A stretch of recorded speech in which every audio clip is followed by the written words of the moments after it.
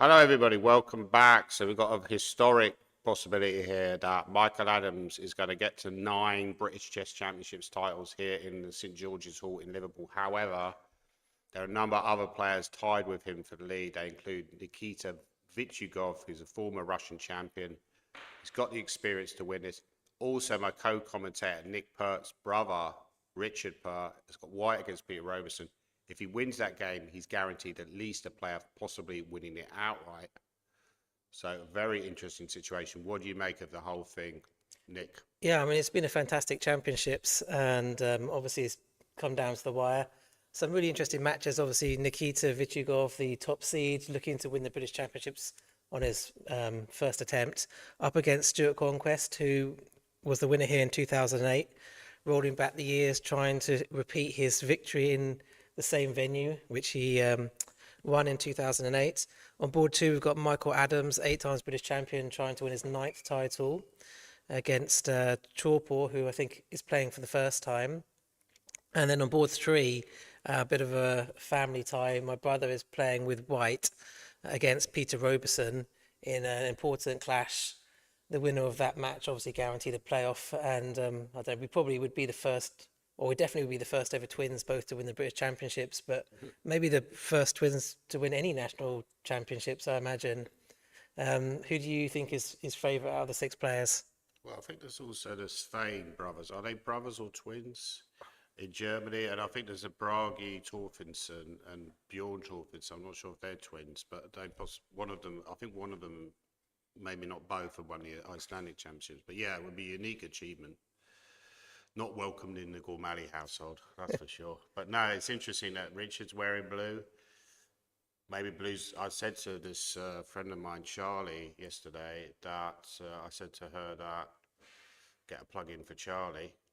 That blue is my favourite colour. Oh no, hang on. That was I said actually that to Sean. I'm getting mixed up now. Anyway, You know, blue is my favourite too colour. too many ladies chatting to you, Danny. It's, I'm a babe magnet, mate. Yeah. Hopefully, we'll get some women on the stream later. There's also the women's championships that's up for grabs as well. Lan Yao is in contention for that. If she avoids defeat, if she gets a win or a draw against her opponent today, Taryn, she will become the British Ladies Championship champion. And yeah, I would say, yeah, Richard's wearing blue, Roberson's wearing blue, uh, Nikita's wearing blue, but somebody's going to be blue after the round. Now, also interesting, Nick, I think there's a situation where you also have a possibility that the people on 5.5 out of 8, which would normally 6.5 out of 9, would never win the championships. But if by some chance the top 3 games are drawn, I don't think they will be, but if they were, that also brings in the 6.5 out of 8 if they manage to win. So we could theoretically have a situation where Supratit Banerjee, 11-year-old player, ends up tying for first, and then he could win in a playoff. Obviously, very unlikely. Anyway, have we got any moves in the game? I'm not sure. I'm not sure if Stuart has turned up. Has Stuart turned up yet? I can see obviously Michael Adams against Chorpor We haven't on the got any moves screen. on Oh, any of the Stuart has games yet. turned up now. So Nikita's opened with the move 1e4. We've got a slight delay with the moves here, but we can still see the moves on the screen. So Stuart obviously deciding what to play against e4. He tends to, vary his openings a lot. He doesn't really stick with the same opening all the time. So I imagine he's decided what he's going to play, but he's just having a think about it. He looks quite relaxed, though, Stuart. I'll be honest. I like his shirt. He's always a fan of colourful shirts. It's kind of like a black and slightly orange ensemble. Looks like a Hawaiian shirt. He looks very focused. Nikita just waiting. I agree with you. He looks a bit nervy. I think he does get a bit nervy at the start of games, but as the games go on, he tends to get stronger and stronger. And he's also got the experience. I do think, Richard, that obviously Nikita Vichugov and Michael Adams is not really pushing a boat out here when I say this. They're probably the 2 favourites today because they've got the experience. They've been there, done it before. Adams has won, a lot of national titles. It'd be a great achievement for people like Richard, Peter Robertson. Obviously, you're also looking at Sorpor, and Stuart Conquest has also won the British Championships. Have I left anyone out? I think Roberson is a kind of a player that's going under the radar as well. And Richard, I mean, I kind of joke about this, but I probably would be a little bit jealous if one of those two won it, just because I know them socially. I think Stuart's won it before, so that's not really going to change my perspective. But it's, Yeah, I mean, with yeah, Stuart, he's obviously like more experienced player. I mean, I've played against Peter Robertson for quite a few times over the years, and there have been at least two occasions where I've offered him draws. He's turned them down and gone on to lose. wow. So he does tend to push the boat out a little bit, and it's naturally a situation where he's going to be trying hard to win. Delay.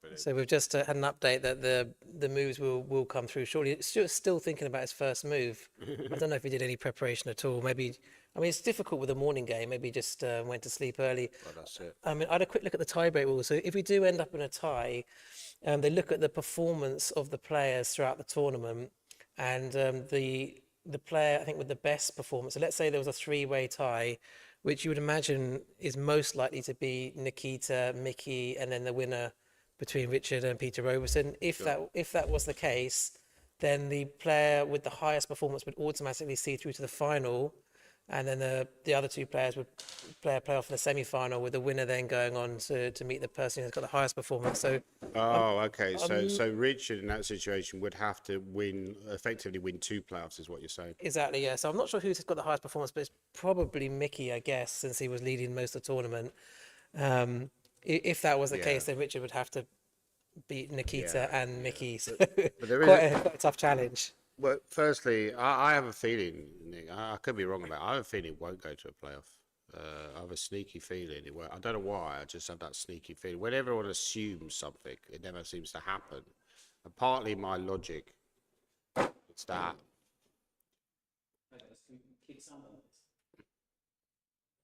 Yeah, we've got this line with D takes C4 on the boards. Yeah. Now, knight C3 would transpose the kind of main line, but E4 is a little bit more aggressive. Actually, knight C3 have to be a bit careful of A6. I mean, A6 is quite a good move after knight C3.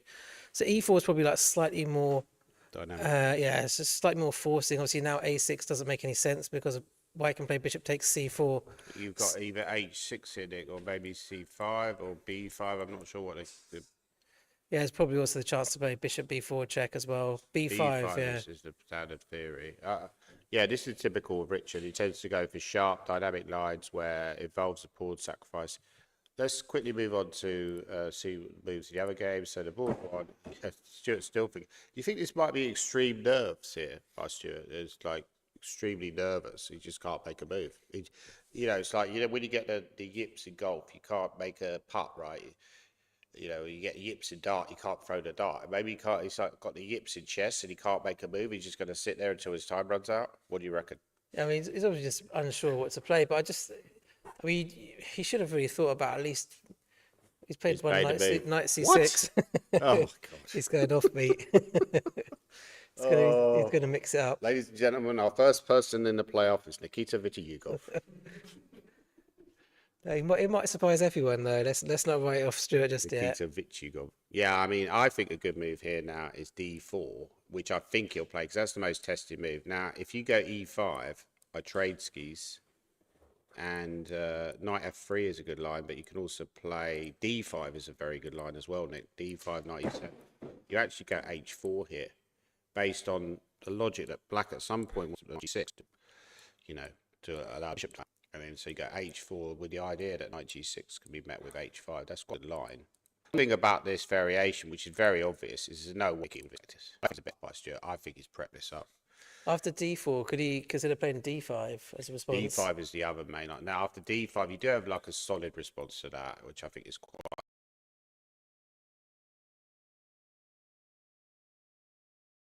useful in E5. And when the bishop comes out to F5, you can play a move like C3 and plonk your bishop on D3. But the most testing reply, I believe, is knight C3. Again, you've got several alternatives, but one possible variation is D5. Now, many years ago, Nick, I played a tournament in Cannes. You ever played in Cannes? I think I played a a weekend, in the French league. I think I played in Cannes once. It's a very nice part of Very the nice part world. of the world. A lot Yeah, of rich people live there, and a lot of millionaires with big boats. Not that I'm jelly at all, jealous, but I had you fitted in well then, Danny. yeah, I fitted in well. My opponent went knight b8. I did win the game, but I was like, what the hell is that move? But it is apparently some sort of theory. But I think the main line goes something like knight e5, bishop f4. Obviously, you would expect this guy as being 2700 before Nikita. He'll have some idea what to do against his knight c6 move. But very interesting choice. This, I think, is partly a tribute to the great Tony Miles because he was a favourite. He was a fan of this knight c6 move. The other option that White has, Nick, is to play knight f3, and then after e5 you get transposition into Roy Lopez.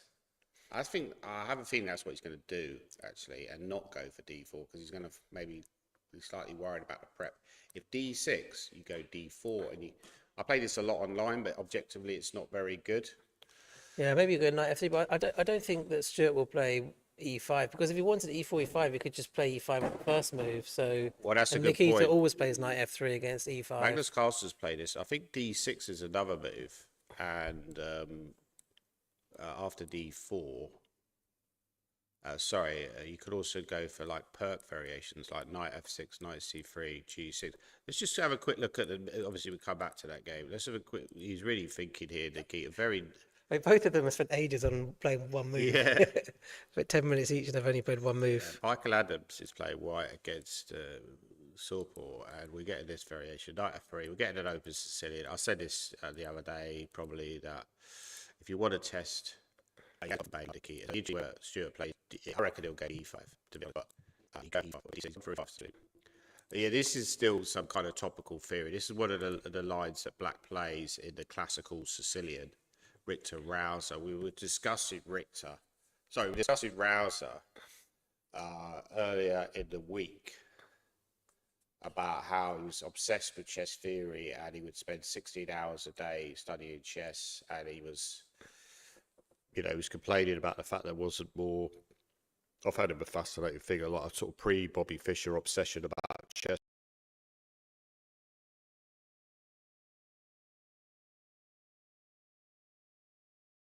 Chess figure.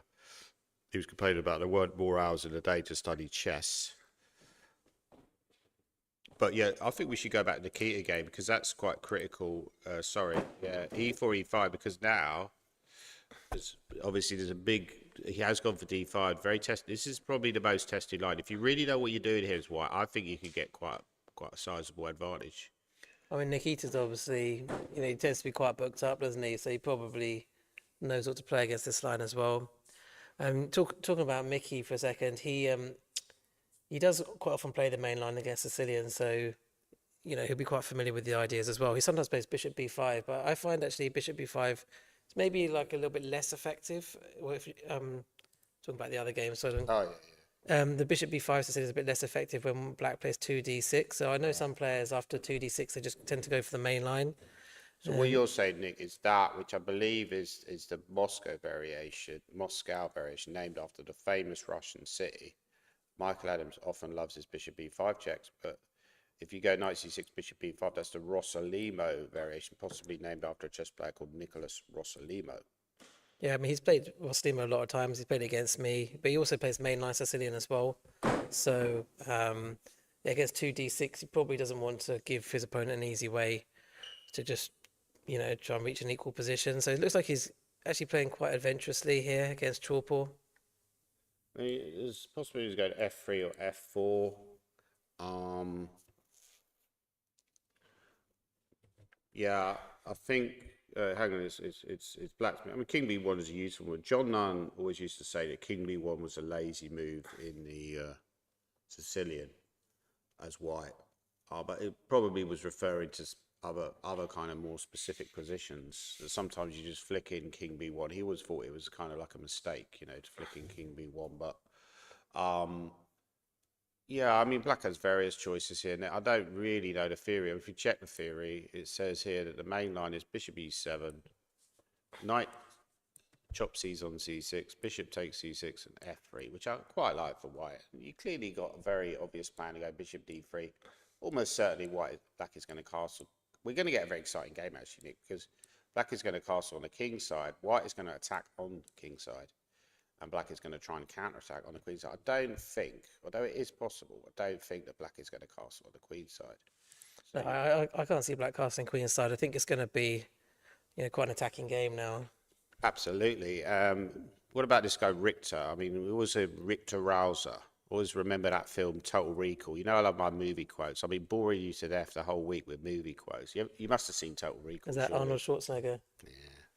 There's a great scene where he has this fight with this bad guy played by Michael Ironside, and he has a bit of an accent on the lift, shall I say, Michael Ironside, and he sort of mocks him. He says, "See you at the party, Richter. See you at the party. Get to the chopper." Yeah. Anyway, that's my terrible Arnold. Yeah. So here he's thinking now, Nikita. This could be your line coming up. H4 is the most tested, not the only move, obviously. There's, for example, Nick, just to show you, I think there's also after this, in these kind of variations, after E5, D5, knight E7, H4 is also a move here. I believe. No, maybe I'm getting mixed up. Maybe I'm thinking, actually, I think I might be thinking about knight C3, sorry, knight F6, knight C3. E5, D5, and then knight E7, H4 is a line. Yeah. This is one of the variations, isn't it? Yeah, and again, your same problem for black. Do you play this weakening move H5? Do you play knight G6? Knight G8. Yeah, let's go back to your brother's game, by the way, because that's obviously a key battleground as well. No games. There's already no games here, so this is typical Richard. He's going for. I mean, compared to the normal lines, normally white would have already developed his knight to c3. So he's trying to slightly move order Peter Robertson. I'm trying to think what Peter Robertson normally plays against d4, but he might be trying something different. And it looks, yes, a4 is the main move here. Why? Oh no, there are. Yeah, c6 looks normal. Yeah, c6. He might be getting a bit nervous about getting transposed into Botvinnik and kind of Botvinnik position. I hear you. So you might not want to do that. Yeah, I think it's black when you're just looking to navigate the opening and, potentially give yourself a shot at making a playoff. This is, Bitch has done absolutely the right thing. He's put, Peter Robertson under maximum pressure. He's gone for a very sharp game. And I think he's an absolute right approach. Richard looks quite relaxed, actually, in comparison to yesterday. I think he sort of surprised Robertson with his slightly tricky move order in the opening, and this is this is absolutely what you want, in a key match, because you obviously he knows a few moves. Robertson doesn't know any moves probably, so absolutely. Robertson's going to be quite nervous about getting transposed and something. Wow, he's got his head in his hand. He looks incredibly nervous there. Yeah, I think Rich is quite a big favourite to win this game, to be honest. So. We're not talking a bit too early. We'll wait and see. But certainly be quite happy to. It's always nice to surprise your opponent in the opening. Facebook on mute for centuries. But we'll see. Obviously, it's very early days. Isn't it? Yeah, I wouldn't say massive favourite, but I'd say he is definitely the favourite. Yeah, I think he's got more experience in these kind of tense situations as well. A little bit more experience. Do you got any inside information as how Richard is thinking? Because obviously you're very close for obvious reasons, but. Did he sort of say to you how he might approach this game, or you didn't have any kind of conversation with him before the game? I mean, one thing about, I think he just would be on a bit of a high that he didn't have to play either the two 2700s, to be honest, or 2650s. Massive. And it's also there's slightly less pressure in the sense that you're not actually playing for the title right now, because there's still these other guys to worry about. I mean, if they were, the only leaders, then there'd be a lot more pressure going into this game. I mean, I've played against Peter Robertson in a qualification game for the British Knockout Championship once, and he started off, he actually outprepared me in that game, and I got a bit of a dodgy position, but then I just felt he got a bit nervous, and he sort of lost his way later on in the game. So I think he does actually feel the nerves a bit, Peter. I'm not sure about Richard. I think Richard will be probably a little bit more relaxed, actually. Let's go to the Michael Adams game again. Sorry, I keep flicking. I should be warning people that we're going to go to another game. Yeah, absolutely. I mean, do you think there's a chance that Richard might end up winning without a playoff? Because I do think it's not inconceivable. You think, like, if, say, as you mentioned before, if Vichugov and Adams are there in the playoff waiting for him in the Rapids, he's probably got his work cut out. However, there is a slight possibility that Adams could fail to win. We're also writing off their opponents. I mean, it's possible, of course, that Chalport might win with Black, or that, you know, he's also got that sort of like incentive, Chalport, and the other guy, Stuart Conquest. You know, it's not inconceivable they could end up winning and get, you know, potentially maybe winning it outright.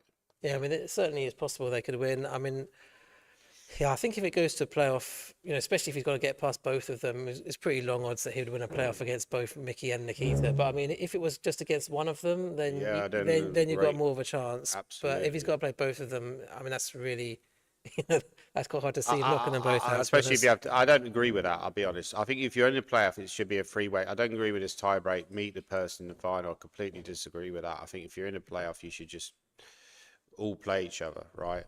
I mean, back in the day, you didn't even have a playoff for the British. You just tie it sometimes, you know. So, is it worth having a quick look at the ladies' championship? Because Absolutely. that's quite interesting. So at the moment, Lan Yao is currently leading the ladies' championship after her fantastic win against Brandon Clark yesterday, and she's playing Black against Taran. So if she wins this game, then she's guaranteed to be the champion. If she even draws the game, I don't think they go to a playoff, do they? The ladies, I think it's a shared title. Is that correct? Maybe someone in the chat can confirm if it's a shared title, but we believe it's a shared title if the ladies' championship is tied. yes, absolutely. We had Audrey in here earlier. Shout out to Audrey. Well, obviously, you know, she won't be watching right now because she's playing her game, but she's in contention. And she did mention, I think there was a shared. I think because it's a competition within a competition, you're not going to get a playoff because it's just too complicated to organise two playoffs at the same day. Yeah, this knight b5 move, Nick, we see that a lot in the London system. I think it's a good move, and then you force a knight to kind of a bit of an ugly square, and then you go c3. We saw before that Taran is a very well prepared player, but as this is a very well known position, I'm not sure that Lan Yao is that concerned at the moment. I don't know what preparations he's got. I think you could just play moves like Queen b6 followed by Bishop d7, or you can castle. Let's just see what the opening says. Yeah, I mean this is quite common line now, the Jabava London system. So the London system where white plays 8 with knight c3, certainly becoming like a lot more popular than it used to be. And yeah, I think it's maybe lost its surprise factor a bit compared to when it was first played. Absolutely, very solid. Should we have a look at some of the board 4? I think we need to look at, because that is also a critical game for the standings. It's not inconceivable. I mentioned this before, that all the games on the top 3 boards could be drawn. It's unlikely, very unlikely, I would say, but it's not inconceivable. That would bring in players like Gawain Jones and William Carriage Hansen. We've got his dad in the audience. Shout out to him. And he's obviously rooting for his son to have a good result. He's got a very tough period today against the reigning British champion. I mean, obviously Gawain's got quite a high rating. Does that secure William the IM norm ahead of time, or does he need... Yes. He does. So he's actually got his IM norm. But I believe if he wins today, he actually would get the IM title. Wow. So that's a bit of an incentive. Obviously, absolutely quite hard to win against Gawain. He's one of the stars of the tournament. We've had a few stars of the tournament. We've had Supertit, there's another one I should mention, William Clarence Hansen. Obviously, people like Richard and Peter Robertson, Richard Pert.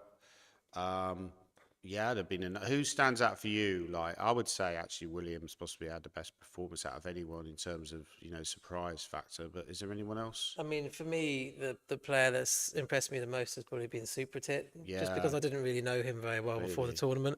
I've played with him a couple of years ago, so I know he's a good player anyway. But he obviously has played very well. I mean, this b6 Bishop b7 is slightly unusual in the fianchetto King's Indians, so you don't really tend to play this way very often.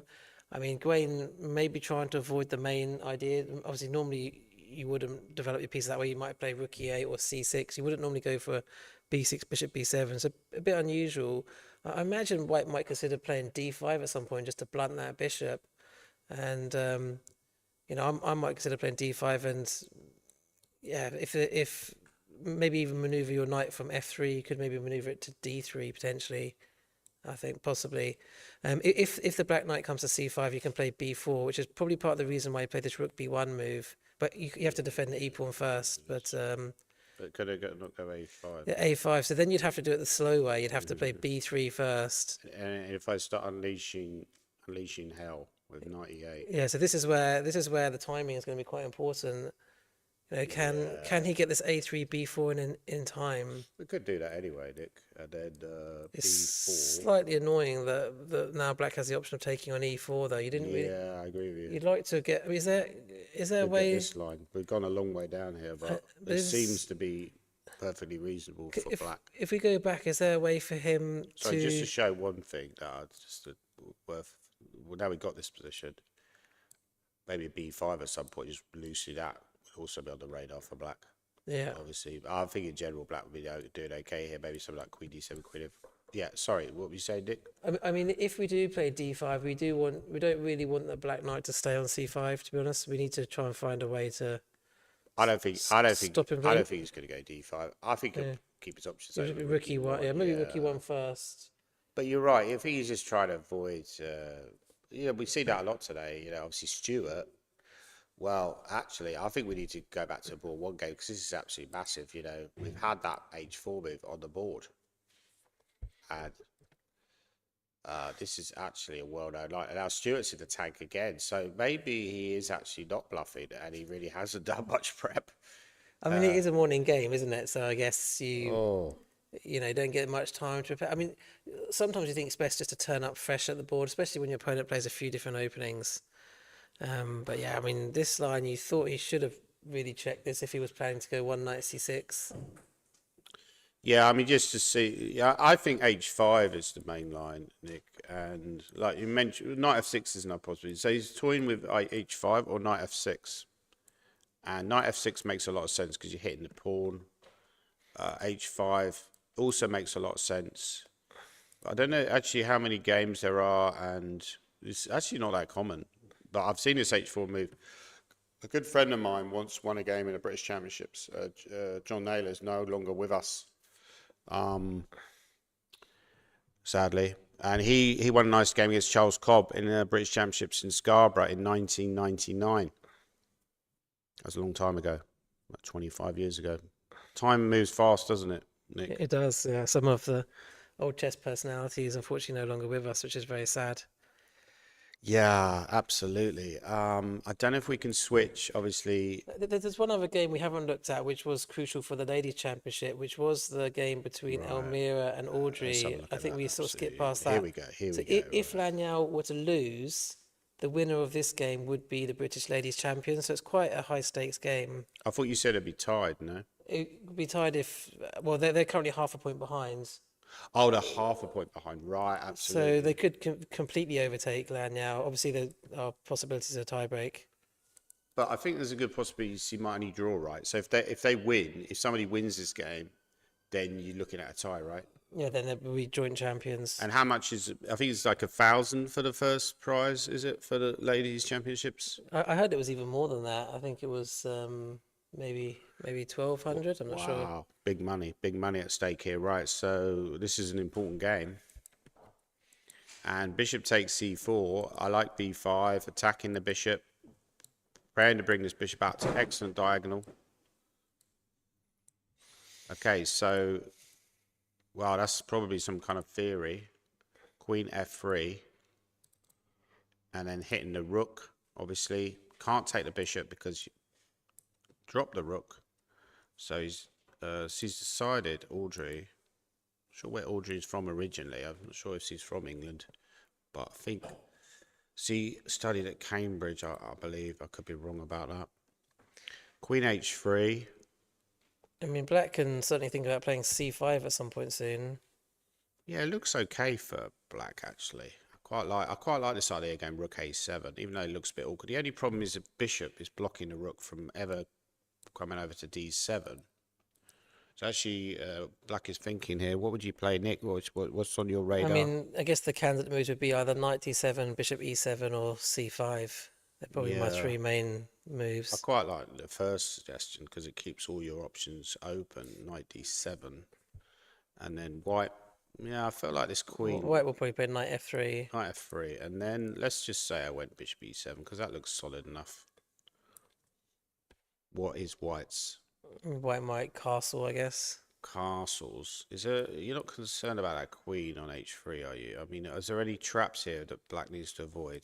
Let's say I castle myself. Are you trying to play some sort of h6, g5, or you can't really get it in with the pawn Yeah, pins, can you? That's the no. problem. So Nick was mentioning this idea, but I guess this is just too much because I can always take with the bish, and I've got this pin down here. So pin to the rook. So I think in this position, I think something like castles is a good move. And rook ad1 might be played. I know you prefer to keep your rook on f1. Is Richard a fan of that as well? Probably he's going to keep his rook on f1 if he can, for I attacking think he purposes. just likes attacking, doesn't he? So Just loves attacking. yeah, Yeah, this feels fairly balanced. I think we'll come back to that game, and should we scroll down a little bit? Shreyas is also a player that we need to mention. I mean the problem with these players is they just don't have a realistic chance of winning the title now. Yeah, I think we'll just discuss, rather than going through the whole game, we'll just discuss the position on the board. So h4 has been played in this Greenfield defence. Now, clearly the plan is to go h5 and attack on the king's side. I think I will mention this move I've actually played this line myself as white. I think it's quite a good attacking weapon. So you get the Grunfeld, which is typified by d5. By the way, for amateurs watching at home, you don't go d5 here because after white takes, Nick, and if you take back the knight, then after e4, the black knight has nowhere to go. So it has to basically waste some time. And then white has a big centre. So the idea of the Grunfeld is you wait until white plays knight c3. And then you go d5, you unleash fury, and you take on c3, and now you have very important move, bishop g7, line up the bishop on diagonal, queen a4 check, which is quite a well-known variation these days, and I played this on a number of occasions. Funny enough, I played this as last round of British Rapid Play Championships earlier this year, and I drew against Kovchan, who's a Ukrainian player, and he ended up in the playoff against Vichugov. If I'd have won, I would have ended up in the playoff myself, but probably would have lost it anyway. But after queen a4 check, I think he played queen d7, Kovchan. I think that's a good move. And after queen a3, the idea is you go b6, put the bishop on b7, attack e4. But what black played was probably the main line, actually. Castles, queen a3. That's a good move. c5, h4. I haven't seen this h4 in this specific position, I must admit. It's quite a standard to play h4 against the Grunfeld, though. So Well, another move, Nick, is bishop e2.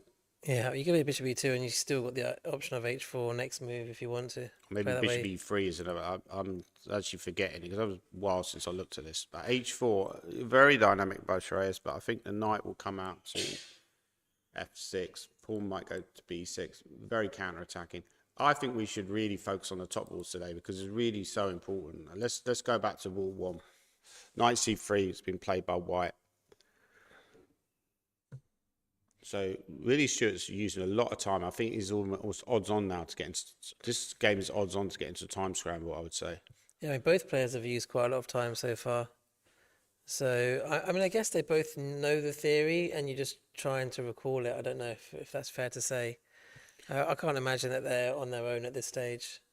Yeah, I mean, I tend to find I play this knight c6 move a lot, Nick, online, and I just try to avoid people because people often use online games now to use preparation. So I'm just trying to avoid, games going into the database from my online accounts. And also, I quite like this move. I just like the idea of the knight. I actually played this in the final round of an English Championships against Jonah Willow a couple years ago, and I drew the game. So it is playable. The great Tony Miles used to play this move a lot. And I remember watching a rapid play game over 25 years ago where he played against Michael Adams, and he played this knight c6 move, and he lost.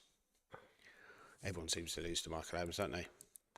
I mean, he is a very strong player. But it's still in the tank here. I mean, really serious moments here. What do you think he's going to go for? Nick? H5, G6? What do you think he's thinking? Yeah, because the problem is obviously this knight on e7 is in the way, and where do you put the knight? This is the tricky thing to decide. Like you say, knight g6 will allow h5. So if you want to put the knight on g6, you have to play h5 first, or you could put the knight on g8. I'll just go and just leave. Okay, I think we have to go to a quick break.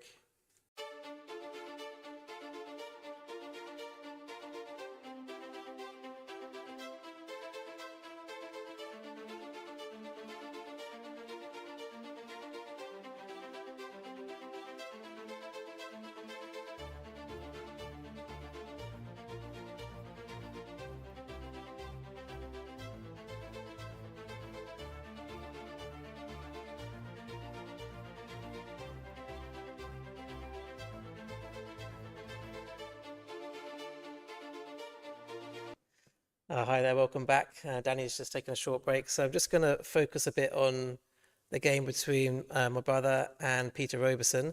Obviously, this is a huge game for both of them.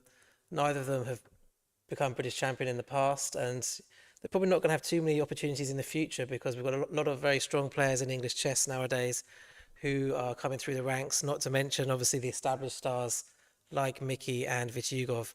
Anyway, in this position, Black, if I just go back a couple of moves, Black played the move pawn b5, trying to defend his extra pawn on c4. So Richard initially sacrificed the pawn on c4. He's played this move a4. c6 would transpose to quite a theoretical line. So I think that Peter Roberson, as he does seem to have been surprised, is trying to avoid the main theoretical lines. Obviously, just to show a clear line, a6 doesn't work at all because white can capture on b5 and you can't recapture on account of losing your rook on a8. So c6 could be played, and then white can play knight c3 if he wants to and transpose to some quite theoretical variations. So Peter's chose the move bishop b7, which makes a lot of sense. Now white takes on b5, and the main move here is actually bishop takes e4. So if white gets the opportunity, he'd like to play knight c3. So if black plays something slow, white can play knight c3, defending the e4 pawn. And then obviously keeping the center, white will be very much in control. So I think black more or less has to play bishop takes e4 here. And white will play bishop takes c4. And this is quite an interesting position. White doesn't have those central pawns anymore. And they are equal on material. I would say black's kingside pawn structure is quite solid. But, white has got slightly more space, slightly in development. I'm not sure how much theory is left. Richard might also be coming to the end of his preparation at this stage. So let's just put a couple more moves on the board. Say bishop e7, knight c3, bishop b7, castles. This is quite a common way the game could continue. Castles from black. And then white's going to have to start to think about his plan here. So I imagine that they're quite likely to get this position. And white will have to then decide how to continue. Maybe a move like rook e1. Knight d7, for example, and I think white's probably slightly better here, slight space advantage, and yeah, the game still goes on, but it could well end up in a position like this. Just trying to think what other move Peter Roberson might be considering here. He might be considering a move like bishop b4 check, possibly. Just if he doesn't do anything, white will play knight c3, and then white's going to be better. Obviously, he has to also be concerned about e5 in some positions. E5 can often be met with h6. So let me just give an example line. Suppose black plays a move like knight d7. It might look as though e5 wins the knight because the knight's pinned, but black can normally respond with h6. If you take on f6, black can take on g5. So obviously that doesn't win a piece. And if white plays a move bishop h4 just to try and maintain the pin, black can play g5 and save the knight that way. Obviously, if you move the bishop, the knight is then free to move. But I think more likely after knight d7 would be for white to play knight c3 and just defend that e4 pawn. Okay, black could play a move like maybe bishop e7. I'm not sure I completely trust this for black, though. I think black really needs to eliminate this pawn on e4. So yeah, I think bishop e4 is certainly the most likely move in this position. We'll have to see what happens. Okay, maybe let's just have a quick look at the ladies' championship then. So the top game is Lan Yao, who was, let's see if I can find her game, was playing against Taran. I can't find the game now. Trying to think which board she's on. Oh, here, let's have a look at this game. So this is the game between Elmira and Audrey. So the winner of this game could become the ladies' champion if Lanyao loses her game, or even if she draws her game, they would be tied as a British ladies' champion. So quite an unusual opening. Black's actually played the c5 move, which we did consider quite an aggressive move. Danny, I think, preferred to develop the Black's pieces before playing c5, but yeah, Audrey's just gone for c5 straight away. So there is pressure on d4. Now, White can play a move like knight f3. If Black takes on d4 here, then you have to be a little bit careful. After knight takes d4, there might be options for Black to play e5, and this would certainly be a line which you'd have to calculate quite carefully, because then the knight and bishop are both lined up. So if the knight moves, the bishop on d3 could potentially be weak. So White would have to probably take with the pawn if e5 was a problem, and then Black could win a pawn, although I don't really like this way of playing for Black. You could win a pawn on d4, queen takes d4, but White would have quite a large lead in development. So I was just discussing, I think Danny's coming back. Black actually played c5. This is the game that we were looking at between Elmira and Audrey. And I'm just looking at the option after c5. If White plays knight f3, c takes d4. Sure. Saying if knight takes d4, possibly e5 from Black is an option to consider. Oh, wow. Yeah. So White might have to play e takes d4. Yeah. But I'm not sure if I like this sacrifice for Black. Nah. What do you think of that position? Well, Bishop e3 straight away is definitely an option, yeah. bishop e3 Might be quite good, actually. Yeah, I mean, I'd just be a the little bit bishop- reluctant to do, actually, because I just think maybe Black can hold this.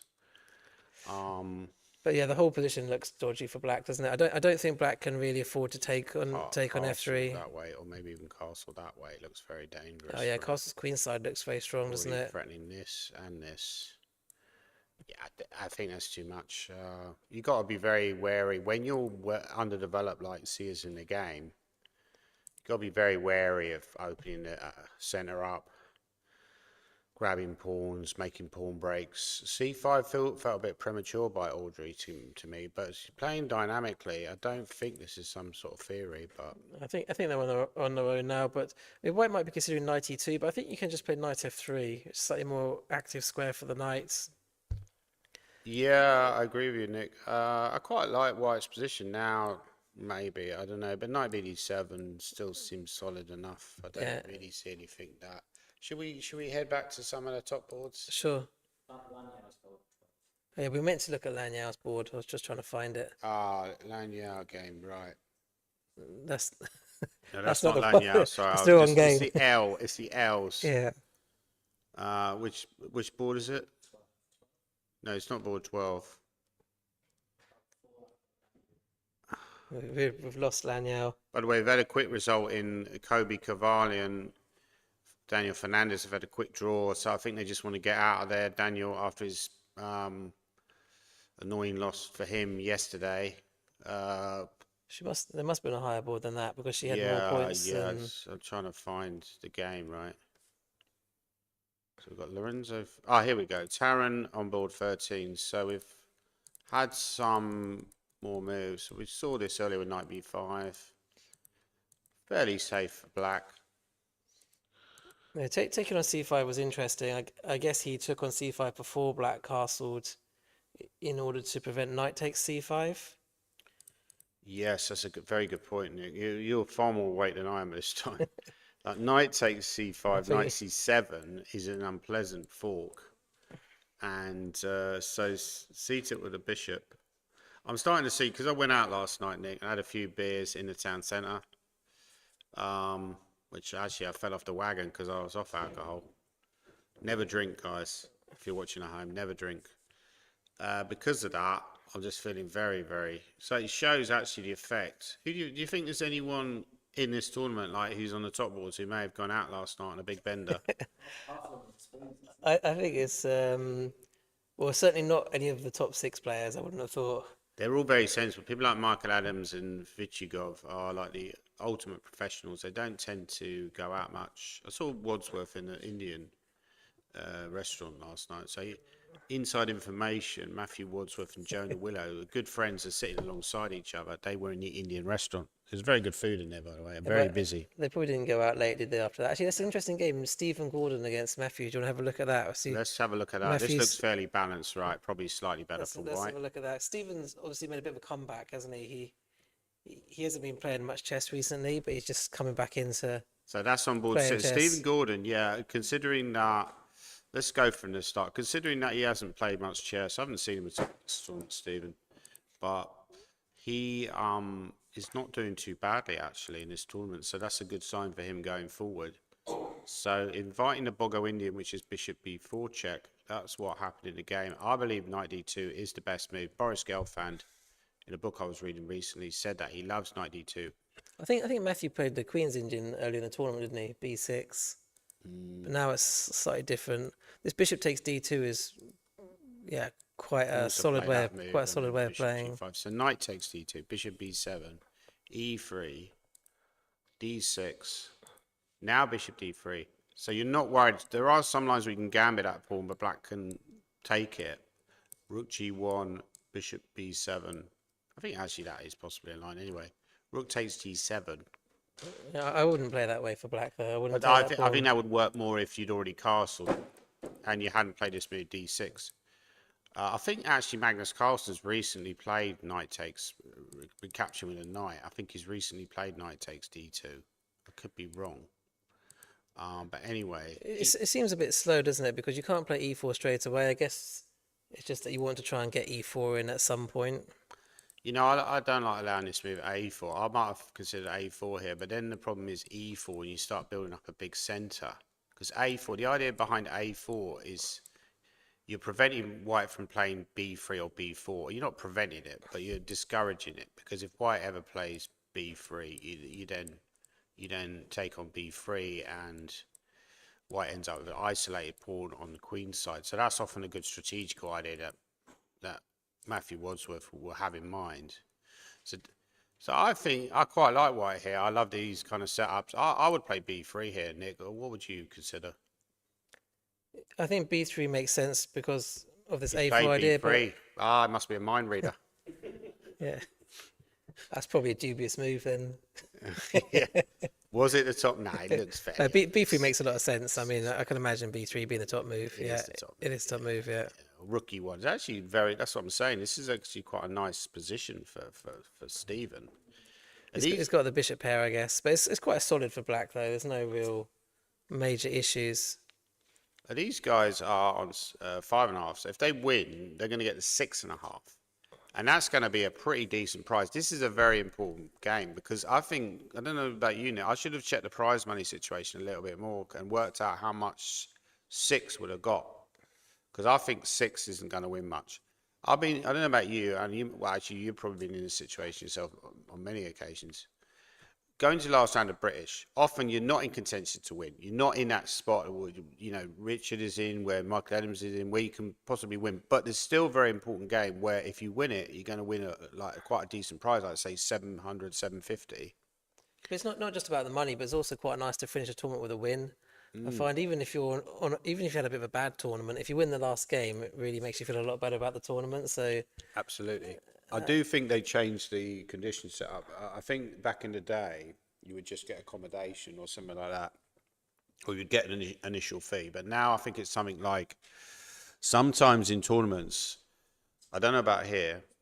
So the prize fund. So I think we've got the prize fund here. Oh, So, yeah. yeah. So first is 6,000. Thank you. Second 3,000. Third 2,000. So those prizes are likely to be divided up by the winners on the top 3 boards, and then after that you've got the lower prizes: 1,500, 1,000, 750, 500, 250. So I imagine that the players who score 6.5 probably get about £700, wouldn't they? And the players who score Absolutely. 6 probably won't get anything. So I mean, there's only 8 prizes. That's not a lot of prizes, to be honest, yeah, considering how strong the competition. This is why it's so difficult to make money from chess, Nick. And yeah, I'm going to go in. you, you, Hans Hansen has you, inspired me into a diatribe against you the might poor get money in English chess, right? you might get £1,000 if they win. So it's still worth having. I, I agree with you, but I think sometimes, I don't know about this one, but sometimes conditions are done along the way of they allocate a fee to the invited players. So obviously, Grandmasters get fees, international masters often get fees. I don't think many international masters will get a fee here. Some of the higher rated ones will. But let's say the Grandmaster get a fee. Often what they do is they give you a guarantee against your prize. So say they give you 500. If you win a prize, you won't get anything more than 500. Yeah, So so if you exactly so if you won like £1,000 and you had a £500 guarantee, you'd you get get another you'd get 500. another 500 on top of your guarantee. However, if you won say 350, if your prize fund, if you won 350 in a tournament, you'd still get the 500. You wouldn't get 850. So that is, a clever way, I would say, of maybe avoiding like bigger payouts by the organisers, and Yeah, so the organisers actually want the Grandmasters to win, don't they? Because then they have to pay out less money. oh, that's a good point. I'd never thought of They can make a that. profit. Maybe there's some kind of fixing going on. The arbiters going around giving them the nudge, play that move. Make sure you beat your IM opponent today because he's not getting any conditions.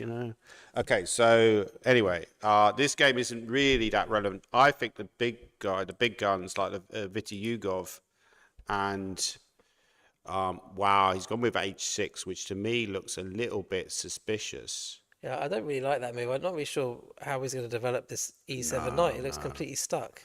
I think Because if he this is puts it very back on G8, dangerous. where's it going to go? Then he has to maybe.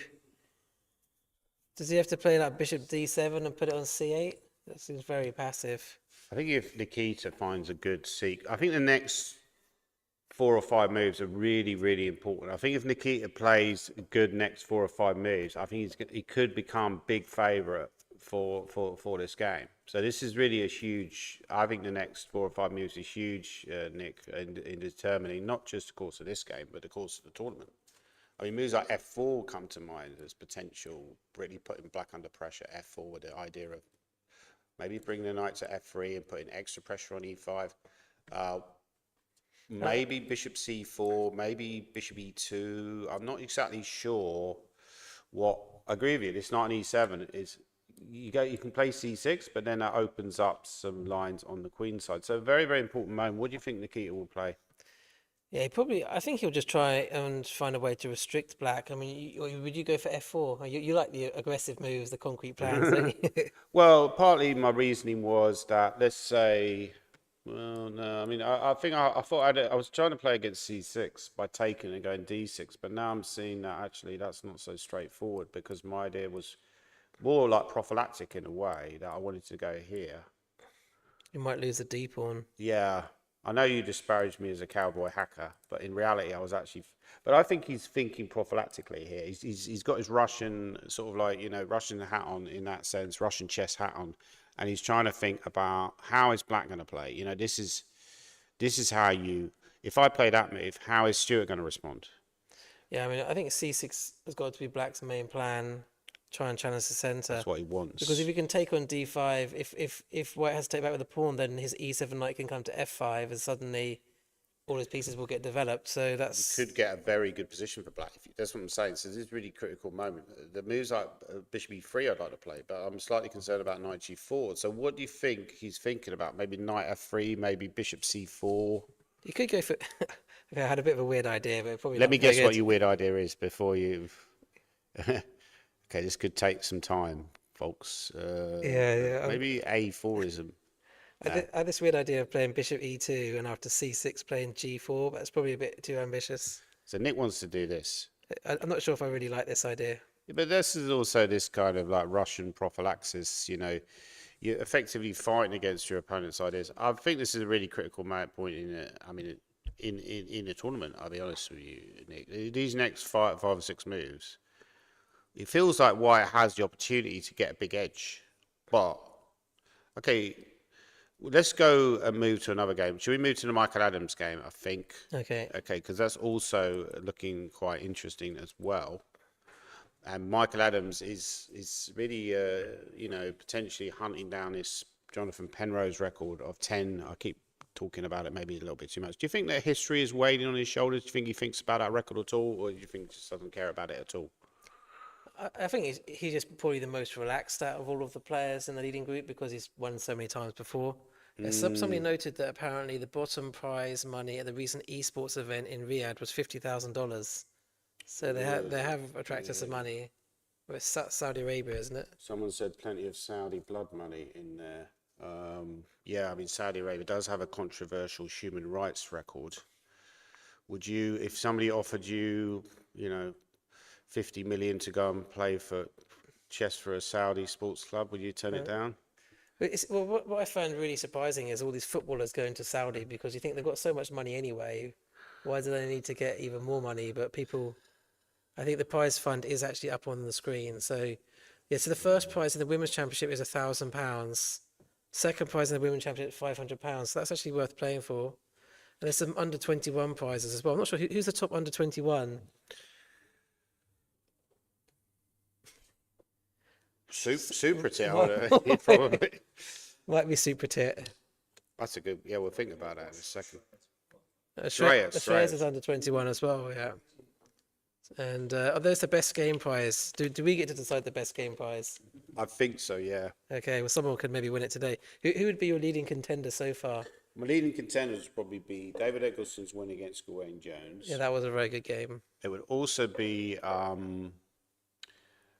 another game I would mention is Michael Adams' win against Shreyas Royal, and I think the other game that I particularly liked was Shreyas Royal's win against trying to remember who played now. Marcus Harvey. Marcus Harvey, Yeah, that was exactly. quite a It was crushing great win. night takes F7 move. So those are the three contenders for me. But yeah, I think we'll discuss that a little bit later as well. But this looks comfortable for Michael Adams. I like the way he's playing this. He tends to play these kind of open Sicilians really very well as White, I would say. He's got a great understanding of these kind of positions. And he's looking in top form. He looks less nervous than he did in some of the previous rounds for me. He looks quite relaxed. His opponent also looks fairly relaxed. I think his opponent looks a bit more tense, so his shoulders are a bit more hunched over. It's probably a little bit uncomfortable because he's got to decide what to do with his king now. He's played h5. I mean, I always like having a safe king, and White's plan is clear. He's obviously going to just leave his king on the queen side. With Black now he's played h5. Would you castle into that? Or you just have to leave your king in the middle? Or would you castle queen side? I mean, where are you going to put your king? Well, yeah, I don't really like casting the queen side, Nick. Now I play this move b5, right? He's played b5 and h5, so he's not giving himself too many options with his king. Often Black wants to play d5 in the Sicilian breakout, but Mickey's last move kind of really discourages that. I mean, for one thing, you do have this idea of going e5, which is a very typical trap. That's partly why having a king or b1, just to demonstrate why having a king or b1 here, Nick, is quite useful. Okay, maybe this concept that I've got in mind actually doesn't work, but after queen takes e5, you hit the queen. I think it does work, doesn't it? No. Well, it does in a sense, but actually, no, I realise actually maybe it does. Yeah. Okay, just one variation where it does work is if Black was to take the queen here, because you have bishop takes c6. Now, if the king was still on c1, when Black takes on d2, so White plays its discovered attack, bishop takes b5, hitting the bishop on c6. If Black takes on d2, if the king was still on c1, it would be check. However, it's not check, so White has time to play bishop takes c6 and win the game, because then on the next move, rather than taking the rook on a8, they're going to take the queen. However, if we go back to that variation of bishop b5, I think Black could simply play a move like queen b6 or queen c5 and be absolutely fine. But another idea, this is why it's good in chess to have options, is just to take there, Nick, and then when you take, trade skis, and this Black king is looking dicey. This pawn on d5 looks ugly. You've got moves like rook e1 check, followed by knight e2. Don't like this for Black at all. Yeah, I feel as though Mickey will be quite happy with the way the opening's gone. Obviously, Black's The black could try and play king f8 and g6, king g7, but Absolutely. in general, his king is a lot weaker than white's king, so he has to be very, very careful. One of the things I noticed actually doing a commentary review, how you do put a lot of emphasis on how people have come out of the opening, how they'll be thinking about it, and who you think is more likely. Speaking of which, let's have a look at your brother's game, Richard Pert versus Peter Robertson, because that's obviously a critical stage. I think Robertson is really into the clock. However, he seems to have a reasonable position at this point. He's fairly solid. I think he's using too much time. I think he needs to just.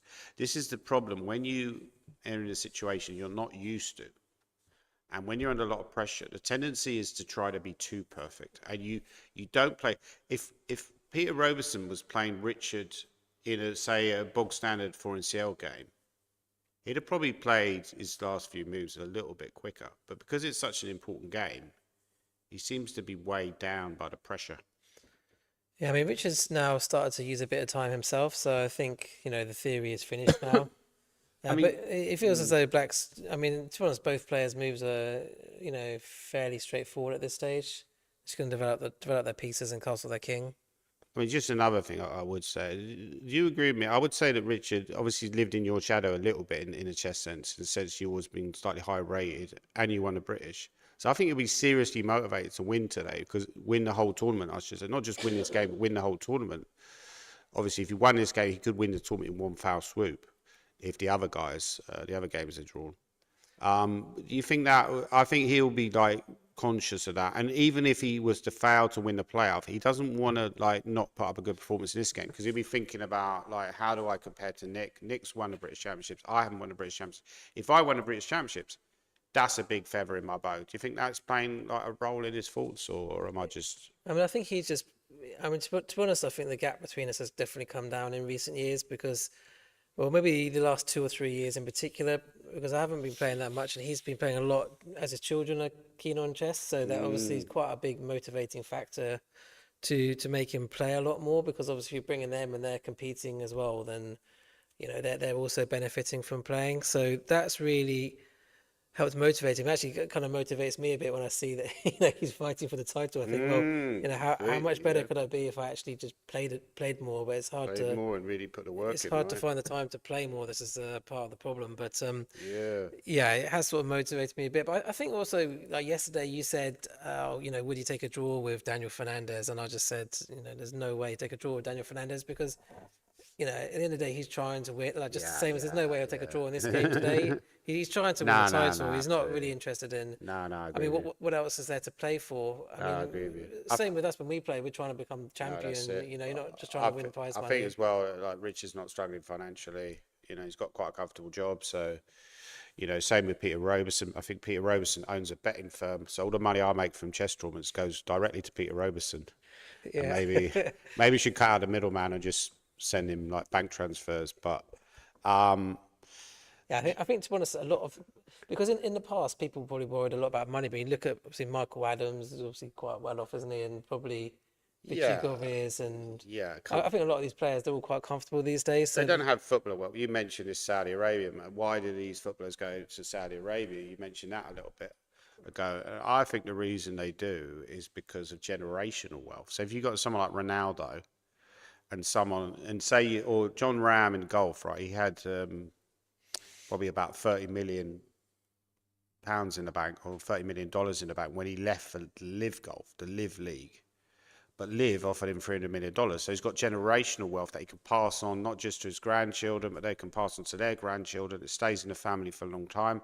So that's partly the reason. I completely agree with you. If you're on $300,000 a week, why would you bother to go to another club with a dubious human rights record, where in a country with a dubious human rights record, for just say $100,000 or £200,000 or more, $300,000 a week. I mean, if I had $300,000 a week, I'd just be like, I'll jet my bank, go to the cash machine. Oh, I've got another 300 grand in there. Wow, yeah. Yeah, I mean, if I was getting 300 grand a week, there's no way I'd move to Saudi Arabia to get say double the salary. I'd just stay in England. I mean, Magnus Carlsen loves all these Saudis, right? But they have a terrible human rights record. I mean, they execute people over there. But let's not go into that right now. But this also happens in places like America, China, you know, We're gonna get sued by so many Russia. people.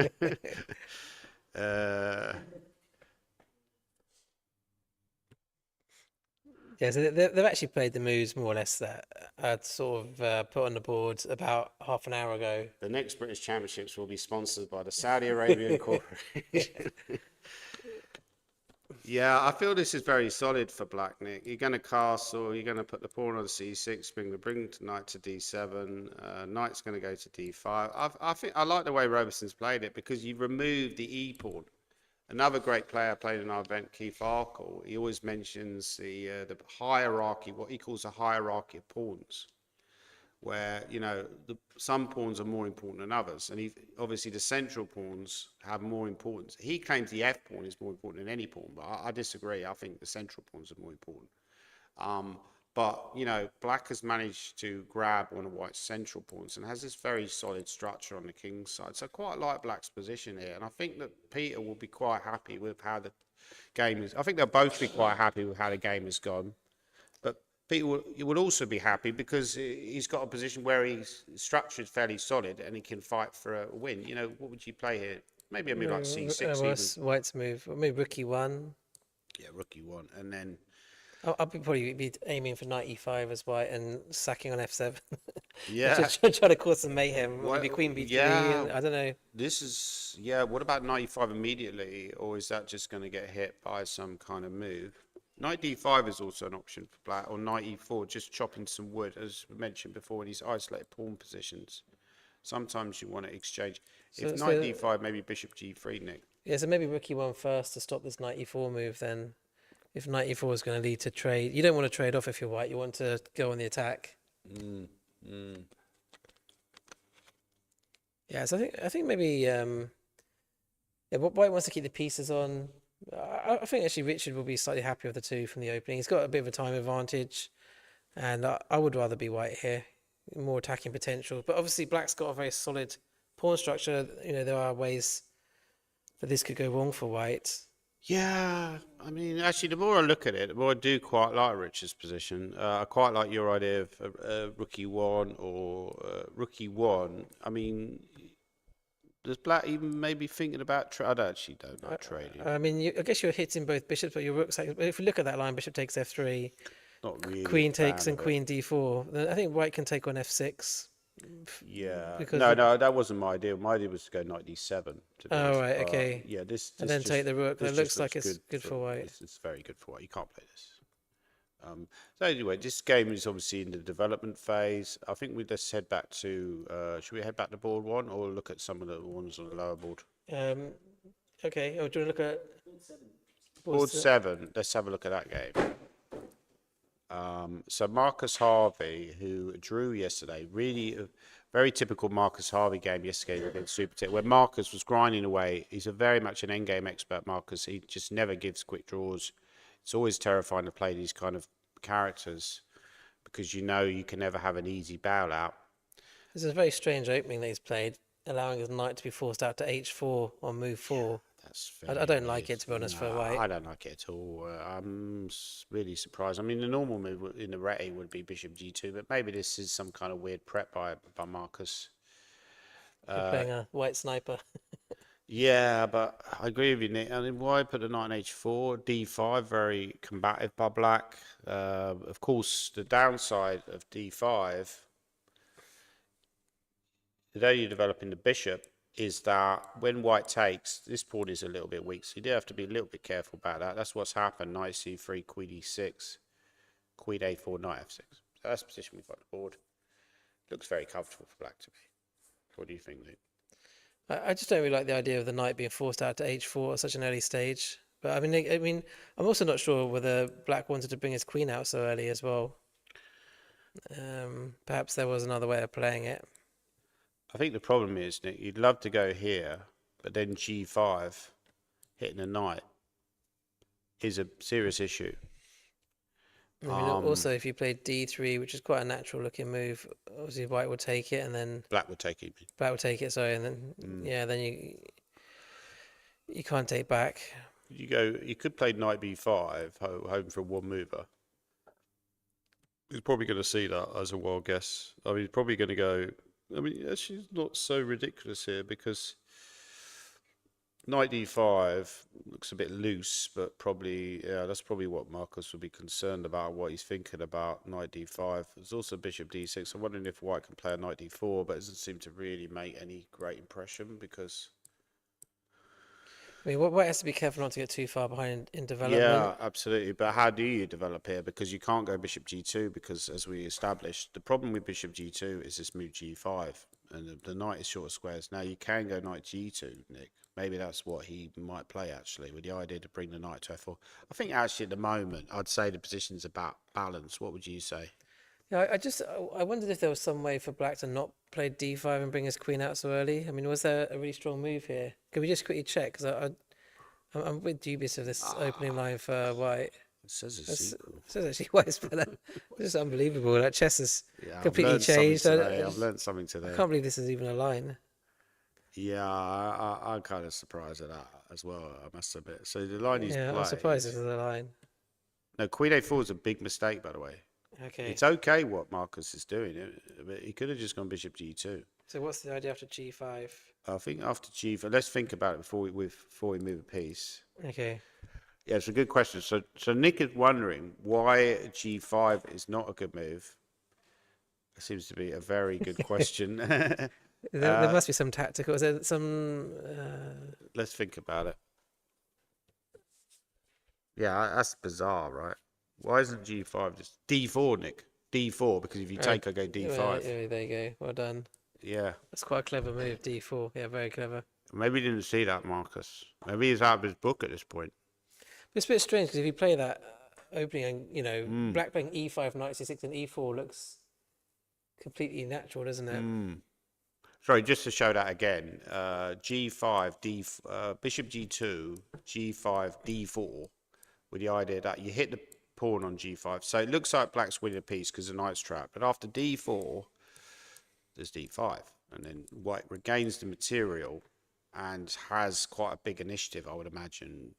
And yeah, the other line is d4. If you ed, en passant, bishop g5, have very good structure. Maybe just show the trick after de in that line. After, ed, bishop g5. Yeah. If black plays the unfortunate d takes e2 here. Oh, wow. Allows some mate in two. Yeah. I didn't see that at all. Yeah, but anyway, so basically that was the idea. Marcus made a big mistake. He went queen a4. Now, why is that a big mistake? It doesn't look that bad, I must admit. But apparently after knight f6, I think he played knight f6 in the game, right? Yeah, I think so. Knight f6 is quite a natural move. And already Marcus is in big trouble. So we were discussing moves like knight g2. And then bishop d7 is apparently good for black. Moves like knight b5. Queen d7 is good for black. So whatever white does, black is doing well. So that's interesting game. Right, let's head back to. I reckon we should really keep an eye on these important boards. Viti Hugo. Let's go back to Viti Hugo. Oh, he's played my move, Nick. Come on, Viti. Come on, Viti. I think you just play better after a night out drinking down here. Yeah. Someone's actually suggested you need some cokes, a tray of cokes to keep you awake. Oh, I'm shattered, man. I'm shattered. Yeah. You've got them. You've got the coke there. I have lost a bit of weight lately because I quit the alcohol. But once you start drinking, beer especially tends to make people put on weight, doesn't it? I've noticed. Yeah, f4 then quite a critical move. So I think Look how long it took him to find that move. Took him like 25 minutes. You found it straight away. Yeah, but he's checking all the details. That's the difference, right? He's checking all the details. But then let's look at c6 then, which was your move. Yeah, that was the move I was concerned about. I wasn't quite sure what was going on. I guess maybe he wants to take and go bishop c4 or something weird. Yeah, I don't think you can play d6. So just lose the d pawn. I mean, another option is he going to take a knight f3. f3 or maybe take a knight f3? That's a good choice because if you take, maybe you just take, and then there's ideas of bishop b5, or it actually shows something d4. Maybe even this move is a very nice idea, right? okay, it's a little bit obscure. Or bishop It's b5 check looks crushing, yeah. bishop b5. I agree with you. Yeah, but this is actually even better what Nick's pointed out, because bishop d7, I think you just take, and then this is where black is retarded development start. Oh, there is knight c6 there, Nick, right? It's not maybe completely the end of the world, but white is so far ahead in development. This is looking a little bit scary for White Stuart. looks, yeah, I much fear better for there. Stuart in this game. So was there another move after? So c6. Do we take a knight f3, or did you want to just play knight f3 straight away? I'm not sure. I wasn't really sure how to meet c6. This is a big test, right? You can also go knight f3 immediately, like you mentioned. There's bishop g4. There's bishop g4 after knight f3. Yeah. I'm just trying to survive now. But then there might be your idea. So in that line, so knight f3. If I just put on the board, knight f3, bishop g4. Right. I wonder if you can play some ideas. I'm trying to set up a trap here with bishop c4 or taken bishop c4. I'm trying to set up some trap, something like this. Bishop c4. Right. So we can move the d pawn and play bishop f7. Nice. Or move the d pawn and play knight e5. Quite nice. Yeah, If yeah. black just plays some random move. Like the legals, mate, almost. Yeah, if legals, black plays mate. some random move. This idea. I was showing quite that to a nice. student of mine. This is like the legals, mate, where you base, but that's slightly different because the king ends up in e7 and you go knight d5, mate, at the end. But Yeah.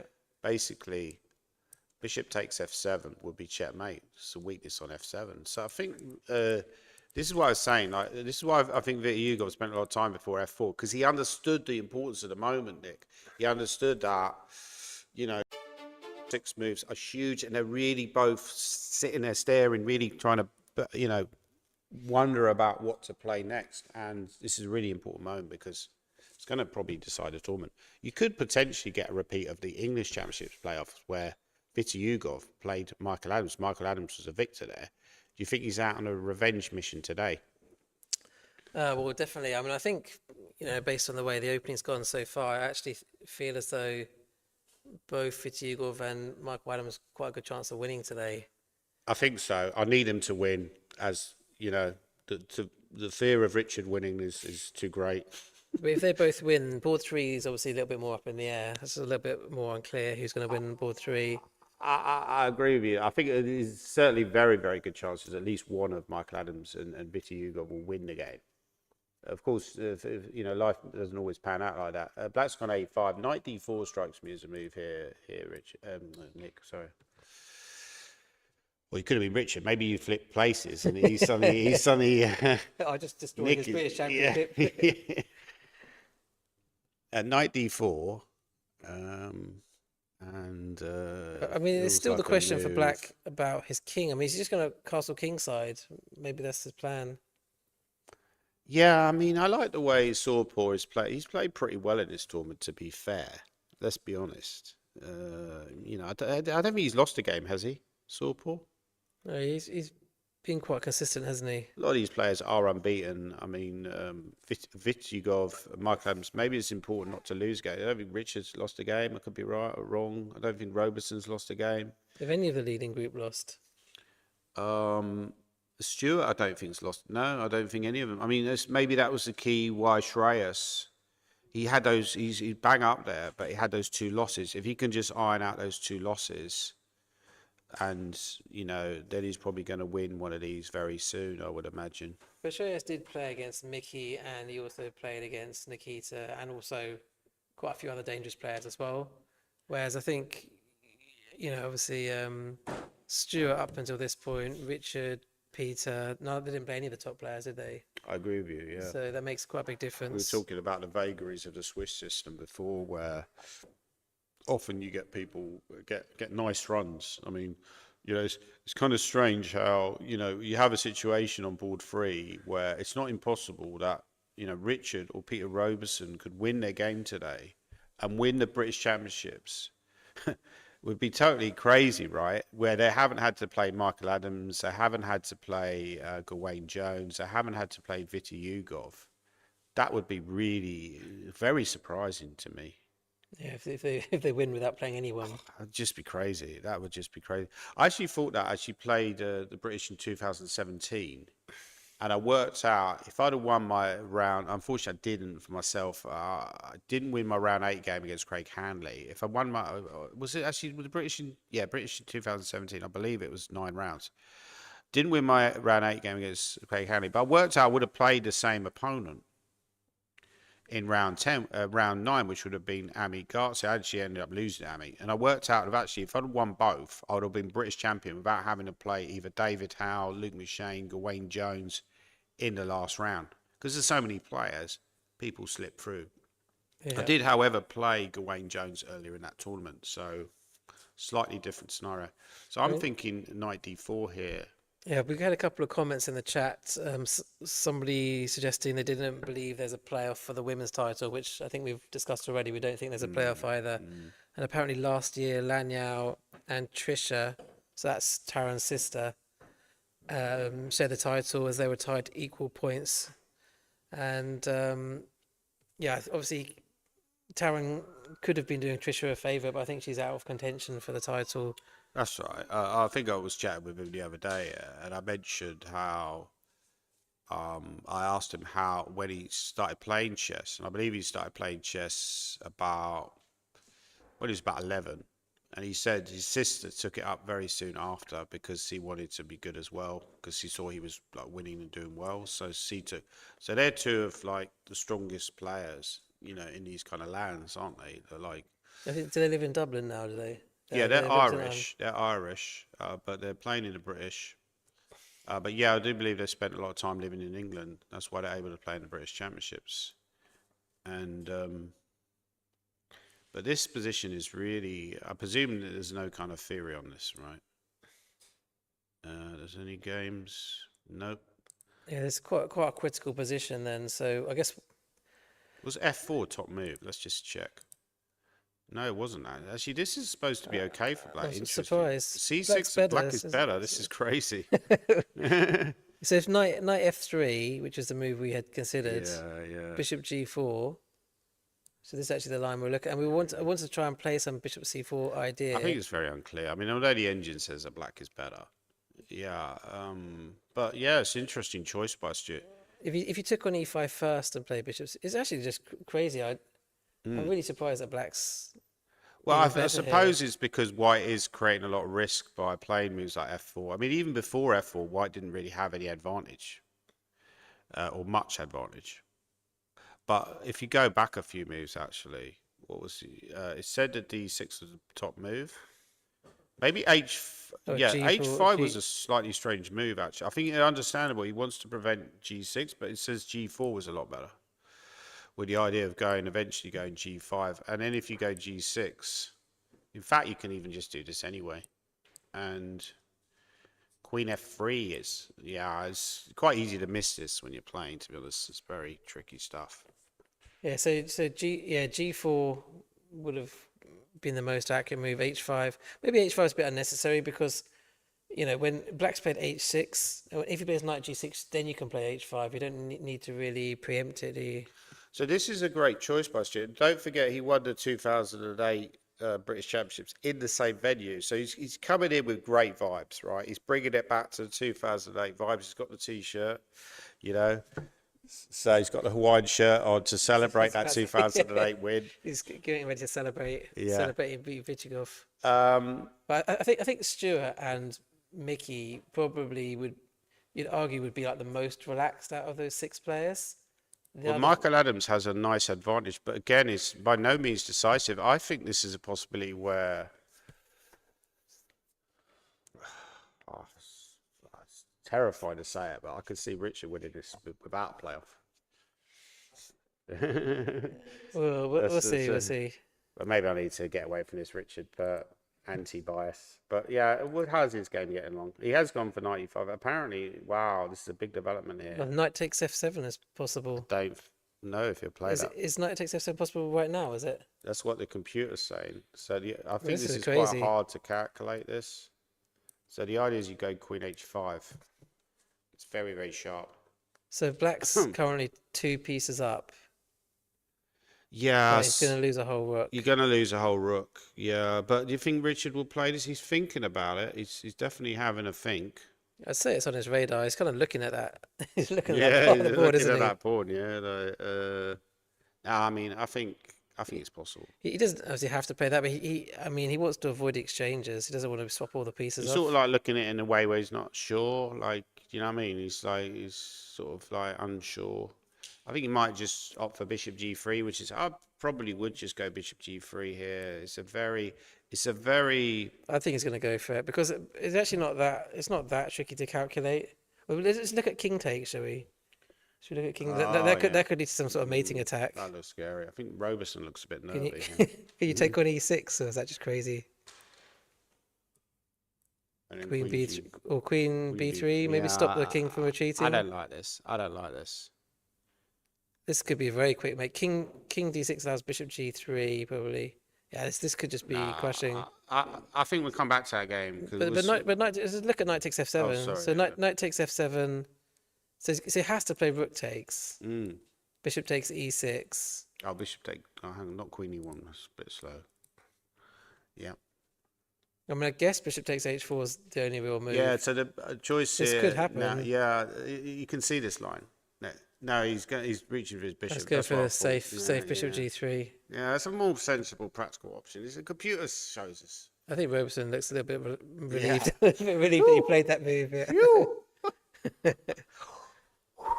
I mean, okay, black could play, I don't know, queen f6, say, and Yeah, the game goes on. It's not like it's. I think this Yeah. is a tough one to see. It's an engine suggestion, right? I mean, it's not human to take it's an still going to f7 be two there. pieces for a rook. Well, white would have some pawns as well. Rook and two pawns. Knight takes f7 is garbage. I mean, come on. So That's garbage. not So chess. is that the best But move? I think you have a point in a way that if you're going to win, you have to maybe take some kind of risk. And psychologically, if you take it on f7, you're basically saying to your opponent, "Look, I don't care about this game. I really don't care about this game. I know we're playing the last round of British Championships, but you know this is like a holiday camp game for me. Knight takes f7, bishop e6. You know, I'm just playing Skittles chess, and that's frightening in itself because." Yeah, I mean, the thing about bishop g3, it just leads to much more solid positions, because this is a really double-edged position. Really double-edged. I Yeah, tell so you, queen f6, like we thought, or queen e7, so you can take back with the queen. but I think this is not really that bad for black, I'll be honest, but I know what you mean. The rooks can get very active and it's practically unpleasant for black, I would say. Yeah, still a long way to go, isn't there? I think let's look at some of the junior players. We'll come back to Shreyas in a minute. Is this for the under? Apparently, There's also Batter Scooter is in contention. Let's have a look at one of the stars of the event, Supratit Banerjee. apparently playing Chopor is under 21. Somebody said. Oh, okay. So he's in yeah, but contention. he's going to lose, isn't he? That's irrelevant. Nah, he's got a chance, Sorpo. He's played really well. He's played really well. So we've seen this so many times, this advanced variation by Yu Chen Han, who's also probably in contention for the under-21 title as well. He kind of this could be the biggest height difference in the tournament because obviously Supratit is quite small, being 11, and Yu Chen Han's about 6'6" or something, right? Yeah, He's probably towering over 6'4", Supratit. right? So okay, so knight f3, bishop d7, bishop e2, f6. Yeah, we saw these kind of variations, very topical variations earlier in the tournament, Nick, and that's probably all some kind of theory. b4. I don't really understand b4. I guess the idea is that at some point the bishop might emerge on h5 after something like this. You might get a knight takes d4. I think Jack Rudd's finished already, by the way. There's a surprise. Okay. Maybe something like queen d4 or queen f3. I mean, maybe is this some kind of... Yeah, it's just completely winning, yeah. Yeah. So this The is some b4 is kind an of... interesting move then. Yeah. He obviously knew that move, didn't he? He's knew it. quite like booked up Yishen, I think. So we got this, and g3. I like g3. It's very solid, and Supratit is now thinking what kind of move he's going to play next. Looks a little bit unpleasant for black, just due to the fact that although you got the bishop pair, you'd like to be able to push your pawn to e4. But having said that, black also has a lot of dynamic chances in the position. You could maybe move the king to h8. Nick, At maybe some bring the point- rook to g8 at some point. Maybe think about some kind of counter attack on the king side. This is what Supratit is all weighing up, I would imagine, at this point in the game.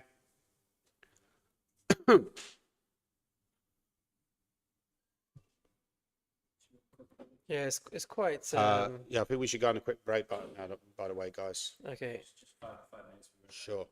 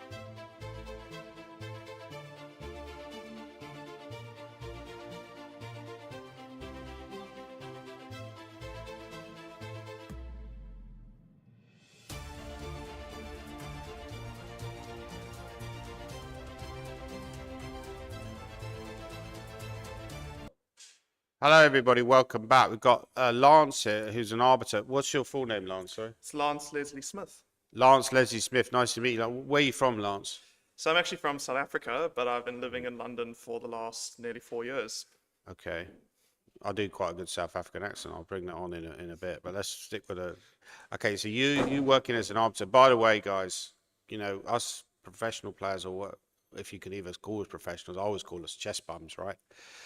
We take all that kind of organisation stuff for granted, or I used to, but I've changed I've become much more modest in my later years. But without the arbiters, without the organisers, without people like yourself, then obviously there would be no chess tournaments to actually take part in, right? So what did you find about? I know there was some minor tournaments over in the Holiday Inn, and there's also been some blitz tournaments over there. How have they gone in general? Well, actually, pretty well. I arrived up last Friday, actually, 2 Fridays ago. We started off with the weekend tournament, which I believe started the day before the championships.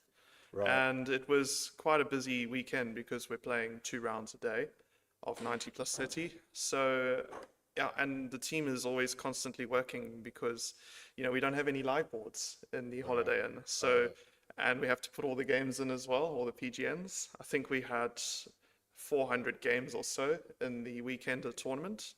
And then after that, we did the AM and PM tournaments, which finished yesterday. That was from Monday to Saturday. And we're actually still finishing putting in those games now.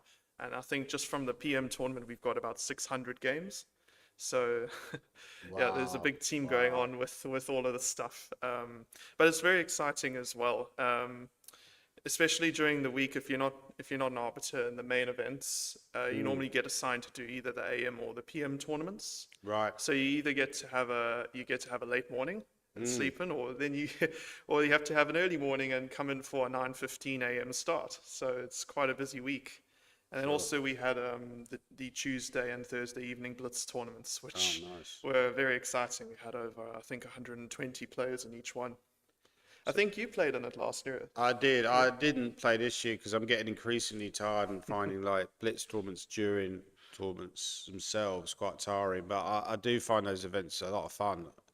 Obviously, if I didn't have any sort of like commentary to do, I'd probably play in them. But obviously, I wouldn't necessarily play in them when you're competing in the main championships itself. You see players like Brandon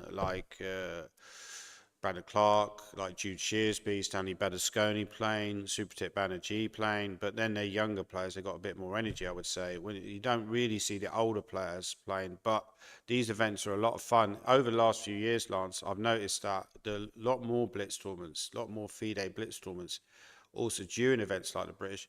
By the way, can I ask you the question, like how much, do you get any conditions as an arbiter? Do you get a hotel? Do you get a fee? Is it all like voluntary, or what's the actual deal on the financial side? That actually depends on the tournament itself, because some tournaments have it as voluntary work. If you're a new arbiter looking to get some experience or to try and earn some arbiter norms, the tournament might give you some expenses for a start, but also a lot of events generally do provide accommodation. They'll give you a fee. Mainly for the bigger events, you will get accommodation, generally because they're over a long term. So, Right. like the British Championships being, some people have been here from the 30th or 31st of August, and they're only leaving tomorrow. So they've been here for nearly 2 weeks. Yeah, it's a long time. I mean, I came here like on the Thursday, and it's so long ago now. I've forgotten when that is, what month it was in, what year, So, Oh, that's a great question. That depends on the tournament. I'm wearing the Isle of Wight hoodie, actually. I think Danny was playing there as well in February. It was a brilliant tournament, and I really enjoyed it. yeah, I should mention, I should mention that our technical director here, David Lightfoot, is the main organizer of the Isle of Wight tournament. It was a lovely tournament to play in. You go down to. I actually went direct from the 4CL at Coventry, so took the train down to like the Hampshire area, I believe it is, and you go from where is it? You go from Portsmouth. Portsmouth Harbour, South Sea Harbour. Portsmouth. I think in certain part of Isle of Wight, you could take a Ferry? well, yeah, I think you go from Southampton to another part of the island. You take it fast. Is that right? Southampton, yeah, to Cowes, yeah. Cows. But if you're going to, what's the name of the place? Ramsey, is it? Ride. When you go to Ride, where the tournament takes place, it's a town. It's a lovely little town. They got a lovely little high street there. Lots of shops and bars and restaurants and so on. And you played in a very nice venue. So I'd recommend that tournament to everyone. It's probably the favourite tournament I've ever played in. Obviously, not biased at all. But yeah, okay. Well, it's very kind to have you on this broadcast. A couple of questions. Someone's put a question thing in the Yeah, chat. yeah, sure. So Stuart says I'm the arbiter of the Hampshire Congress in November. Yes, that's right. Yeah. That's the weekend, if I get it right, 7th to the 9th of November. Yep, Hampshire Chess that's it. Congress. Very, very nice congress in the Lysings Hotel in Hampshire. I believe so, yeah. Fair. Just a couple more questions, Lars, before you go. Firstly, do you find there's any players that are a little bit suspicious? Like, are there any arbiters that like have a bit of a gossip about, like, Gormally's a bit suspicious, keeps checking the engine on the broadcast, right? Or is there like, you're supposed to be like really unbiased and supposed to be as objective as possible. Is there like a lot of gossip about players, or there's certain players who are rude or something like that? We always actually keep a record of these things. Right. There's always someone's name being brought up generally. I can't say, but Oh, is it? No, please spill the beans. Yeah. no. We No, sometimes don't. like if someone performs like overperforms extremely high, Wow. fair play scans are conducted generally just so we, as a safety precaution, because we generally do, and I've seen from the events I organize, players do question me and they challenge me in saying, this player is playing quite a bit above their level, aren't you going to scan them or do anything like that? So a lot of events actually do random scanning, but some events, it could be that we have to be selective on some boards, but it's always taking measures because you have to make sure everyone is satisfied as well. And have you ever been there when like a player has got rumbled? When the scanner just went boop boop boop boop. I actually had this happen with Hans Niemann, actually. Really? Uh, Wow, his- this is a breaking news. We switched live from the British Championships to Hans Niemann. It was an event I did in Spain a couple years back. It was initially it was after his whole incident with Carlsen. He played 2 events back to back in Barcelona, and the second one I was an arbiter at, and I was doing the scanning for the top 12 boards was mandatory. I think you played there last year, Sitges. Oh, Sitges. Yeah, this was Yeah, Sitges yeah. in 23, Very I nice believe. tournament, Yeah, beautiful 2023 place. we Yeah, did yeah. that. It's near and- Barcelona. Yep. And no, he had a full-on baseball jacket coat and everything. So like Wow. I had to get him to pull out his wallet and his keys and all the stuff. And Susan Polgar was there taking photos of everything and got all over social media and the stream. But he so- didn't trigger the scan. No, he did.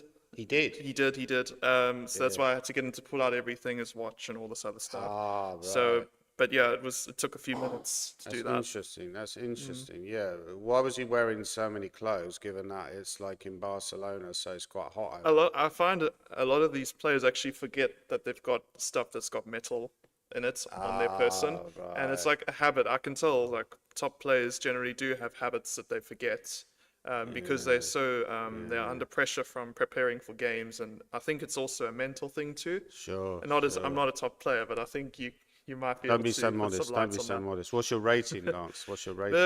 It's between 1900 or so. Oh, somewhere okay. in that region. Do you like ever like pick up any tips from the player when you're watching the players? Do you ever sort of like, he's got a good player, or he plays very impressively, or is it I think for me, it's mainly time management.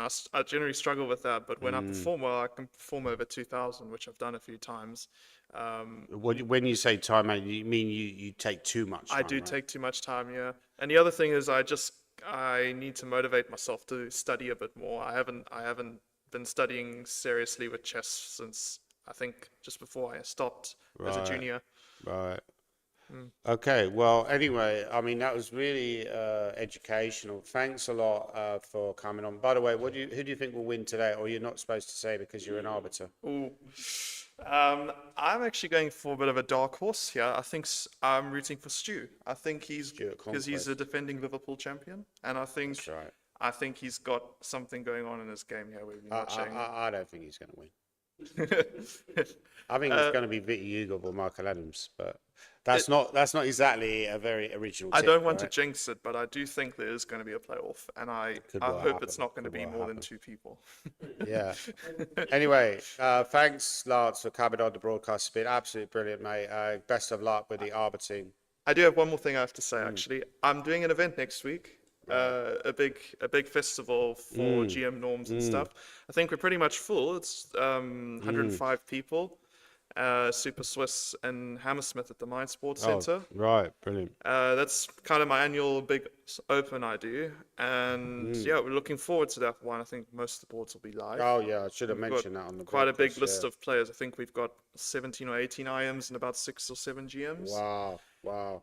And That's in Kingston, right? no, so Kingston is a separate event that's actually taking place along the same date. So Right. it's like rival events actually for this year. Wow. It's a bit ironic because I ran Kingston for the last few years. Yeah. But it's okay. These things happen. And one more thing, actually. Yeah. I'm on the verge of confirming a massive 500 plus player rapid player next May at the World Teams venue in Hammersmith. Wow. With the Wow. same kind of prize fund as the British Rapid Play Championship and a blitz on the Saturday evening. Do I get an invite?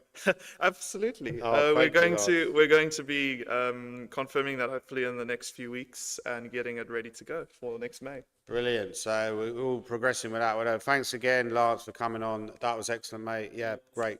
Okay, thank you. Thanks. Brilliant, Lars. Thanks.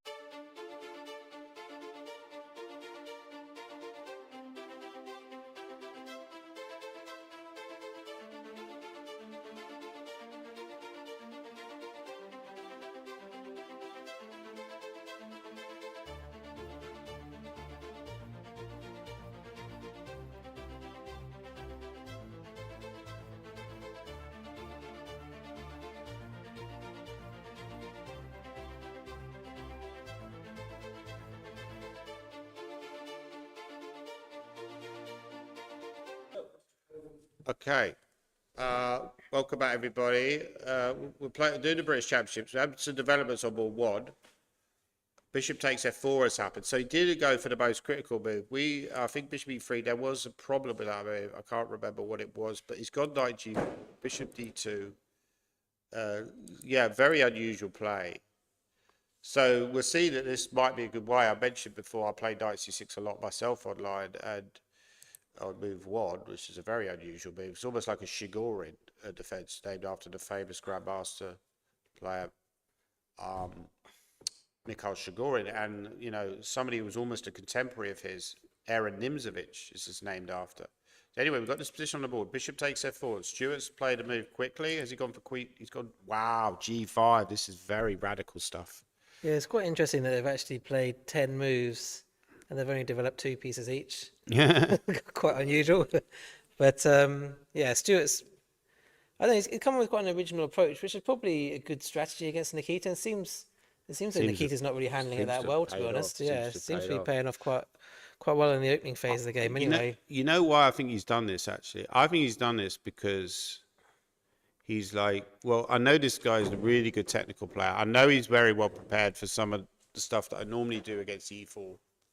So, you know, let's get a murky position. A murky position, I've got a chance. You know, don't forget, Stuart was 2600 player. He's a very experienced player when probably Viti Hugo was like a junior, you know. So, yeah, G5. So what is your white's options? Either take en passant. Of course, this does invoke the en passant rule, but I believe his idea is to take with the knight, hit the bishop, and if the bishop was to retreat, then that weakens this E3 square potentially. The knight can jump in, maybe even immediately.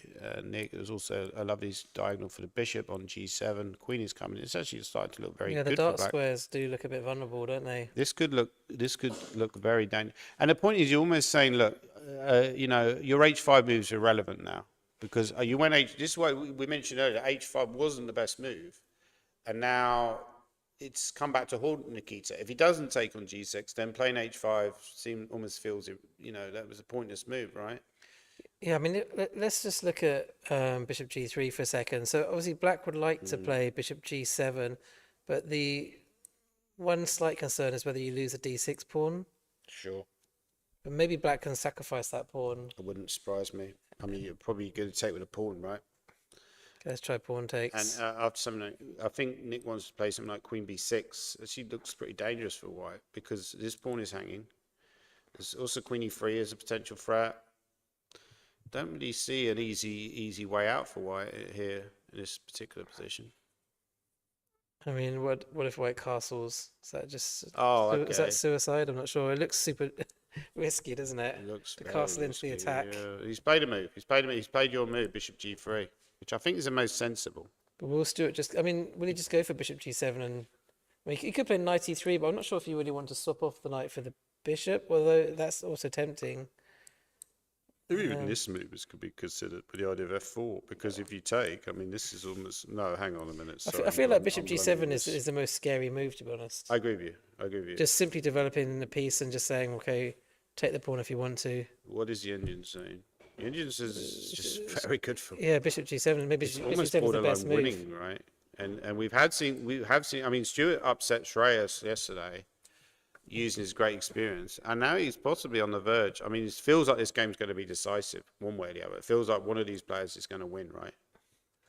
In my opinion, Nikita, I wouldn't write him off, even though the position is looking bad. It's a very sharp position. It's easy when you look with the engine. The engine is saying huge advantage for white. For black, sorry. Yeah. But do you know what I mean, Nick? A game is played over the board. It's not really that relevant. But but practically speaking, it also feels uncomfortable for white. For a human versus human basis. So after bishop G7, okay, let's just suppose, I mean, I guess that's the move Stuart's most likely to play. Let's suppose white just tries to play some developing move. Yeah. Queen D2. I feel like that's probably what he's going to choose. There's also ideas of maybe take. You always look at captures. You always, so on every move you should be looking at captures. You should at least be calculating it. What happens if captures? If you play Queen D2, then that's probably quite a good time to capture on D5. Capture, because you don't really want to take with a knight necessarily, because you're dropping B2, although I suppose the rook would come to B1. You could go Queen B6. I think this is a very interesting scenario now, because he's almost given him a handicap, like of a +1 position. But we know Stuart will get into time trouble. Doesn't seem to be very nervous. I think he's super motivated to do well here. I really do. I think he wants to prove that 2008 win was not a fluke, that he's, a proper chess player, which I'm sure he is. And he's not just one of these, organizers, arbiters is just going to walk into the sunset, right? He's here to play. And this is exciting stuff. So I think we need to switch some of the other boards, see how they're developing. What about the game on board 2? This is also very, very sharp and very, very unusual position on the board, which I think actually black is doing well now. Or not. I'm not sure he's doing well, but I think he's doing okay, isn't he? He's in the game. He's actually quite a good strategy where he's pushing up on the queen side, but he's still keeping open that option of castling king side. So he's not committed to it, but you do feel that he's going to at some point just castle king side. But he just wants to make as much progress on the queen side as possible before he commits to that. I think Mickey's going to go bishop C1. And then if A4, he's just going to go B3. Just say, look, you're not going to checkmate me. I'm ready to go F4. Or G4. I'm ready to do something on the king side, maybe knight F5 I'm going to think about. I don't know if bishop C1 is the top move. What do you think? Let's do a top move guessing game. We're getting bored now, so let's do top move. Well, what do you think the top move is? I mean, bishop G1 is obviously a very solid move. Bishop G5, but he came from there originally, right? I don't think he's going to go back to G5.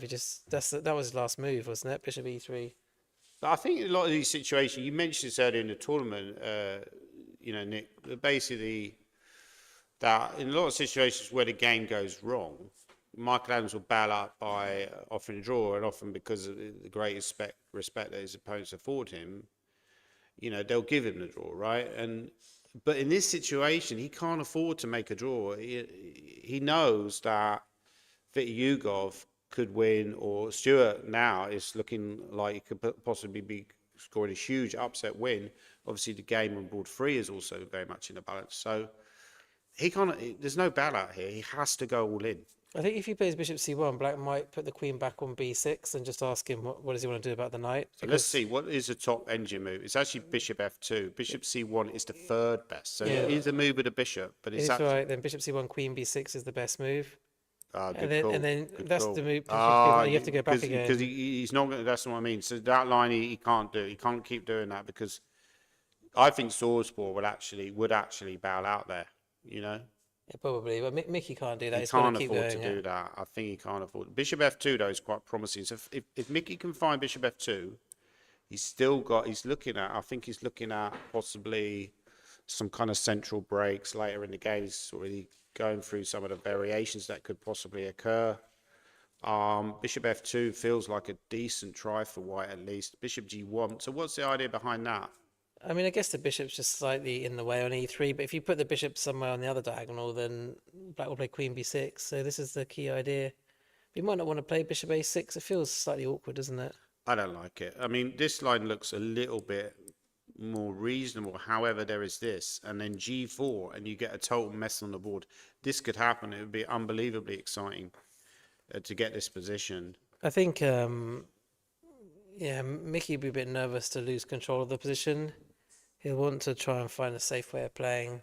Right, let's switch to board 3. This is also, wow, we've had some big developments here. Richard's kept the queens on. Yeah, I think, although objectively it's okay to keep the queens on, I think Peter Robertson made a bit of a mistake leaving those queens on. I think Richard would be quite happy. After the move, knight takes e5, d takes e5, he did have one chance to trade queens, and I think he should have taken it.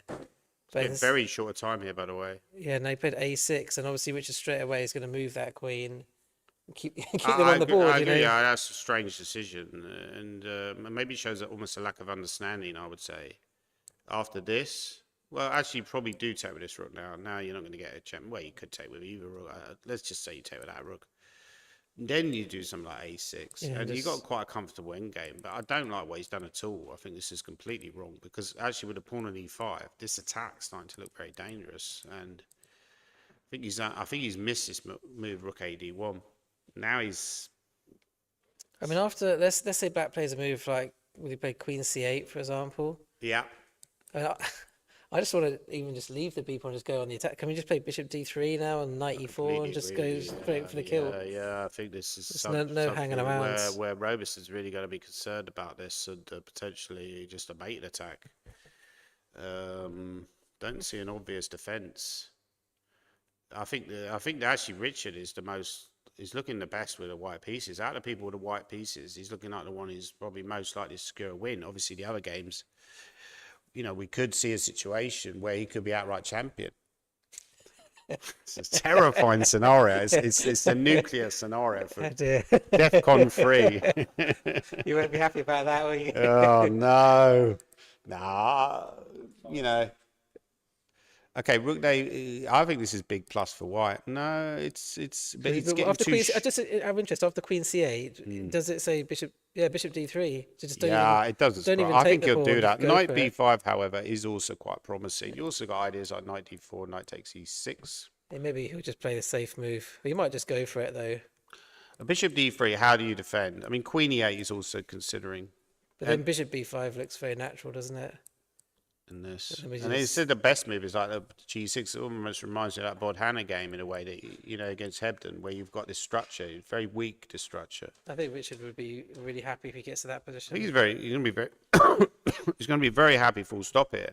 Like this position is exactly what he's aiming for. He's sort of position he plays well. It's an attacking position. Yeah, I think Roberson made a big mistake keeping the queens on the board.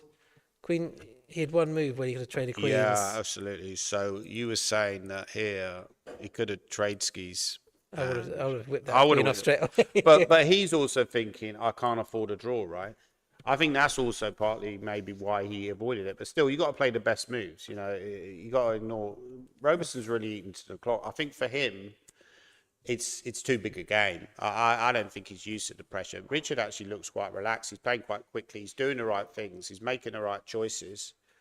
Peter's weighed down by what what's occurring here. I think. Yeah, I mean, I do remember that game I played against him, trying to qualify for that British knockout, which had quite big prize money, and I think he just sort of lost his way a bit later in the game. So, yeah, I mean, obviously they're all like nervous, aren't they? But Very nervous. Michael Adams suddenly is getting a big advantage against Sawport. So we could have a Michael Adams, Stuart Conquest, Peter Richard.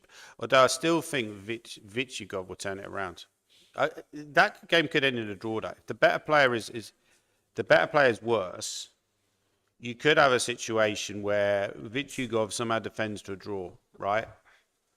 And then Michael Adams and Richard play off. Who do you think is favourite in that scenario potentially? well, Michael Adams against Richard. But who do you think is favourite out of Stuart Conquest and Richard? That's a closer call. I think it's 50-50, to be honest. It's a straight down the line 50-50, that one. I would actually give maybe a slight edge to Richard due to the fact he's slightly younger.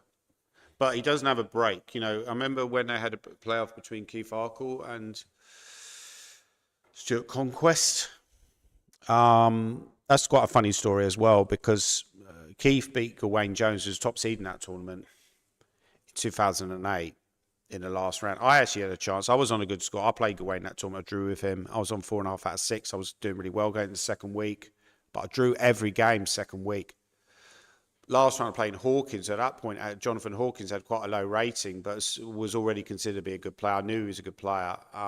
Got down to Rook and Bishop versus Rook.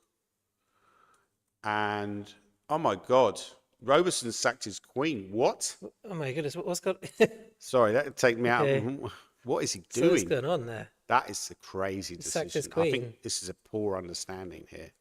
I think the engine will just say that this is winning for white. Obviously, he's going to take. Maybe he's just afraid of the attack. He doesn't want to. I don't like this decision at all. I think it's, but it does make some sense in a way that you're just trying to defend, right? But I think this is just a winning position, right? Because it's just the fact that you've got that space advantage. I think the engine. What do you think? Let's do the evaluation game. Plus one probably. Plus 1.5, I would say. Oh, it's actually not that clear. Oh, so maybe not a bad practical decision by Peter Robertson. Richard looks perplexed. He didn't expect it. I guess the only thing about it is it does remove a couple of his pieces for attacking. It really reduces some of his attacking potential. But I think what Richard has shown in his tournament, he's not a one-trick pony. He is quite a good technical player as well. I think his technical skills have improved recently. I think that something is down to hard work. He's worked a lot on his end games. He's identified a weakness in his play. I might think about a move like 92 there, Nick, or Bishop F4. Just can you carry on attacking? Yeah, I think it makes a lot of sense to play H4 first, just to take away all the back rank tricks. And then, H4, and also yeah. that's a sort of attacking move as well. He wants to carry on. Yeah, maybe H4. Can you even go F4 there? Like, I know, but F4 Rook D2. Maybe H4 first, just I think just Yeah, totally. then maybe Bishop F4. But Well, you're necessarily concerned about this because Bishop A6. at the moment, that's okay for black. Knight D7. Maybe with the idea of bringing the knight to F8 in some scenarios. Also, maybe knight C5 can be considered.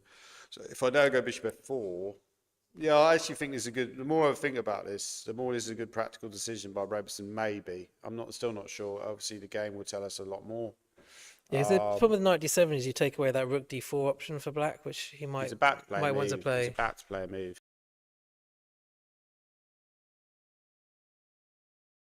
It's going to play H4. I think so. It makes It's a like lot my of sense. psychic prediction. Yeah, you've got that twin psychic thing going on, right? He looks like he's reaching for another piece. Oh dear. He's going Queen C4, is he? What? Oh my goodness. Oh, no. Okay, I didn't see that one coming. Okay, so Queen C4, yeah, it's a little bit blundered? unusual. I don't know, he's got 2 pawns for the exchange. That's quite a No, big... but Bishop quite a big- A6, Queen E4. Queen... Oh, But Queen E4, Knight D7, that might happen. So you gain a lot of time on. trying to win a pawn. You gain a lot of time. I don't like this decision, maybe. Because, okay, one line you could calculate. Bishop A6, Queen C7, Bishop takes F1, Queen E7, Knight C6 is surely okay for black. Actually, that could be really bad for white because then Rook Really A1's bad. coming. Just show that variation. Bishop A6, because when he takes on C4, he's kind of questioning Peter's judgment. Like, Peter must be thinking, hang on, I calculated this earlier. I thought Bishop A, that he couldn't play that move because of Bishop A6. However, Richard's saying, well, I've got Queen E4 and I'm better. And then Peter's saying, well, actually, Richard, you're not better because I've got Knight D7. And yes, now you're going to have to waste the move with your Rook, and then I'm going to go Knight C5. It's true, he won the pawn, which Peter probably missed, but Peter does get some activity in return, doesn't he? So sometimes you can kind of get away with these moves. Yeah, so actually Knight C6 is a good move, or C5. It was a mistake, but Bishop A6 in response is actually a mistake. Knight C6 is... Maybe just show that line after Bishop A6. Obviously, Queen E4 we know is the best move, but if Queen takes C7, white just gets into huge trouble, I think. Yeah. After Bishop takes F1. Apparently it's not that bad, but it's not great. It looks just bad, doesn't it? Yeah, Knight C6, and then the Rook's coming to A1. Yeah, exactly. I mean, I don't... Oh, because maybe there's no great discovered, Nick. Maybe if things Rook A1, Or you just go play H3. H4. Or, Okay. Yeah, like Rook A1 is okay for white. or H3, same sort of thing. So, so what... Or you could play Knight. You can play Knight D4 in that position because if they take on F1, Rook A1 is mate, isn't it? Sorry? So in that position after Hmm? Bishop takes F1, Queen takes Bishop Knight C6, Hmm? Queen C7. You can play Knight D4 there. Can you? White blunders. No, you can play it. Yeah. Mm. The computer preferred rook c8, but yeah, knight d4 looks fine. Yeah, He won't play this though, will he? He'll be I playing queen don't e4. think. I mean, given that. Oh, we've got Simon Williams in the building. Yeah, how did you do today, Simon? Draw. You want to join us on the commentary at some point? Maybe. Yeah, but after bishop a6, he'll definitely be queen e4, won't he? And then Yeah, knight c6. I feel like is a good response for black. The engine quite likes. In fact, there's only one move that. It's interesting that the situation changed. White had the initiative. Now black starts to get. I like this practical decision by Peter Robeson. What I don't like for Peter is the fact that he's getting so short a time. I think this is an impractical way to handle the game. I think he needs to speed up a little bit. I think Richard probably would be assessing this as being better for him. Maybe I think so, yeah. he doesn't realise it's actually. I think this is a misjudgment by Richard. So you think he has a lack of understanding? That's a bit harsh. That's a lack of understanding because it does at first sight look as though White. You can't help but get a dig in. It does at first sight look as though White is just. I'm not better jealous here. at all. I'm not jealous. I'm not jealous. Yeah. No, I mean, these games are really tense. They're really in the balance. I mean, all these players are playing incredibly well to actually get in these situations. I mean, that queen sack was probably quite a good decision. I think it was a actually. good practical decision. I think the concern for Robeson is how much time he's using to actually. We've had moves, by the way, guys. Stuart Conquest continues to find the top engine moves. Maybe that Hawaiian shirt's a bit suspicious. But no, Stuart's a great player. I mean, he was over 2,600 in the past. Bishop g7 is a good move. So you're threatening queen takes b2 now. You mentioned this move, castles, earlier. What do you think about this position, Nick? I mean, I do prefer black here with the. It's just got a lot more squares. Can you take on d5 or does that allow bishop b5 check? Do you care about that? I don't know. Yeah. Bishop b5, I might meet with king f8. Yeah, you can just move the king and there's some problems for White. Because I mean, this would be kind of a sad end to a British Championships when the queen takes b2. If you take with a pawn, then you're giving black squares like f5, knight Exactly. f5. Knight f5 or bishop f5. Yeah, this is very dangerous for Vityugov. He has to, you know what I said. It comes back to what I was saying earlier. That the next 5 or 6 moves are huge, and he didn't really handle them very well. If we're honest, he decided to play my f4 move, and it kind of backfired.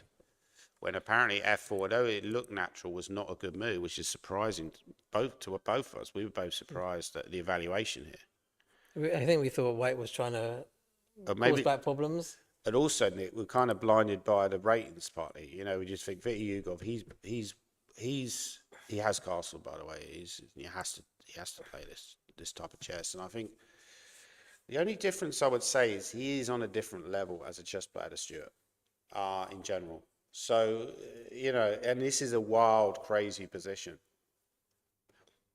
You know, in a human versus human sense. Yes, the engine might say that black is doing well, but it's a mess, objectively speaking. I think it was quite good that he just played that move quickly because they're going to need the time, aren't they? They've only played 13 moves and only about half an hour left. There's quite a lot of moves left, aren't there?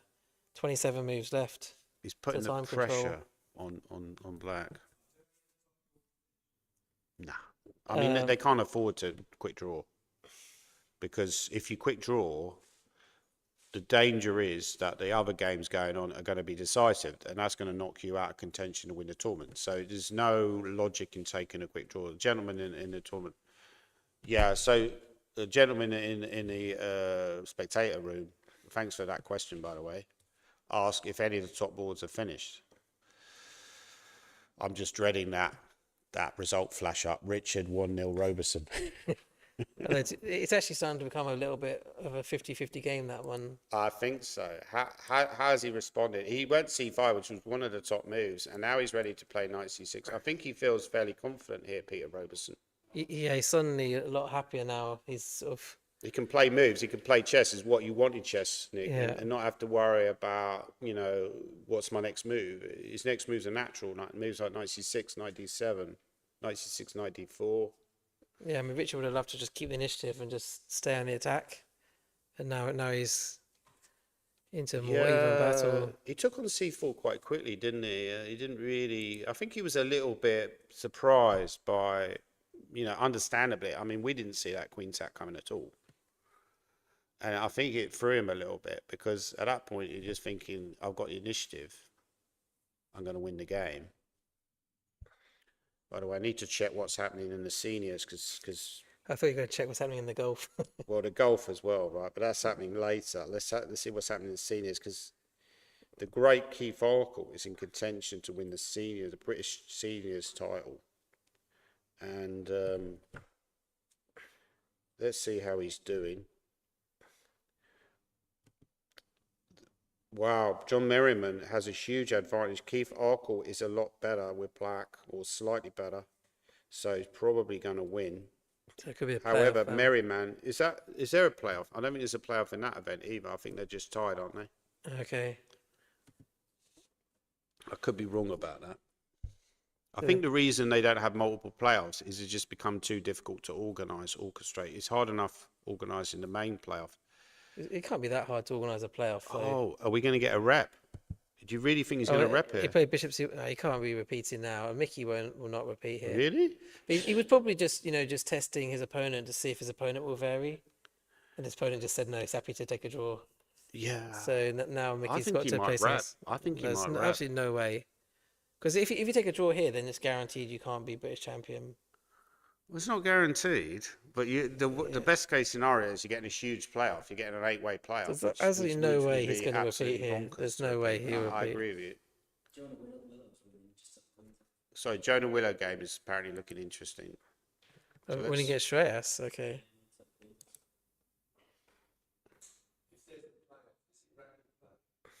Rapid play playoff, yeah. That's why they went with seniors.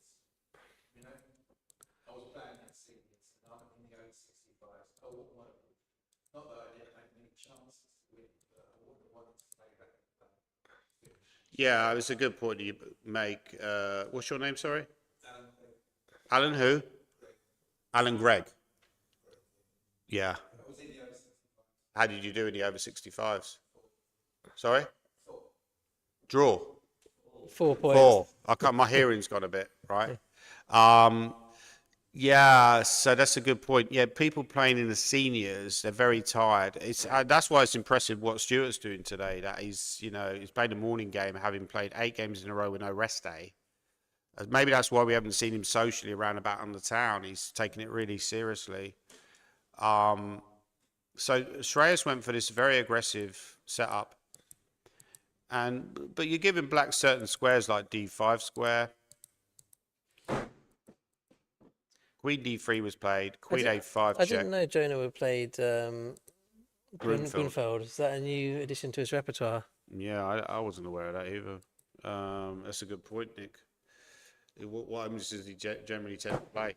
He plays like this, kind of classically E6, D5, Knight F6, the type of setup. Ah, right. Yeah, it tends to be that a lot of these players, they play a lot of chess now. They just play so much chess that they're able to vary their repertoire. H6 has played. Shreyas is going for a big attack, but I think he would have been really kind of tilted a little bit by that game yesterday. I think that really would have hurt him, to be honest. Because, he was really looking in a great spot to be British champion, which I'm sure that's something he'll achieve in the future, but he wanted to achieve it now. Yeah, I mean, this endgame looks unpleasant for White.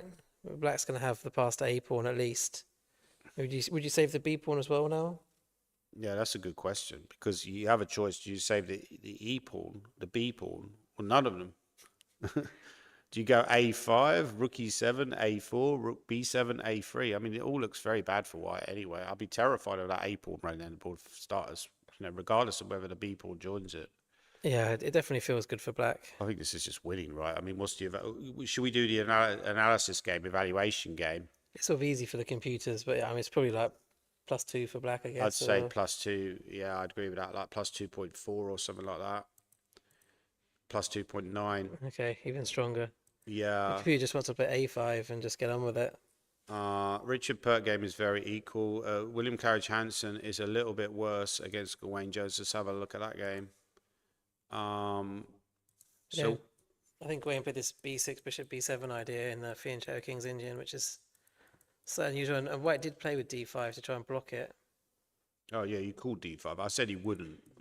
Your predictions tend to be better than mine, surprisingly, But, or not very surprisingly, I should say.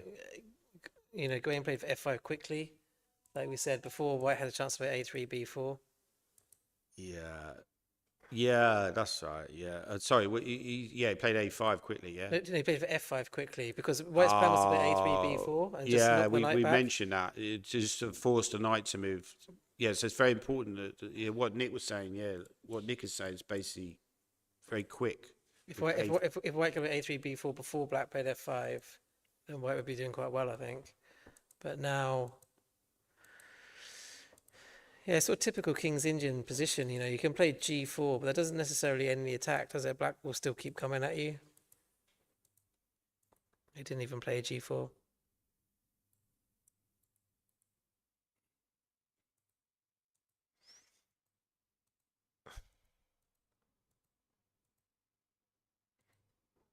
Yeah, White always gets to play on the queen side, and then Black tries to attack the king. You lose exchange if you go rook e7, so doesn't. Yeah, so Gawain's played bishop a6, excellent. I mean, Gawain's a great King's Indian player. Really understands this opening very well. It really suits his chess. Yeah, I think this is quite a dangerous position for White now. Yeah. What about Queen e3, Nick? Is that a move?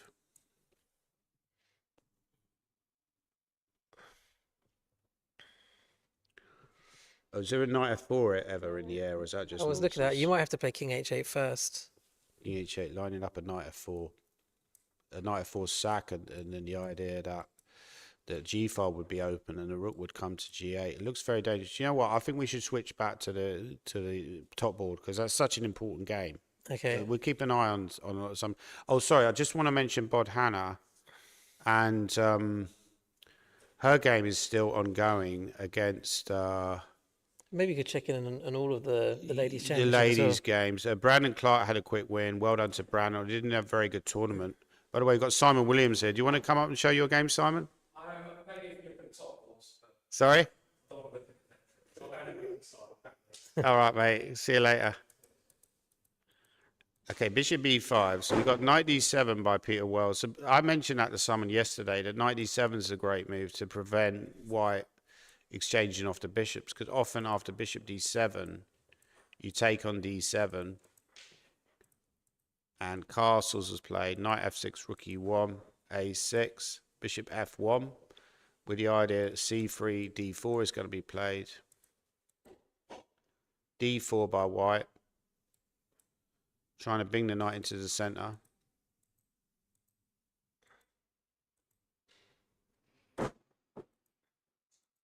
Yeah, it's quite a stable position for White now.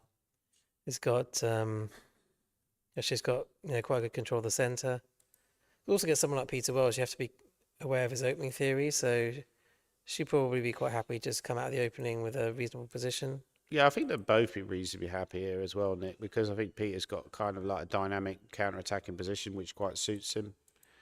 He's a very good dynamic player. So he's got to watch out for d5 breaks. I think he's playing it pretty well. Although I'm not sure about that move, Nick, because it kind of weakens that diagonal. It looks with the bishop on b7, and it does look a bit scary. I agree with you, yeah. Okay, so he's gone for an attacking move. D5 looks natural, yeah. I think the problem is that you're threatening this. So somehow you need to be in a good position to prevent d5, which I'm not convinced he is here. And we've got the current position. Yeah, somehow this hasn't worked out that great for Bod Hannah. Yeah, I'm not sure I need to when the move- knight move went the to laptop. a4 whether that was what was going on with that move, but she didn't stop this d5 at all.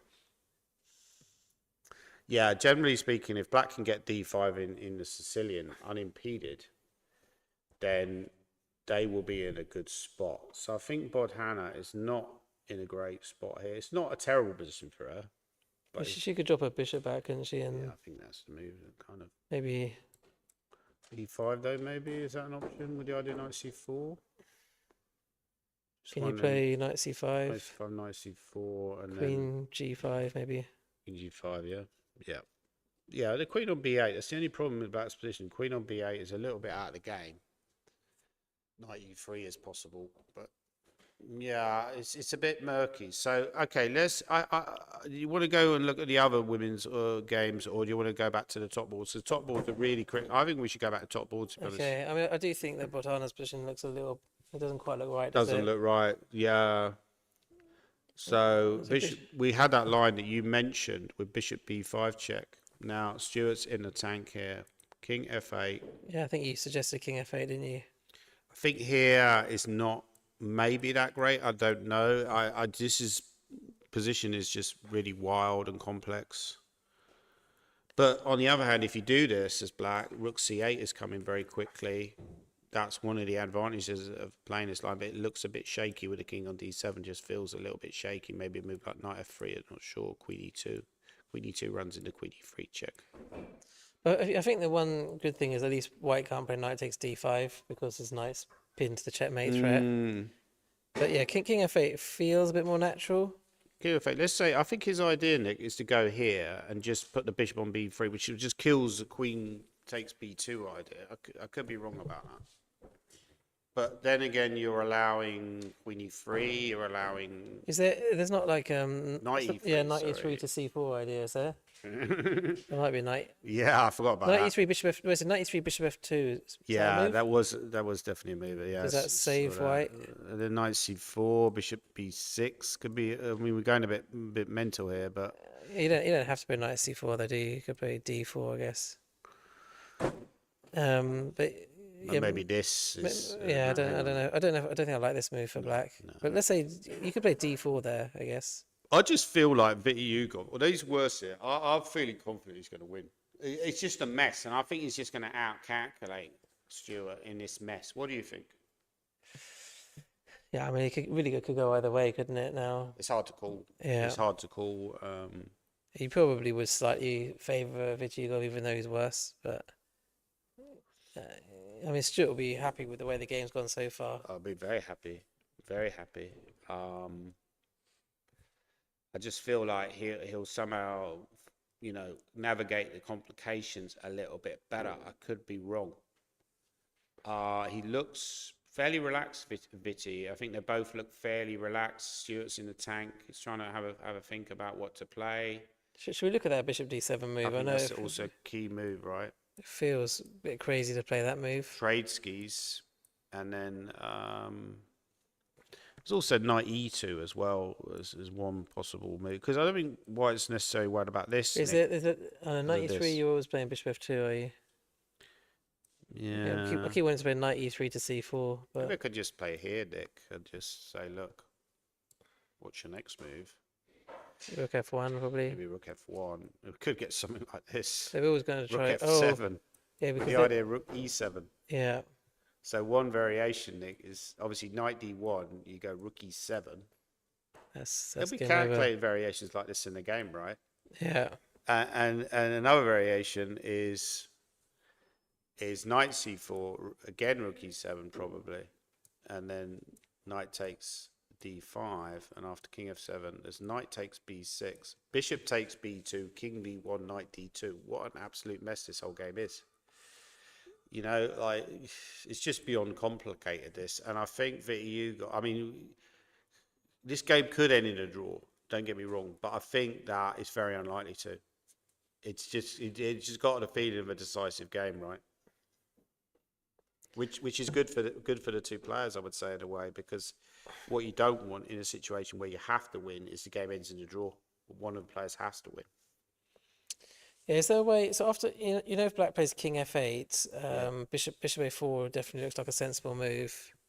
What's the top move here? Essentially, top Yeah, move. it doesn't like King F8 then. Maybe likes Bishop D7 better, does it?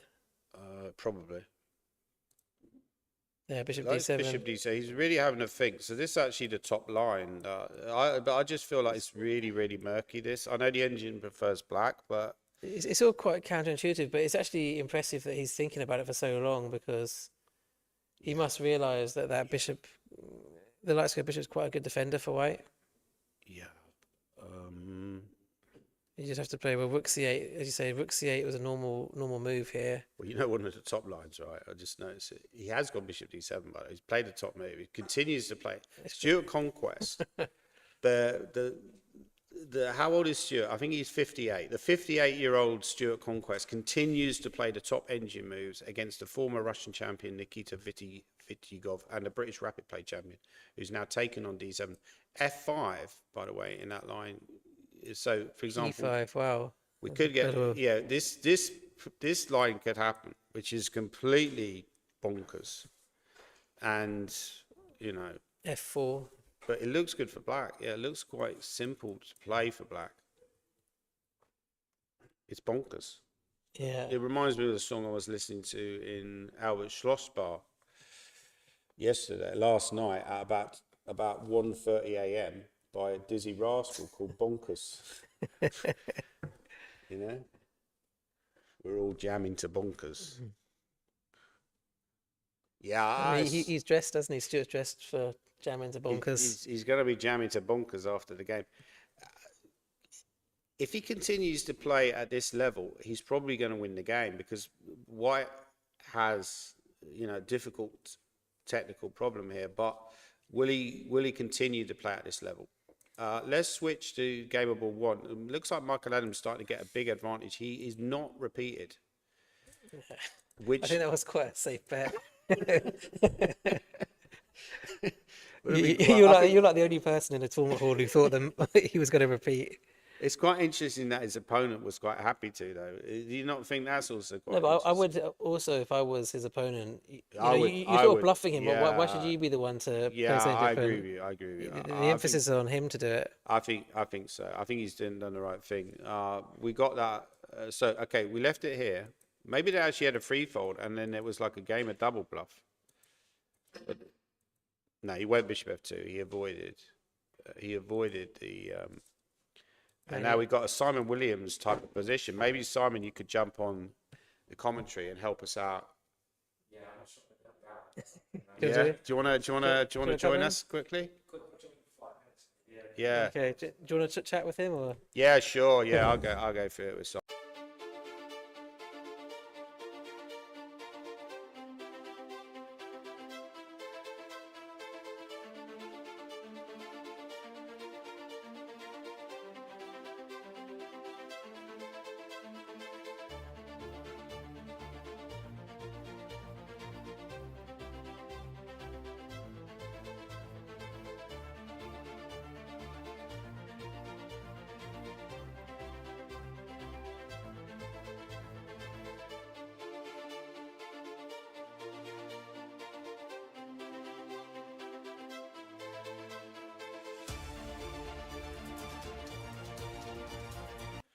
Hello, everybody. I'm privileged here to be joined by the great Ginger GM, Simon Williams himself, good friend of mine. How you doing today, Simon?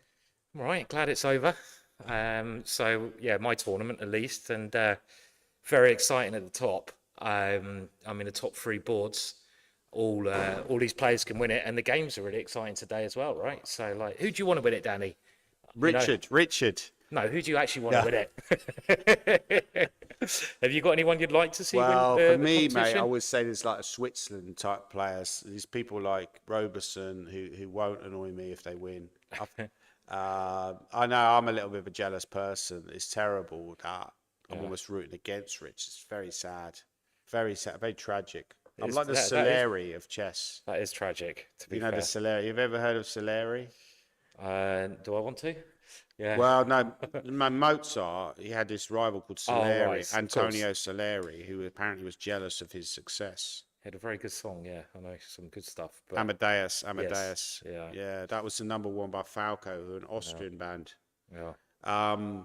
But I mean, the games are really exciting. I mean, obviously everyone talks about all the juniors in the tournament, and there's so many good English talent now. It's crazy, I mean, like in the last couple of years, more than the last couple of years, but especially I'd say the last sort of 4 or 5 years. Not even juniors, like young 20-year-olds have come through. So the future's looking very good. But the person I've been most impressed with is probably Stuart Conquest, because he's the old man of the competition. Yeah, absolutely. And we were joking before round one, we were walking to the venue, and we played here when he won the British in the last round and ball one for the championships. Oh, yeah. You and Mark? me in Stuart Conquest when he won Oh, it, when he actually won the British. So Did he beat you? it was a draw, and he was half point ahead. So And he then won. he got into a playoff. Yeah, then he beat Keith in the playoff. Wow, But we were joking we'd be on board one in the last round, thinking that it'd be very tough. And here he is on board one in the last round. So it's really good to see. Yeah, I mean, in that game, actually, if we just switch that, Yeah, this looks definitely. I mean, all the games are interesting, but I thought the way Stuart played this was pretty brilliant, actually, because obviously you're playing Vichigov, like, originally a Russian, very good background in chess. So you got black. How do you get a game where you can, try to get winning chances? And it's, if you play normal opening, you're going to struggle probably. You're going to get slightly worse position, and it's going to be very difficult. So he plays this move, which he's played earlier in the tournament, but I thought he was in a lot of trouble after about 5 moves. I didn't like the way it was going, but now suddenly he got this really exciting position, by the way, right? just mention Yeah. that there was a game that our good friend John Naylor played as white against James Cobb in the British Championships in Scarborough, 1999. Right. So that's one of the games I remember where this H4 move appeared. Yeah, I mean H4 is pretty normal because the Black Knight wants to come to. I don't know if there's any. I don't know how to use it. So the Black Knight wants to come to this square. Yeah. So You H4 could is press that as well. okay. Yeah.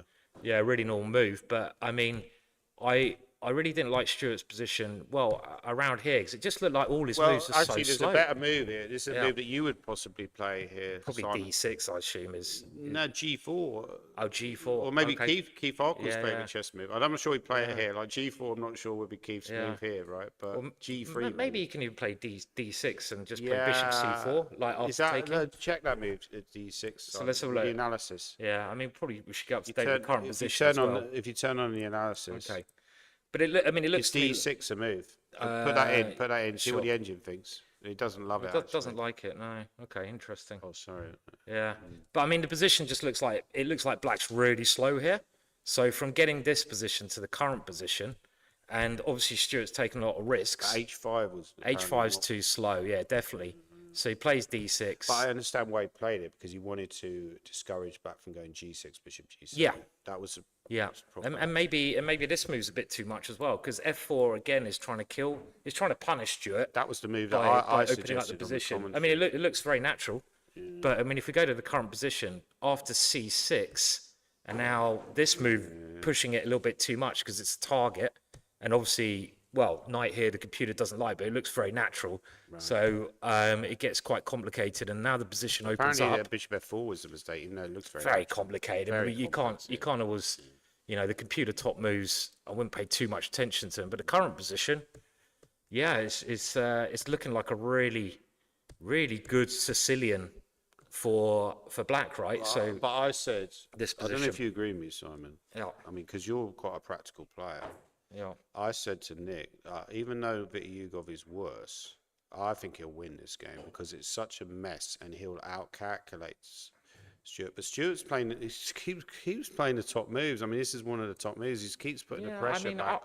I have faith that Stuart's going to win this just because Stuart loves messy positions. He's played messy positions all his life. Yeah, I don't know him as well as you do. That's. I mean, probably- Vichkov's obviously a much higher rate player, stronger player, but Stuart's really up for this game. I'm just in love with the high ratings. You just yeah. love the ratings, I yeah. just You love don't, ratings, yeah. But I mean, but look at Black's No, Black's I agree with pieces. you. I mean, if you I'd just much rather be black. Much rather be so black. easy to play, right? I mean, because like everything is pointing at the king. It looks like the king on D7 is weak. Also, yeah, that's the only problem. If you get rook, let's say you have 3 moves in a row, rather than attacking moves, you'd actually go rook HD8, king E8, king F8, and then you don't have to worry about your king, and then you've got an And with attack the for king this free. way. Yeah, You've got an attack for free, But so it's very unpleasant for black. it looks like the black white king is side. quite safe because white kind of needs a light squared bishop because the light squares are a bit He's weak. played a move quickly, by the way. So- He's played a move quickly. Okay, well, let's see what he's played. So he's done another mistake calling the computer. Wow. And I can understand why it's a mistake, because this is closing up the one file which White really had a chance to attack down. He didn't need to take here. So I don't think Vichkov's that comfortable in these messy positions. But I mean, if you just look at Black's pieces, you've got the queen pointing to B2, you've got the rook, you've got the bishop, you've got the knight potentially jumping in, the other knight I like the way you're taking over my computer, by the way. Nick's always like worried about. Well, you know. No, I'm a bit of a control You freak. can have it back in a minute. Sorry. There you go. No, I'm let joking. you. I'm I'll be joking. gone in a No, sec it's anyway. good. It's good that you're taking No, over. I'll leave But you guys to it. no, but but I just thought just looks massive. Queenie free. I mean, to be honest, this is an important decision as well, right? Because Yeah, I mean, you can go for could the go ending. Queenie free and get like a risk-free endgame. I would never do that because I Really? mean, well, I mean, what's Isn't it a good practical decision? I'd be thinking, and I think very importantly, you always think, what can White do? If White can't get any counterplay here, then why swap Queens off? Because I can just increase the pressure. So, like, yeah, I mean, I'd maybe bring my last rook in. This idea F5, F4 is very strong. Maybe you could show that. I think that's a bit. It's very hard to find lines that are better for White. So actually, my whole analysis. But what does White do here? I mean, what actual move does White play? No. It's This very. is, this It's is a problem. actually very hard for White, and the thing is, it's very hard to find a line that is better for White. So my analysis, where Victor Hugo will win because it's messy, but what are the lines that are better for White? There aren't any. Well, I can't find a move. I mean, when you're playing chess, you're saying practically speaking, Stuart's moves are quite easy. You can play F5. You can swap queens, but that maybe makes it easier. I just think he'll get nervous. I think he'll get nervous and make a blunder at some point. They're probably both very nervous, right? I mean, they're playing for the British Championships. I mean, they've got to be nervous. But do you find that, Simon? Obviously, I'll let you go soon, mate, because but do you find that there's like venues that you do well in, and I find there's a lot of venues I don't do well in. what was your game like today, by the way, It against was Jake? a bit of a boring draw today. Yeah, Just quite a boring draw. Do you want to show the game, or not really? I Not don't really? know. I It's think not we should really- stick with the top games today. So Yeah. What about the game between our good friend and obviously yeah, we can. Nick's If we have a brother? quick look at the top games, then I'll go. Let's have a quick look. Yeah, What but about just asking about knight e3. I mean, knight e3 is definitely the kind of move you'd want to play. Well, I think he's got this move, unfortunately, and you can get yourself in a little bit of a pickle here because the knight can't move now because of the queen. And if you try to back the knight up, then there's maybe some g4 undermining Very move. complex. So it's, I mean, like you don't need to do that yet because you should always think, what can your opponent play? And I can't see a good move for White. So if I was black here, I'd just be thinking about trying to improve my I think position. he'll go queen e3. I think he'll go queen e3 because it's a Queen risk-free yeah, pump. maybe. It's a risk-free pump. Queen e3 is very tempting, I have to say, because you know. It's a risk-free punt because you've also got to consider prize money situation. If you play the game, end game, and it's a draw, then I know what you mean, though. I know what you mean because given that it's a must-win game, really, it makes sense to play. If you find, but has he seen F5? He might not see it. It's easy when we've got the engine, but he might not have seen F5. But I mean, just bring another piece to an open file, you know, just because White can't do anything. And I think the way Stuart's played the opening, Stuart's picked an incredibly risky opening. So he's willing to take a lot of risks in this game. So he's been incredibly brave. Yeah, I agree so he's got to be in mind. But yeah, if we have a quick look at the other games before I go. Absolutely. What about the game? What about the game on board too? Because that's becoming very, very sharp. How do we now. get to that one then? Let me do it. Let me do it. I'll let you have your computer back. Yeah. Just in case you find my secret files. Right. I don't want to find them, thanks. Okay, so we've got this position on the board. Bishop a6. Wow. Okay, I mean, again, this game was really exciting. I mean, Mickey rarely plays open Sicilians nowadays against the youngsters, so they're both, again, very brave play. The only way I think you've got a chance of beating Mickey with black is getting a mess like this. You can't beat Mickey in a normal position. It's nearly impossible. You've got to play an open Sicilian. And I'm not sure Magnus Carlsen would agree with that. Well, But that's okay. Magnus If you're Carlsen. Magnus Carlsen, it's a different kettle of fish. But if you're a normal human being, A British player. if you're a British player, it's impossible to beat him in a normal position because he doesn't make mistakes. But this position is crazy. So I mean, obviously opposite side castling. So you just got to think really whose king's in more danger, right? I mean, there's a lot of immediate tactics going on. But Danny, I mean, you know these positions quite well. This is your type of position. I mean, without putting the evaluation bar on, that's the first question. Whose king is in Well, more I danger? just saw actually a comment in the YouTube chat. It said Adams is like plus 1.1, so he's actually played Queen C7, Simon. Okay, only So move. I think. I would expect you could sacrifice here. You could and then I think he's thinking about moves like F6. F6 makes a lot of sense, Simon, because after F6 you're hitting the bishop, right? You can't take the knight because you lose the rook, I guess. And then when the bishop drops, but I'm wondering if there's like a move like that, right? As crazy as it looks, knight F5, and if you take skis, as I always call it, Don't know where I got that one from. It's one of the don't poor ask me. ones in my repertoire. Is that a move or is it just garbage? What's the engine saying? It says white's better actually, so that's an interesting option. I mean, you're playing. I mean, even for Mickey, he's going to be nervous, and if you play that line, and it's unclear, it's quite a big thing to do. I think you So- might go F6 though, Simon, because I like this move is apparently a top move, but that also looks. I was going to kind say of Bishop risky. C4 because wow, I think your instincts are Well, better just than point mine. everything at your opponent's king, right? I mean, And take now your take- G6 because at least you're keeping Yeah. more lines open here. This It looks very natural. sorry, If he's I've seen pressed that, something. if he's seen that, it looks very natural. I think the only thing with F6, it looks like a good move as long as you've got knight F5, but you don't want to close down the king side. You want to open up as many lines as you can I agree with you. towards your king. I So agree with it you. kind of makes natural to try and make this move Yeah, work. yeah. And He's calculating it. He's definitely calculating it. Yeah, I mean, black's counterplay here is very slow because black's got to play one of these two moves, right? But I mean, even when he plays that, it's no threat. So Mickey has a big initiative here because he's got these ideas, right? He's got this idea. And if we show the computer's top move, which I think he'll play because you just point a piece towards your opponent's king. Yeah. I mean, it means you have to be willing to sacrifice a piece, but this is like a sacrifice you don't have to think about, So right? you think these This games is have easy. potential? It'd be amazing if one of these games, like the Stuart Conquest game or the Mickey Adams game, one not only help them to win the championship, but also maybe win the best game prize. Because if he does this could be like a best game prize contender, right? Yeah, I mean, I'm not sure what you guys probably know better than me, which is the best game so far. Well, we were but thinking I don't about the know. David Eggleston game against Gawain. That Yeah, was a nice it's a good game. game, And yeah. Have you won any best game prizes?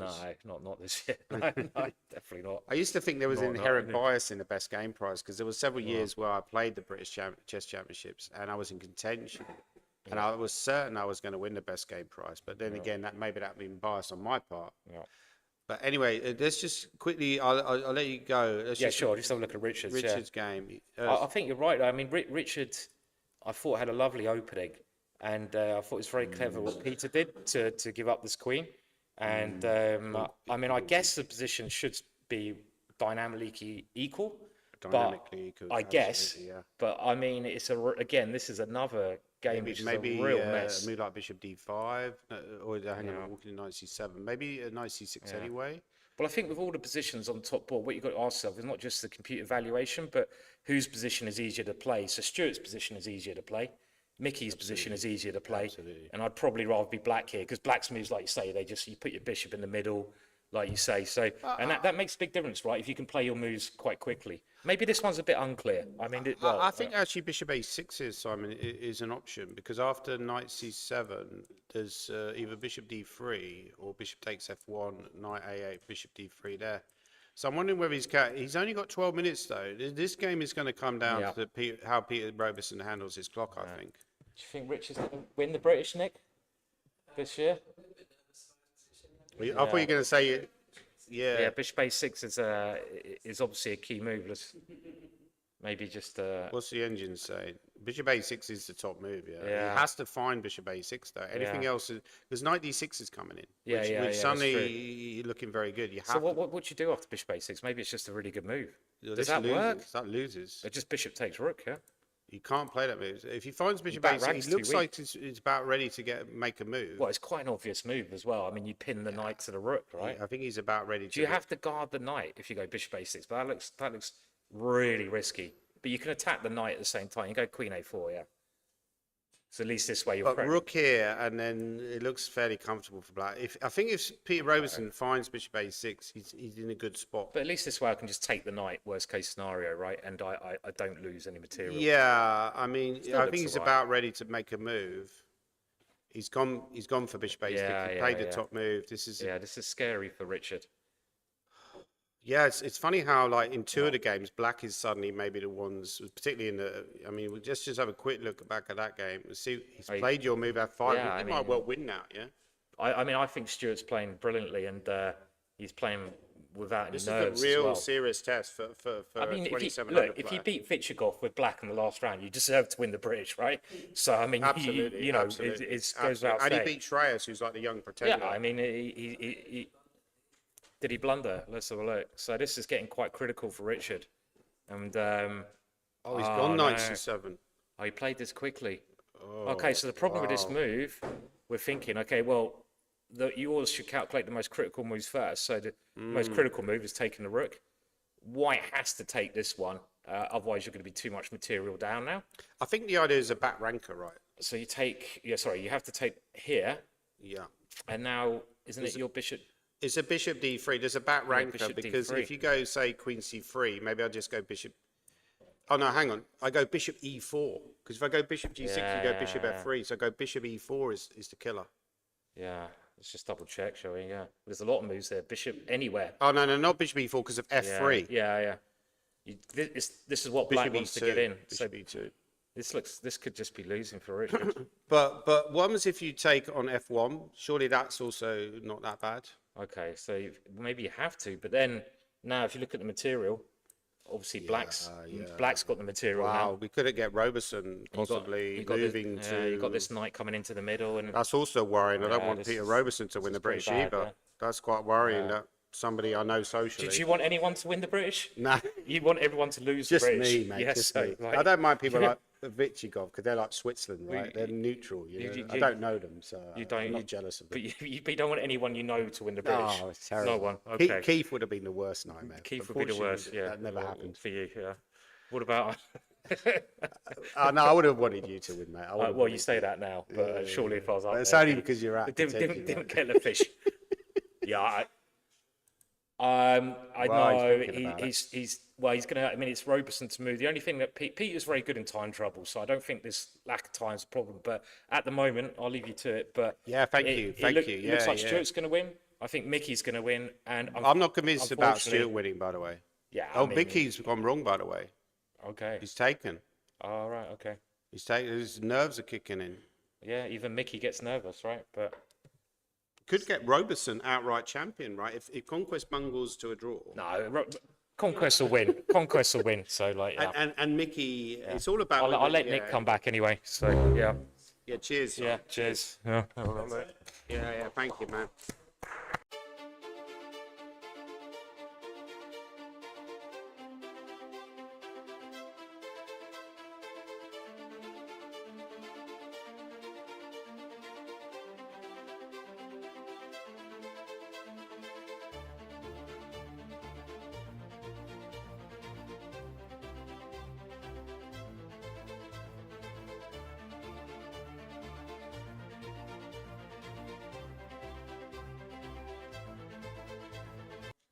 Okay, I will be going soon.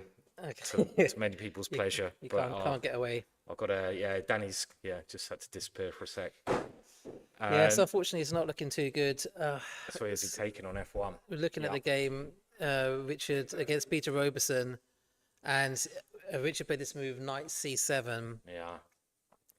bishop takes f1, and it looks like he has to play king takes f1. I'm sure that his intention would have been to play Yeah. knight takes a8. That was probably his initial intention, but it looks as though Actually, bishop c4 to b3 is. bishop c4 is a really strong move. Yeah, the idea of bishop b3 Yeah. and a back rank checkmate, and obviously the other threat is just to take the knight. So if white plays a move like h4, for example, black can just take the knight, and black's Piece up. a piece up.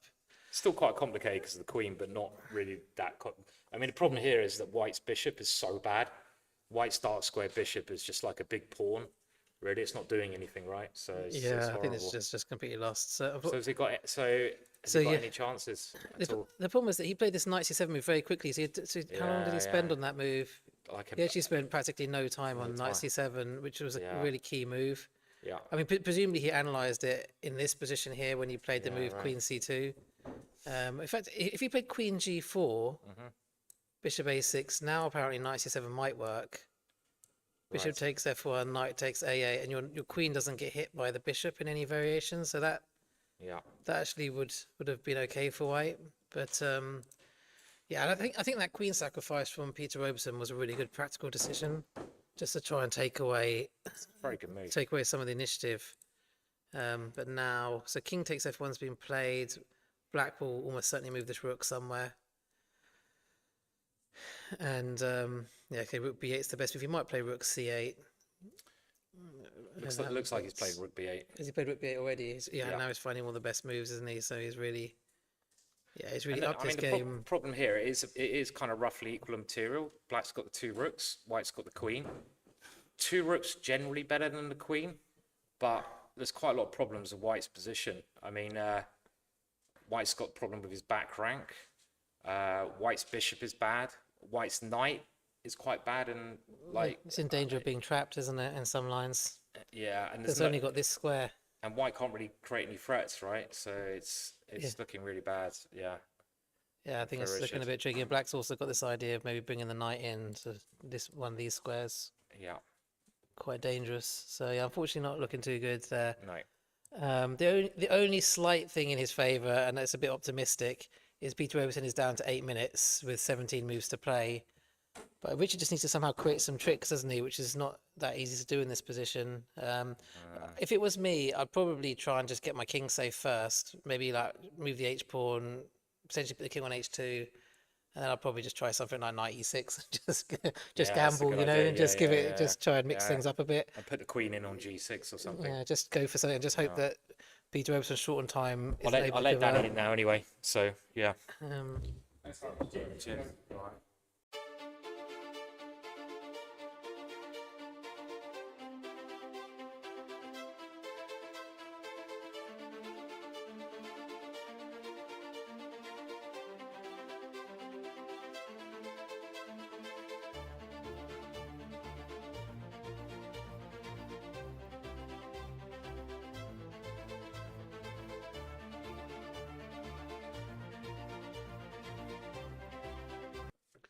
Hello, everybody. Welcome back. Thanks for Simon Williams. Unbelievably instructive commentary. You know, not only a good friend of mine, but a brilliant commentator. You know, one of the most popular commentators in chess. not that you're The jealous. check is in the post. Yeah, we get some big developments here. Like Shreyas Rawal has resigned to Jonah Willow. We did think that ending was very bad. I think Jonah's. Sometimes your mind, Nick, is still stuck in the previous day, right? I think so, because the championship had gone for Shreyas, and if you look at the clock time, he's actually played very quickly as well, so he probably He's lost wasn't interest. fully He's lost focused. interest. So let's forget. You can forget about that game for Shreyas. Let's It move was on. interesting because I was just speaking to one of the control team, and they've actually asked us to name the best game prize. Yeah. I think up to now you did have some candidates, but there's certainly I think the game by Stewart is right up there at It's the starting moment. to develop as So if he potentially the best game. because he's been playing the best moves pretty much every move. It's an unbelievable game. It's like it's rolling back to 2008 vibes. Tears about to roll down my face. Like the sentimentality level is just unbelievable. But let's see. I mean, the question is, can he just keep it going? Should we go back to that game? Yeah, absolutely. So, because you're suggesting this sort of queen trade idea all the time, I just like to keep it it now. I safe. mean, look at this pawn wedge. It's Vichigov, however, does not look that perturbed. That's what's really amazing. He's really keeping his cool. I mentioned that before, that these guys, the really top guys, one of the things that sets them apart, they don't get flustered. We'd get flustered here, wouldn't we, Nick? They don't get flustered. They stay in the process. By the way, Gawain Jones has won with black. He looks very happy, smiling. He's bagged himself a lovely big wedge of a prize. So well done to Gawain. Unlucky to William Claridge Hansen, who's one of the stars of this tournament. So William at least made an IM norm, so a good Well done tournament to for him. Yeah. Gawain had a good finish, and he'll get good payday. He's not going to defend his title, but he'll probably finish about third place, I imagine, third or fourth place. By the way, can we go to the Mickey game? Because that seemed to be like a very important moment as well. Because after Queen C7, apparently that was a big mistake. And the game is now Merksville. Now, clearly you can't take it. So he didn't find Simon's best move. Simon actually found the best move here, which is Bishop C4 immediately. I wanted to go F6, which apparently was not the best. Quite committal F6, isn't it? Yeah, Bishop C4. Well, again, I said I wanted to, but obviously over the ball game, you'd have more time to think about it, wouldn't you? But Bishop C4. Just out of interest, who do you think is going to win in the Vichugov game against Stewart? That's Fit Hugo. Stewart is very low on time, isn't he? It's still very much in the balance, that game. I'd say Roberson has like really good chances now. I mean, more than really good. He should really convert, but obviously he's short of time as well. If he had more time, I think he would convert. Stewart just keeps playing the best move every move. Unbelievable. It's unbelievable. Vladimir Kramnik is finding this game very interesting, watching his good friend Nikita trying to take down a British Championship title. I think we can expect a tweet later. Stuart has played an incredible game so far, This is but incredible. can he finish it off? Is That's this your leading candidate for best game prize if he wins the game? By the way, we've had more moves in this game. he still needs Let's to just finish see it the off, doesn't position he? on the board. Michael Adams is white, and he's won the exchange actually, but black was. This actually opens up the possibility, I believe, of a possible draw, followed by that would help the other people, because obviously if that knocks Michael Adams out, but let's say Stewart wins and Peter Robertson wins, which is at the moment looking like quite possible, you then got a situation where neither of the two who went into the today as huge favourites to at least get to the playoff, they don't even get in the playoff, which would just be an unbelievable situation. What do you think about Black's chances of holding this position? Yeah, we saw earlier in the tournament, Chopor was quite happy to sacrifice an exchange against Amit, so he's quite comfortable playing these And positions. against Gawain. Maybe you're thinking Oh, about did the he- Gawain game. I thought he did against Amit as well. Did he? Maybe against Amit Maybe as just well, the yeah. exchange sacrifice master. Quite Let's- happy to sacrifice the exchange. Okay, this position is apparently better for White. However, let's switch to the Richard game, because there's critical moments here. He's got this extra queen, but Black now has 2 rooks. I think it's time for knight e6. Throw the dice. I mean, the position is just looking. I mean, if you have to go knight a6, you're going to probably lose the knight anyway. To be honest. That's what I was thinking, because knight a6, Nick, there's rook b6 or rook c6. Well, rook, no, you don't go rook c6, you go rook b6. I keep blundering, yeah. I'm too tired now. But this looks, yeah, I mean, you have maybe b4, but you're just getting, this is just bad, right? And very simple to play for Black with no counterplay. Yeah. Simple as. So your idea, actually, which is very clever, is just to go here. And then, I like this, although I think a safe way for Black is maybe rook c6 and then probably winning bishop f8, but Yeah, it looks. I mean, I'm sure it's winning for He Black. ha- he- He's got to try something. has he played it? I think he's played it. He's given it a go. What did he play? He's given the knight sack a go, and now he's He's taken got on bishop h6. h6. He does all it. But the thing is that the best you can hope for is a perpetual if Black takes it. Oh, right. But I just don't know. That's a lot of material up, isn't it? If you take, Yeah. check, king here. Obviously, you have to go king here eventually. King e8, king e8, I presume, yeah? That's a lot of material up.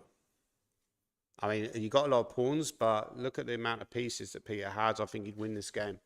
I'm It almost feels certain like- he'd win this game, because I'll tell you why.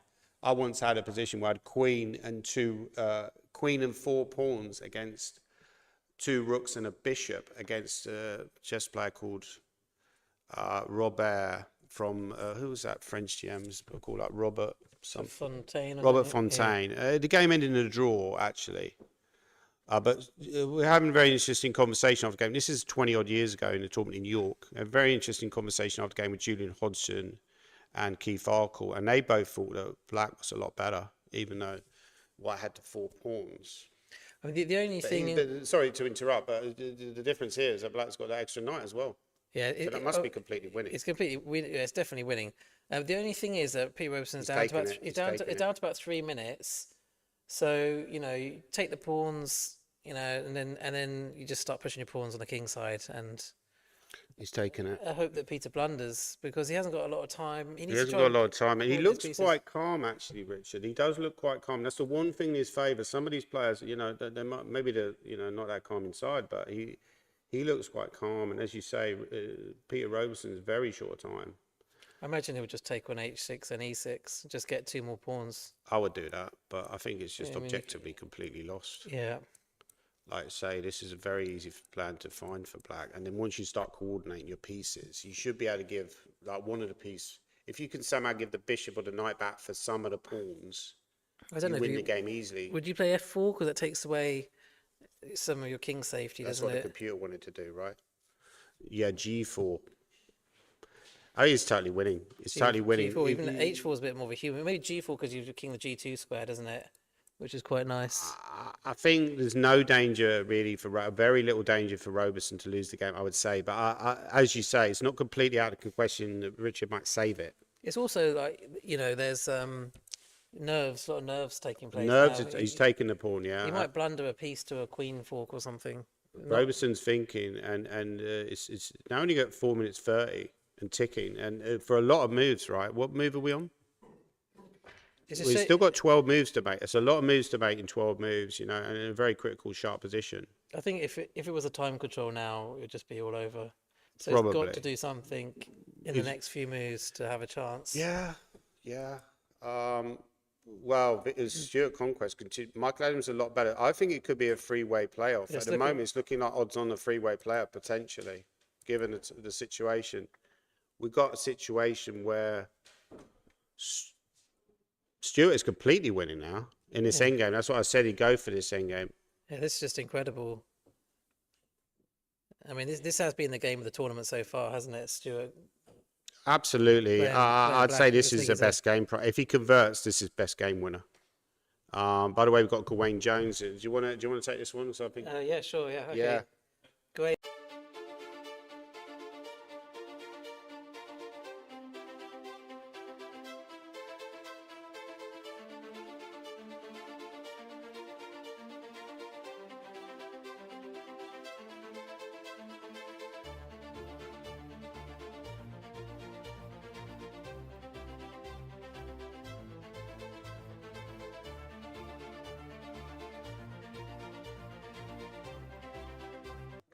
Okay, welcome back. So we're very lucky to be joined by Gawain Jones, defending champion for maybe a couple more hours. Never know. I might get very lucky. Unless something get to play all very day, unusual but happens. yeah. And Unlikely. Gawain won his final round today against William Claridge Hansen, which I think put you on 6.5 out of 9. Is that right? Yeah. How do you feel your tournament went overall? I was almost. I lost back in round 2, which made things tricky.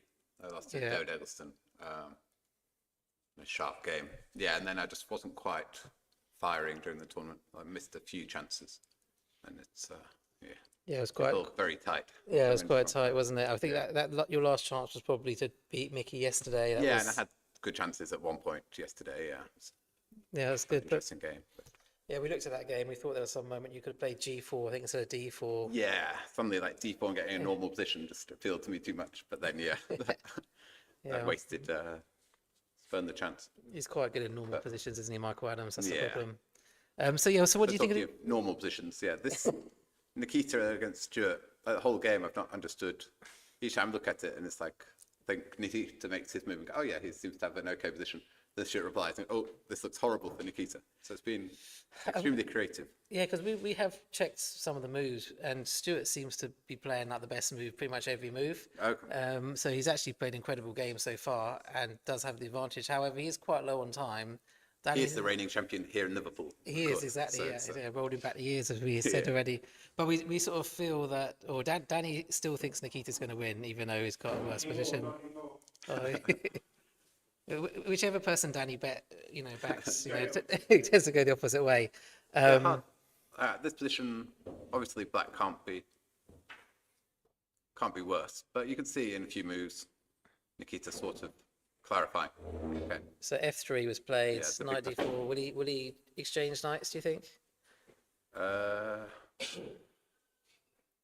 I guess visually you don't want to allow that knight into e6, but only, yeah, they've just exchanged knights. Okay, so Watching the exchange video. knights. Okay. So yeah, it's going to be a lot of suffering with this pawn on against this pawn on f3 forever, right? But Nikita's very strong. Won't go down without a fight. I mean, one of the slight concerns is obviously White has to always watch out for knight c4 if that anything comes of that with the bishop opposite the rook. Well, I guess Black will maybe activate the rook on h8 now. The question is, do you want to play g4 or not, right? Do you support this fast pawn? Do you get worried that White might go g4 and eventually the f3 pawn drop off?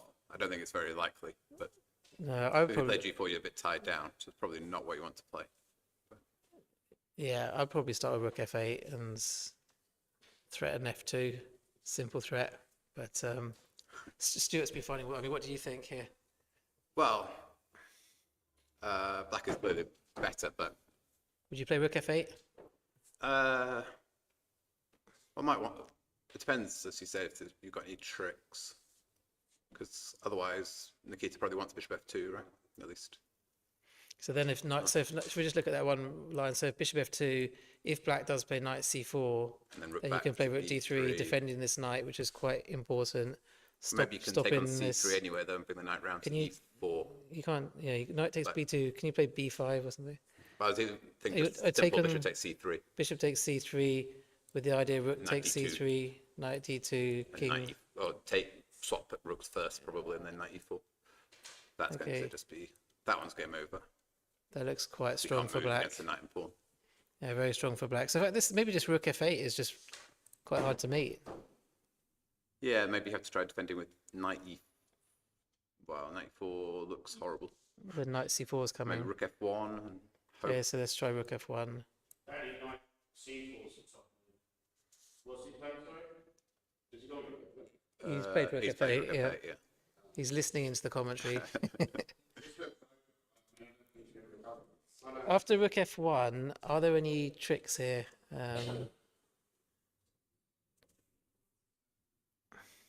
Yeah, if you have the position of black, things, are you looking for the tricks, or are you just trying to keep your I mean, positional advantage with this pawn and f3? you could try and keep a positional advantage. I was looking for some sort of trick, but Like maybe like knight c4, rook d3, rook ce8, something just something. Let's have a look at knight c4. So knight Keep c4, entirely tied down. rook d3, And just rook ce8, just to stop rook the f3 c8. pawn hanging. Yeah, I was trying to play f2. Maybe we're threatening f2 now, are we? I'm not sure. Possibly not. We might be threatening f2 actually. Yeah. f2, bishop takes rook e2 as an idea. Not rook Maybe you want to go e2. Not knight rook e2. I d1. just blundered my rook. Sorry. I don't know if we're even Yeah, threatening it. knight d1. It's not very active, but if white gets enough time to play what like king c1, b3, and sort of set up some fortress there, b3, c4, then it's Do you want to try what and they just played. play He's played knight d1 immediately. knight Oh. d1? Let me just Oh no, hang on, I see. No, sorry. let me that's just our refresh the analysis. page. I know, it's gone rook So f8, rook f1 as we expected. Yeah, they're following us. What's happening on the other two? So yeah, we think Richard has blundered against Peter. So Peter is winning, but he's kind of rolling the dice a bit with Peter low on time.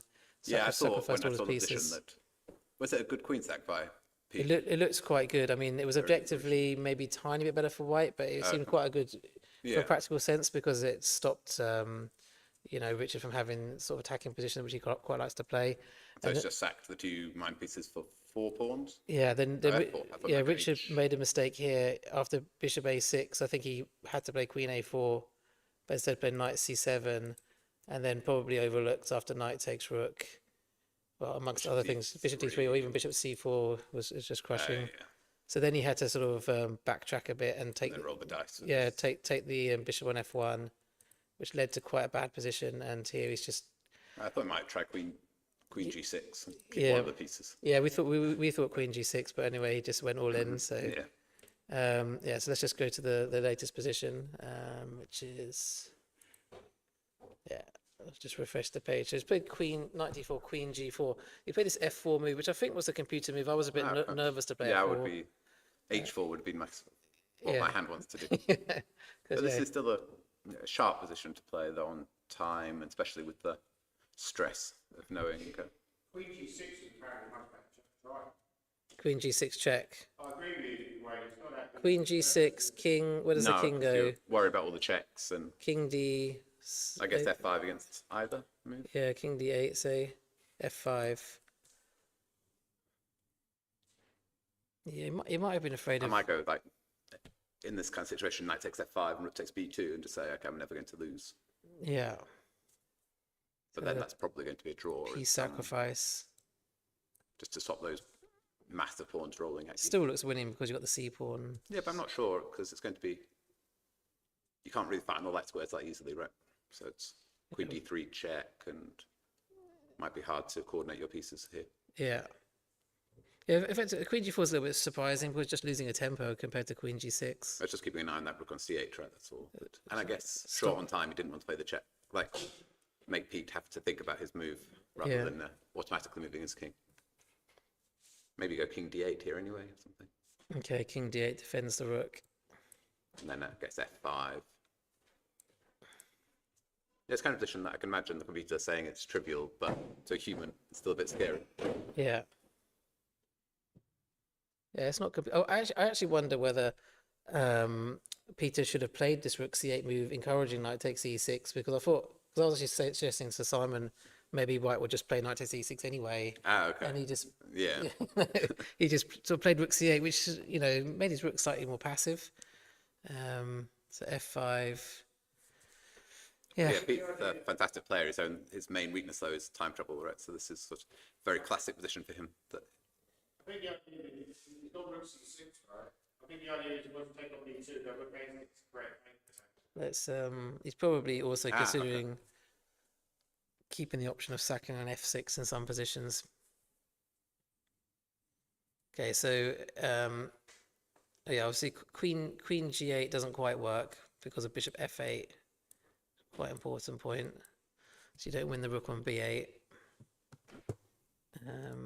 So I guess f5 is most likely here. I don't see an obvious way of holding on to the pawn on b2. So f5, you think rook takes b2, and then after f6, will he just take it, or is it? Yeah. Let's just give it a go anyway. Yeah, the problem is there's no really good checks for White here, are there? So if you take, you've got queen g8 check, But king king e7, somewhere, king e7, queen h7. and then you'll start running on the dark squares for king d8, king c7, king b6. Okay, yeah, just trying to escape out that way. Yeah. The problem is as soon as you take the bishop, Black just gets a checkmating attack, almost instant checkmate actually. Yeah. Rook e2, for example. So Rich might need to take time out and move his h pawn, but that's not. Yeah, you don't really want to spend any more time. So maybe rook c6 is quite a good move then. Yeah. I suppose you can defend the pawn with queen g8 check and queen a2, but it's not quite what you were Queen g8 hoping check. for when you sacked the piece. Maybe bishop f8. Two pieces. Or can you get some? Just try for f5, rook takes b2, f6, but I'm not sure what my threat is. f5 here. Or take e6 maybe. So if they take one of these, and if he just You carries can on, just take the pawn, if he just probably. carries on I was as hoping for before, that. But e6. e6 does at least threaten queen f7. Yeah.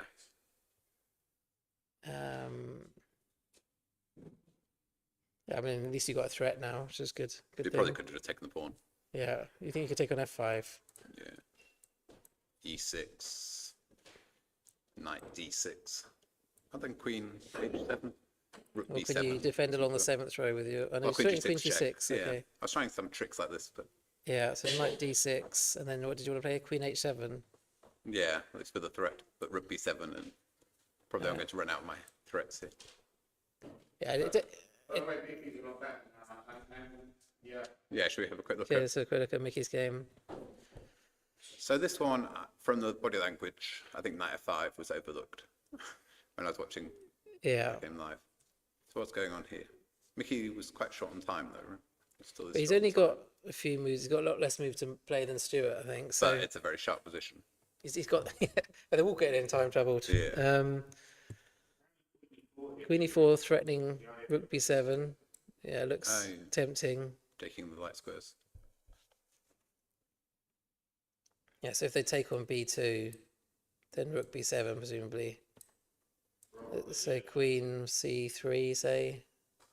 Maybe it wasn't rook b7. How is queen c4? Queen c4 for black. Maybe it wasn't rook b7. Maybe you can take the pawn on b4. Yeah, you can get some pawns and try them in the endgame. Yeah. It's not a. So so after queen takes, you want to take the queen, do you? Well, I'm not sure if you take that pawn whether I'm to exchange queens or drop back now. Okay. I was thinking queen e6. Oh, queen keep back to an eye on. e6. Okay, sorry. I mean, the top line is crazy, but queen e4. Of the queen e4. Top line is b3. Okay, that's quite messy. Right. ab3. Yeah, you could also take with the rook, I guess. But okay, ab3. Well, I'll take with the rook d5. And now queen Oh, takes d5.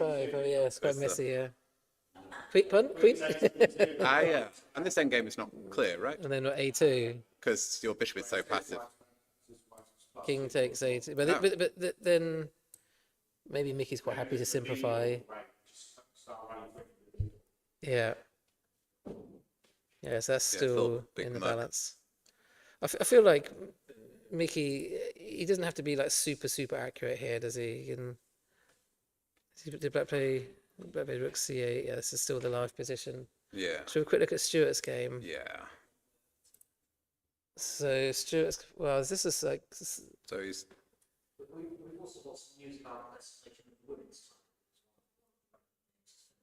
okay. What happened in the women? So the other games are just so tight. We haven't really focused on the women's.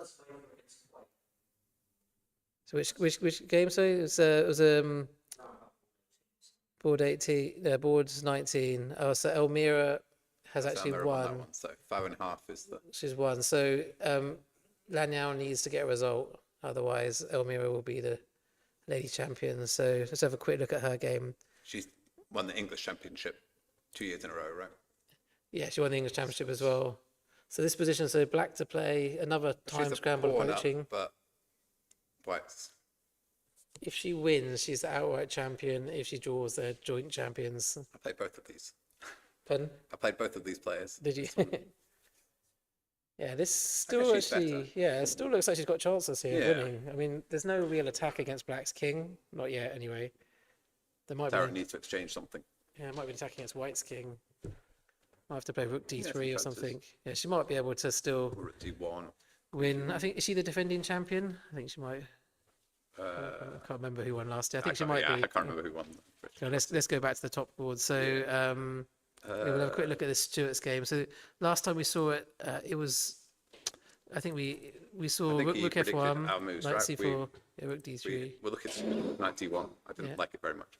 We played all the moves we were looking at. So Yeah. Rook E2, obviously this pawn can't be taken because of the pressure on the bishop. So I'll just quickly show that, obviously. Yeah. And then the knight's also under attack. So Nikita played King C1 to threaten to take because you've got the rook S. Oh no, it's not threatening to take, is it? You don't. Oh, have sorry, rook I've S7 gone check to, over I've here. gone to the wrong position. Sorry, yeah, but he played. So I don't think he was threatening it, but okay. Yeah, he probably just sort of defends the knight a bit, Yeah. and G4 makes sense. So the knight's been kicked with B3. B3. So And Stuart's just moved, has he? where would you put the knight? He's played Knight E5. Okay, it still feels like winning for Black here, doesn't it? It was a big mistake, was it? Yeah, Was- it's still a lot better for Black. Apparently, that's giving Keys some chances.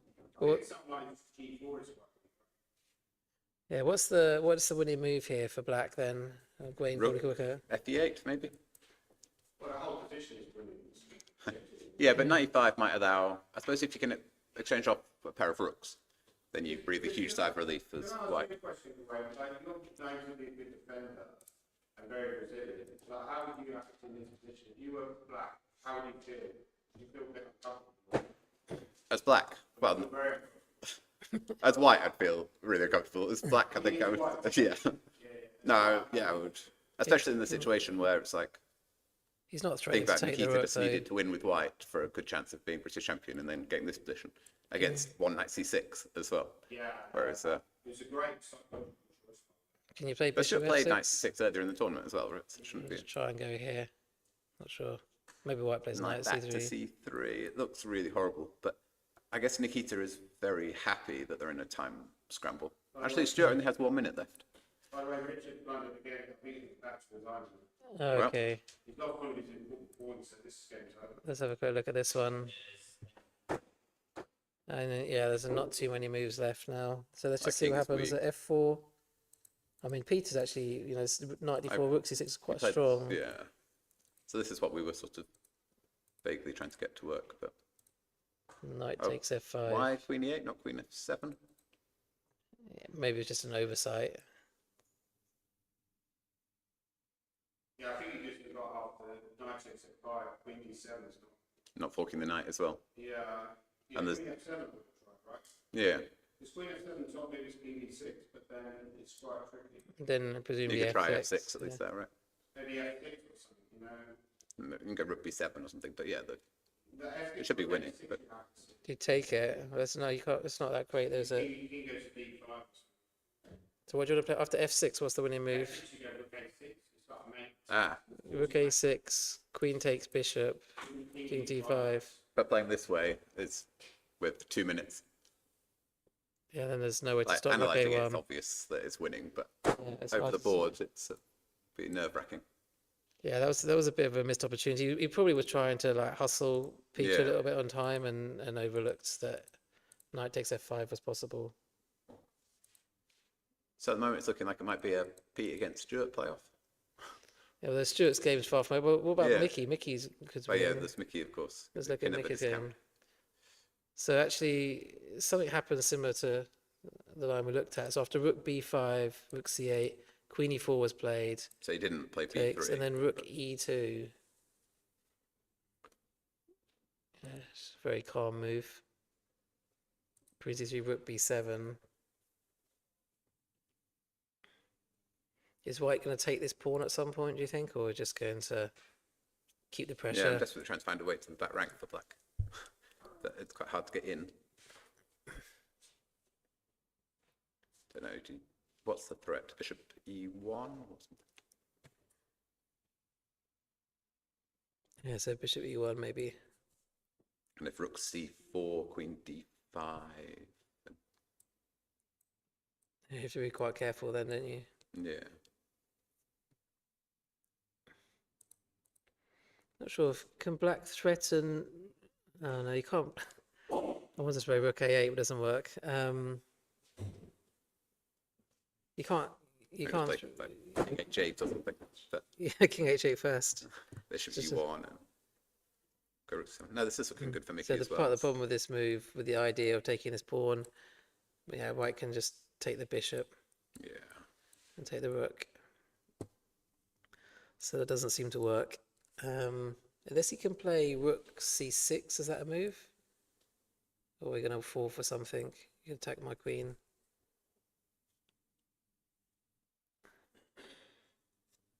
I guess Mickey's just, he's only got one move to make after this as well to get to move 40, and then he can have a think. Exactly. So it looks So quite it's- comfortable. Should we quickly go back to Stuart's game? Because that looks like the Stuart most or tense Pete's one. game, Pete and Rich, that's Yeah, I think that unfortunately, Rich is looking pretty much finished, barring some crazy blunder from Peter in the next two moves. it feels like he's gone rook B1 check. Yeah, Like 93, Would be one just to make another move. but maybe. 93 check was probably Yeah, that was a bit more clinical, wasn't it? But yeah, okay, just you get can't some come checks. to the e file because of rook e6, so you have to go king f2. yeah. I think he's just trying to burn time, isn't At least he? I'd be happy with my king not on the back rank anymore. That's why. King f3. Yeah, Yeah, he's just trying to make some moves. Maybe go rook b3 as well. yeah, but keep going forward with the king. Because with the king on the back rank, I think it was over. Because there was 93 check, yeah, which because came over, right? actually when But you're attacking the knight, that's slightly yeah, awkward, isn't at it? least if the king's not being mated, then you've got more. Yeah, that's really shocking when we won. Yeah, Yeah, I think it 93 just was a of time- course mate, right? It was a time thing, wasn't it? You don't, you never let king off the back. Yeah, Or I would even go bishop in 6 there, just to coordinate. yeah, bishop. Well, I'd have calculated 93 check, which felt. I think he'd probably win anyway. Yeah, but this game now might be a bit more. What did he play on the last move? So Richard's playing quite fast, so Richard's just trying to hustle him, Yeah, because which now. makes sense. And we just Okay, I guess they'll go 94 update the position. check. But they're quite.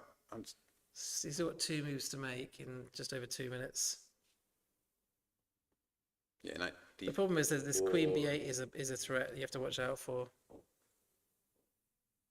As well as obviously just trying to attack the knight might be an option as Yeah, well. so if you get some, I don't know, fantasy line like 94 check king e4, rook takes e6 check king d3. Must be completely winning, but at least looks then quite safe, doesn't it? White's king isn't being Yeah, mated but after anymore. knight d4 check, why would you put the king on e4? Would you not? I wouldn't really put it. Or try and find a safe square. I'm not sure where though. I wasn't sure where the safe square was. But if you get the king to c4, then you start having more sort of perpetual ideas, right? Even with queen b8, Yeah. it's going to be hard to find a safe spot for black's king. So you think king e4 is the best try? Well, I think you're struggling to find a square for the king. Maybe you can go king g4. That's probably. But I think Peter would be quite happy to get this position and then get some more time on the clock. yeah, Is there any more testing square we can put the king? Because we have got obviously two threats now, this and this. but yeah. So you can try king g4, I suppose. King Rook take- g4, yeah, that's a more So interesting rook try. takes g2 check, king h3, rook g7. But now at least everything is defended. And And White's then king is back on the Queen B8. And back then, rank. King A5 and start running. There's no square that's going to fork the rook on G7, which is then it's the only loose piece, the only loose piece, yeah. Let's see what, okay. That's not going to finish before move 40 now. let's just So see, let's see jump what back to road. board 1. Oh, he played knight d4, yeah, so that's quite a strong move, I think. Yeah, but Richard doesn't have a great, you I, think king I think e4 king is E4 is the try? best try. Okay, we'll go back to board 1 then. Unless you actually king E4 rook E2 check Could be, is yeah, game over. probably game over. But So let's just pick up where we were. So so they've exchanged. 95 was played, and going back, yeah, rook d2. You actually played my bishop f6 move. Yeah. Knight c3, rook g2, interesting move. Threat Obviously, bishop G5. yeah, main threat. Knight e4. Okay, bishop d8. Obviously, just quickly point out you can't take. Well, you can maybe take, but then obviously you take the rook, they queen. So that's Yeah, just and if game rook over. G1, they lose the Rook bishop. h1, probably, yeah. Very smooth. So rook h1, defending the h pawn. This Bishop Nikita a5. does have a sort of his pieces have coordinated a bit more now, right? With that knight on E4. Yeah. King c2. b5. Yeah. The king's coming over. It's just got 2 more moves to make. Doesn't look so clear to me anymore. Is there any way to try and win that d pawn? It's probably not that easy to win the d pawn though. Not sure what White's next move is, but Is White decided to play king e3? Was that fall for something? maybe yeah. But I wasn't sure then after king E3 what the next move. I wanted to bring the king round to F1 to force the exchange of rooks, but yeah, maybe you can go king E3 and then take on G2, rook G1. Yeah, I think Nikita's escaping. Oh, by the way, the big stalemate in your roads and that. Ah, okay. Okay. Just It could legitimately blunder away to the rule. And you don't Richard didn't have a stalemate. okay. Let's have a look. So it's knight d4. Oh, that's yeah. This rook G7 where I just finished the line. Queen takes C, Oh, but Queen takes C6 check. Oh yeah. Beautiful. You were about to play that knight move, weren't we? I This think we is well, looked you at it. just stopped the line there. I would have fallen for this Oh, in yeah. time trouble. Quite a nice That try. would be He's, it. he's actually quite unlucky that Peter has now just got to move 40. Yeah, but he's got. Well, I guess he's thinking now. Yeah, otherwise that would have been. It would have been quite a stressful move to play.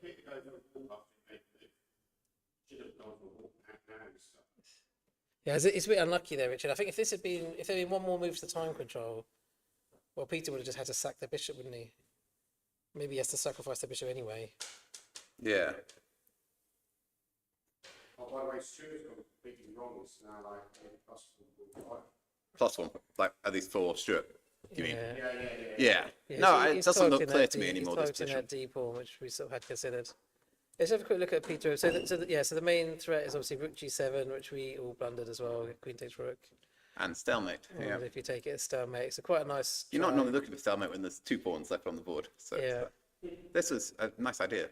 I think you could easily do that. Well, Now he's got time, though, He's hasn't he? thinking about it now, but he'll realise he's just blundered away a piece. Because Yeah, so Danny thinks that he might fall for it now, but the main point is that Peter Wait. has reached the time control. yeah, this on move 41 now, so he's got another half hour to think about it. But So what if do you play? Do you just instead of- sacrifice the bishop now? Well, if you go back 1 move, obviously missed it because bishop d6, right? Otherwise would have. Bishop d6 Or controlling maybe the square. e7 still. Oh no, rook c7. Sorry, that's the rook c7 was the professional move, right? Then there's no play. And then you can sort of resign, Yeah, because queen b8 or c rook b7. and the pawns are just dropping, and the c pawn coming through. Yeah. So he's got 1 piece back.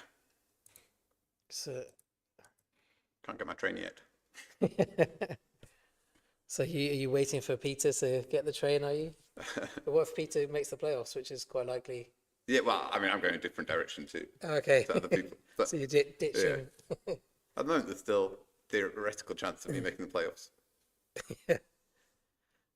If I'm in the top 8 of a massive tie. It's done on rating performance, isn't it? I think. Yes, I think I would be, but Yeah, I think so.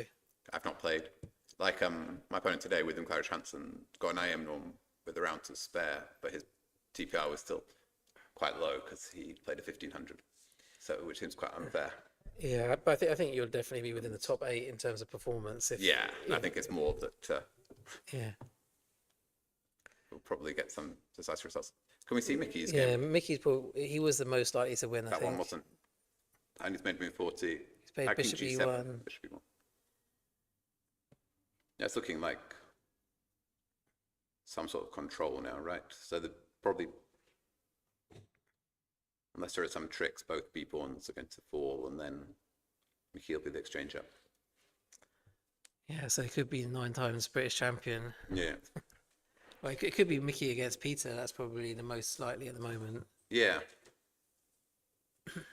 Well, Peter will be kicking himself if he's seen the stalemate trap and just how the game's still going. But in some ways, I think this position, yeah. So he sacrificed the bishop with the extra knight should be Yeah, quite comfortable. I guess Richard has to take the bishop now. There's no other tricks. And then all the black pieces are defended, aren't they? Which is yeah. slightly King will annoying. just Yeah. So there's no loose be pieces. safe on C4. Yeah. So yeah, this is whether. Do you know how to pronounce his opponent's name, by the way? It's a sort of, it's a CH kind of sound, right? But I've always been corrected when I've tried to pronounce it. So. Okay. Yeah, we think it might be Chorpor. Chorpor, but we're not sure. Yeah, so he's got to try and come up with some sort of active play. I'm not quite sure what he can actually do here. No, it feels like Mickey's completely dominating the board now, right? So I don't really see a way of playing without exchanging queens, but then you'll Yeah, then you're going to lose Gonna both be the in B trouble. pawns, aren't you? Yeah. And just be a clean exchange down. So I probably, he's made well, the maybe time I'd go control. queen C4, but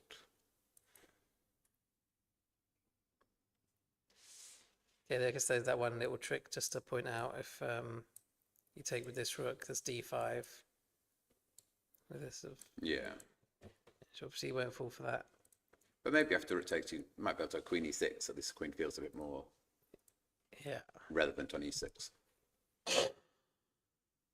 But ideas of, well, I'm not quite sure how you're going to push in the centre, but It's quite hard to do anything, isn't it? You can't really play knight d4, they just take it. You can't play d5 because the e pawn. So let's say, I mean, would white take this pawn now? I don't know if you want to even take that pawn. well, then rook C4, and Yeah, the H4 pawn is the main headache for white in this position. that's true. Yeah, rook c4 is slightly annoying for white to meet. Yeah, what is white's winning plan here, do you think? That's two. Are you going to try and push the Maintain a control. pawn, or is that a bit of a risky? Yeah, well, I don't think it should be too risky. I don't know whether you should exchange queens or not. It's a tricky. Do you think white should exchange queens after queen c4? But I don't think you, I wasn't sure about this exchange, 'cause unless the A pawn is going to be fast enough, because H4 is now dropping. Right? So it would be something like So this. exchange Yeah. rooks and take on H4, and this might be winning. A4. A4, but It's quite sort of concrete, isn't it? Then so knight f3, I guess. yeah, and just A5. continue. Probably have to throw in bishop D8, right? Which Bishop d8, isn't that promising. A6. For once. Bishop B6. take, I guess. It feels lost for black.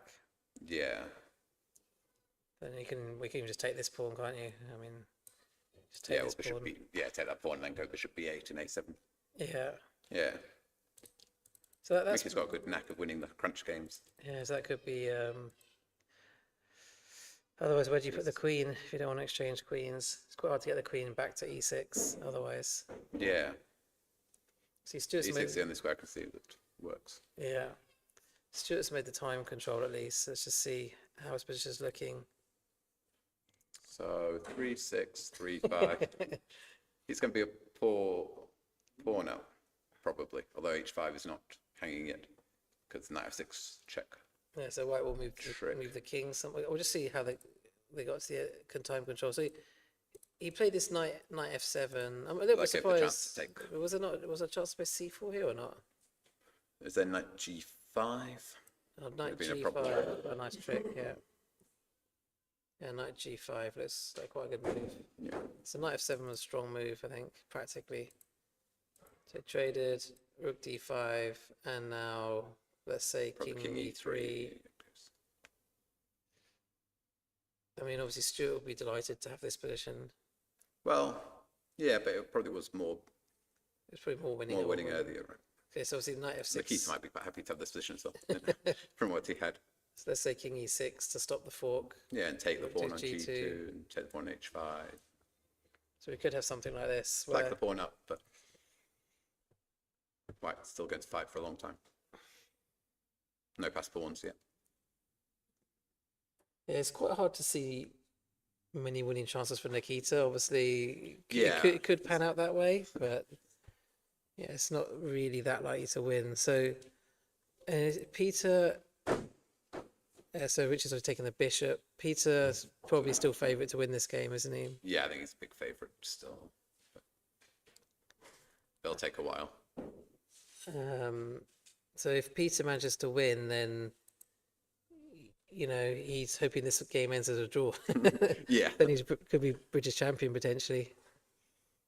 So it looks like Black's maybe going for rook a8, and well, it doesn't really threat. We can defend it quite easily with the queen c4, I guess. But so bishop takes Was b4. he- Where's he going to go with that queen? Yeah, so bishop Maybe takes put the queen on a8 or something and try and. queen a8. Okay. There's or no bishop tricks, take- is there? Oh, yeah, I think you can play with bishop takes d6. Yeah. Yeah, But then bishop- where's the queen going to go? Because So if you play queen a6, or yeah, maybe a6 then. And then, well, probably not threatening knight g3, right? yeah, Only knight whether you can g3, play something like a3 now and just try and stabilize. just a3. Even I don't know. Is rook? Have you got any tricks? Rook c4. Is that an idea? Although I don't know if it threatens anything. It feels that somehow this. Should be winning for white. Yeah, maybe a3 is quite a good move. And later on, you might consider rook f2 and just attack the knight. Yeah, so should be probably win. So we think most likely could be like It's a Mickey Pete- Pete playoff. Most likely. Yeah, That's assuming that this game finishes a draw. yeah. No, that's quite good. No, but yeah, thanks for showing. We better let No Danny problem. back Yeah, in let because Danny back in as he's the probably getting special feeling left commentator. out. But thanks for showing us No through problem. the key games anyway, and well Thanks. done on not quite defending your title, but Yeah, at getting least a finishing decent with a score. win is nice. So Yeah, it's, that's yeah. good. Yeah. Brilliant. Thanks. Okay, thanks then, Graham. Thank you. Bye, everyone. Thank you. Thank you.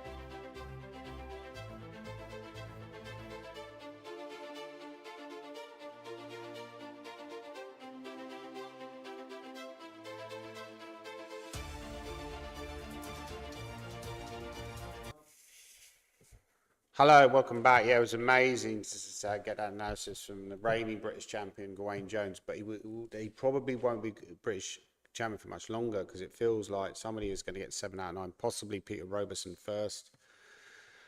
Feels like Conquest kind of backs up what I was saying, actually, Nick, that he'd kind of blown, there was always a danger he'd blow that advantage in the time trial. He may have blown the playoff, and even more agonisingly, he may have potentially blown the best game price. That's definitely that possibility. Who's your sort of main candidate for best game prize? Do you think Eggy for his win against Gawain? It's hard to say. I mean, Shreyas' win? You like that one as well? What are you thinking? I'm thinking Eggy, but what are you thinking? Yeah, that was quite. I thought that was quite a good game. We'll have to probably go over that again at some point just to double check. By the way, we've had some big developments in the. So if we just check what happened. At this point, White was doing a lot better, but we've seen this in many Super Tit games where Samurai outplays his opponents from bad positions. He just lacks experience. When he gets into like an end game, he seems to outplay his opponents cold-bloodedly, and the same thing has happened today, unbelievably. I did mention that this King H8 might happen in some sort of kingside counterplay at some moment. I think Yi Chen must have blundered at some point. Knight F3 was kind of a questionable move. And the computer's questioning quite a lot of the moves Yeah. played in this game. E5 with the idea that knight, yeah, you kind of want to blockade that square, but it's not easy to achieve it. So he went queen E4, which is a blockade. But then big blunder. He blundered rook F4, Nick, which is a typical tactic that these super kids will find. I think Yishen's just struggled a bit in the time scramble here, hasn't he? His level's gone down. That's a very poor move because the basic point is you can't take the rook. Obviously, you can't take with a queen because it's defended by the pawn and the bishop. You can't take with a pawn because it's a legal move because your king's on the g file. So obviously, if you move the queen, you're losing a blockade. If you move the queen to a square like this, you're losing a blockade to e4. So he went queen. He decided, well, I've got to give up the piece. But obviously now he's just in a much worse, possibly losing endgame. Although to be fair, the engine does only give super tit. Like, but you'd be fuming here, wouldn't you? You'd be like, I was pressing against this super kid, and now he's all cocky again, right? It's like, what is going on? But this is an impressive game again by Super Tit. I mean, he's just impressed the whole tournament. I think Yishen maybe struggled a bit in the time scramble in that game. There seemed to be a few mistakes, but yeah, I mean, you can't really question Super Tit in the last few games. He's played Simon Williams, Mark Hebden, Amit, Marcus, and now Yishen. So 5 incredibly, resilient players. I think, and he could potentially have 4 out of 5. Even. I think Super Tit is a future British champion, and that might happen much quicker than people realise. And the thing is, when he came in, it was, it's always good to have people come in because a lot of people we're not familiar with. We're probably a bit more familiar with Mickey Adams, but some of these newer names we're not that familiar with. It's always great to have them come in. He was analysing variations with Ami, and he saw as much as Ami did, which is unbelievable. So that game is looking like suffering, big time suffering here for Yi Chen Han. Potentially, who is going to be, maybe Super Tit is going to win the under-21 title. What do you think? Yeah, so Chorpor's currently in the lead, isn't he? On 5. No, what's Chorpor on? But Chorpor's going to on lose, 6. right? And so Super Tit's going to overtake him. Yeah, but what's Super Tit? What's Super Tit's on 5.5. So he actually would overtake him by beating him. And the other Super one, Tit's down floating, isn't he? Jonah Willow's not under 21, is he? Don't think so. Oh, but hang on, I'm forgetting about one other name. Bazakusta, who seems to be winning. So he's also, possibly a tie for the top. We said this game was potentially a bit of a disaster for Marcus at the opening. He missed that very clever idea. Now he's in big trouble. And So it could maybe be Super Tit and Bazakusta, I guess. I think Super Tit Bazakusta, but Super Tit has to convert, and it doesn't actually look winning at this point. It just looks like he's a lot better. So it might end up being a draw that game. So the question is whether Super Tit will win and join Bazakusta, who looks like he's probably going to win against Marcus Harvey. Richard Pert game's still going. It's just a question of conversion here. Sadly, your brother has had a great tournament, though, regardless of the result here. But It was a nice little stir metric. I think he was just a bit unlucky that it fell on move 41. If there'd been one move earlier, there's a chance Roberson would have fallen for that. yeah, because now the clock's at equalised. Roberson, though, I would just play moves quickly here.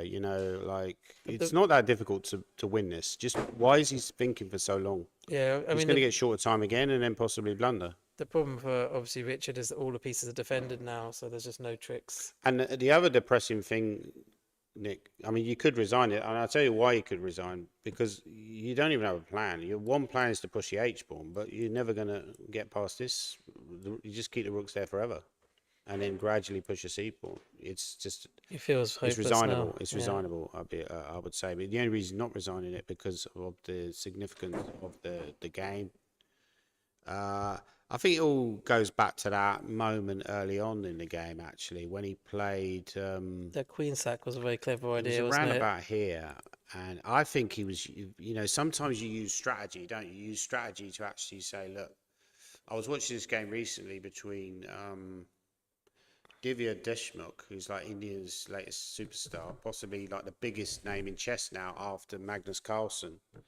And she won the FIDE World Cup, but she was playing against who's Tan? Is it Tan? Who's a very top like women's player? But Tan, sorry, yeah. And anyway, Tan in that game played a strategy as black to just mix the game up. And I think that although she lost that game, I think it wasn't down to the strategy. And I think Peter Robeson's has obviously thought about his strategy in this game. Look, I'm going to give him, you know, difficult decisions to make. I'm just going to take, you know, kill all his play. Like White has no attack now. I would have played him like Bishop F4 now. I mean, why didn't he play Bishop F4? Maybe H4 instead of Bishop F4. Or H4 you mentioned, that was actually Yeah. the top move. Yeah, I mean, you shouldn't lose this as Keep White. the initiative going. You shouldn't lose this as White. I think it's the nerves. Why is he taking that pawn? That's a strange decision, really. I mean, I think did he play that quite quickly, that move as well? played that Did he- quite quickly. Maybe that was a nervous decision. What do you think? The other move he played very quickly was Knight C7, which was the losing move. He played that almost straight away. Because he still could have played Queen A4 at that point, and it wasn't too bad here. Yeah, He exactly. played that almost instantly, Knight C7. You're right. And even later, actually, Nick, even later, I think it's nerves, actually, because even later, this is a really key moment, because I think, like, Robeson went slightly wrong here. He shouldn't have allowed this sack. Yeah, because I think Richard was going to play the sack anyway, so Rook DC8 just gave It's it a a little bit more strange power, move. didn't Queen it? G6, the engine was saying it's actually not that bad. Okay, still probably possibly losing or a lot worse, but Yeah, was Rook DC8 the best move, though? Because I didn't like that No, move from it was a Black. mistake. Yeah, in fact, that's just a blunder, wasn't it? Said it was a blunder. it was a blunder. But Richard played Bishop H6 almost instantly. Yeah, I think that's the key thing. It's been 2 or 3 moves he's played almost instantly. So Taran's finish, that could be quite significant for the ladies' prize. Do you want to see what happened in that game? Wow. He probably won. But Yeah, probably. Okay. let's have a look at that game. Might be a draw, of course. A draw. It was a draw. It was So a draw, right. joint winners in the ladies' championship. Okay, well done to those girls. Okay. Wow. So Lanyao and Elmira were tied for first in the ladies' Well done champion. to them. Yeah, I mean the Mickey games. By the way, Glenn Fleers are doing well against Henry Adams. I think he's had a decent championship. Saw that draw earlier. Vichugov, this is serious now. Like this is serious stuff, really. This is heavy stuff because objectively, maybe Stewart's winning, but again, he's eating into the clock. I mean, if you're Vichigov, have you given up on the chance of No, winning? no, 100% you haven't. 100% you haven't. I think this game's still up for grabs, really. Objectively, this is up for grabs. I think it's a 3-result game. You'd have no confidence in Stewart. Even a pawn up. I always write off the old fogies, right? But I mean, by the way, congratulations to Keith Arkle for at least finishing joint first in the seniors. By the way, he's doing a simul now. So I'm not sure what happened on the board one game in that. I hope he doesn't win it outright, because that'd be sad. Right, over 50s. Oh, Merriman's blown it. This could be an outright win for Keith. Do you think he'll make a Facebook status about it? There's a small chance. This is the most likely continuation, isn't it? And then, Yeah. and then after that, yeah, Black is it's definitely better. But Black like, is it's- better, but yeah, I think there's 2 players waiting to get on. By the way, Nick, do you want Okay. me to take it? And Yeah, sure. If you want to, should I bring the game up for you? yeah, sure. Come on, here it is.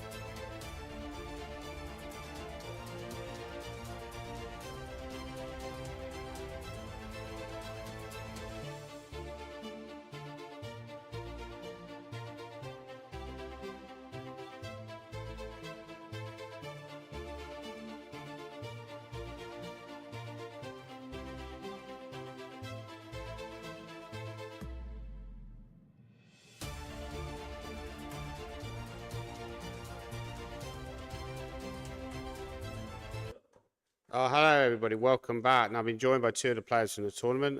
It's Taran Canveralia, playing white. I'm not very good on pronunciations. Playing against Lan Yao. And Lan, by the way, congratulations. Apparently you become joint British women's champion.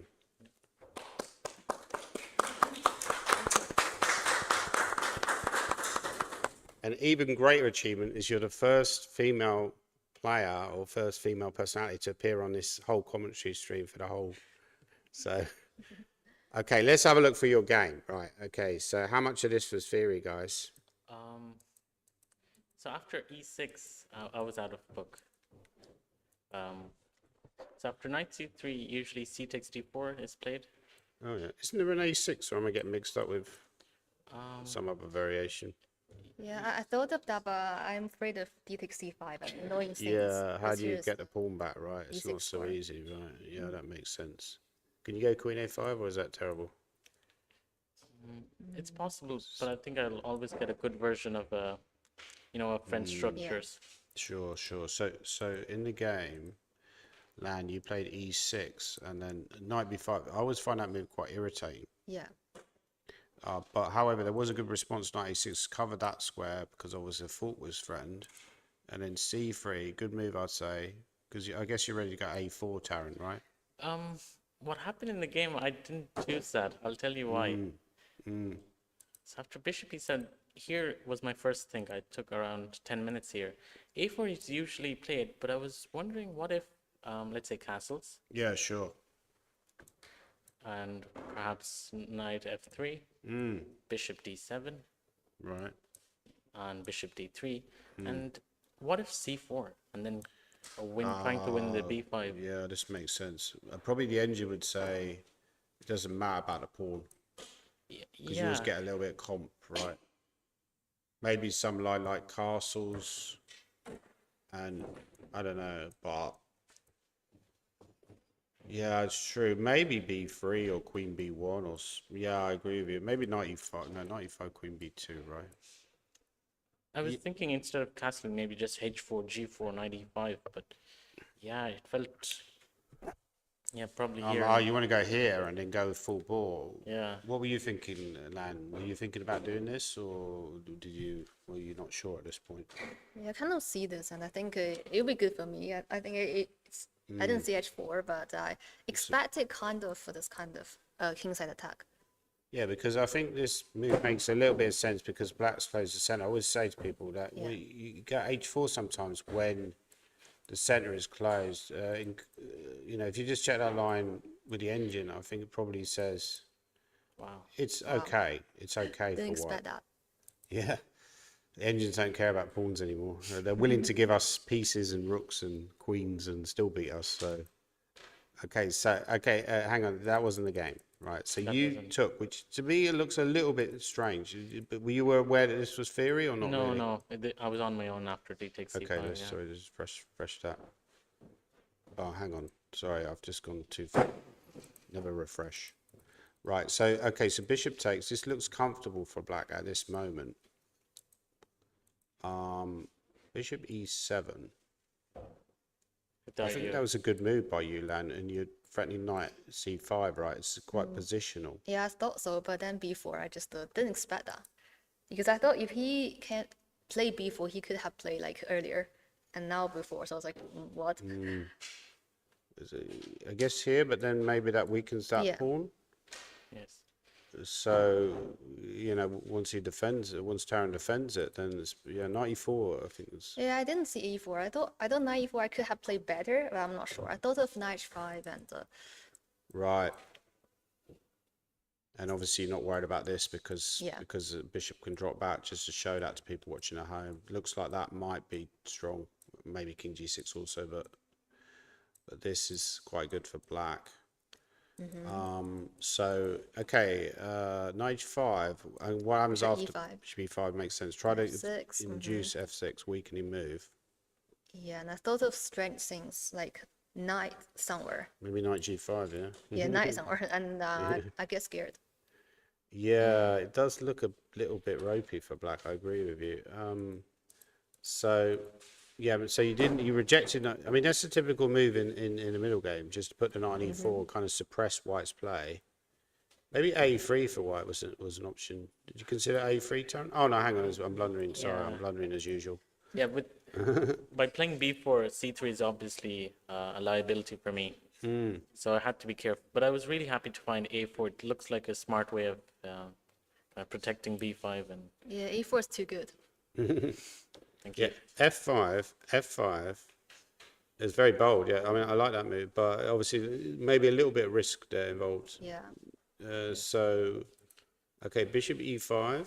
Yeah, so here I started kind of playing aimless moves. I mean, positionally they're good looking, but I had no plan in mind what I was doing. But it just looked good, so I went for it. So, Taryn, do you train a lot, like on sort of, like typical middle game? Well, question for both of you: do you train a lot on typical middle game kind of puzzles, or do you just sort of like do puzzle rush all day, or what do you do to train? Sorry for the bizarre questions. Do you want to go first? Well, I guess I don't do chess a lot normally, Really, yeah. and I like puzzles, I like tactics, but not this kind of position. And when I was young, I tried a lot of like positional things, middle game things, but now, hardly, I would say.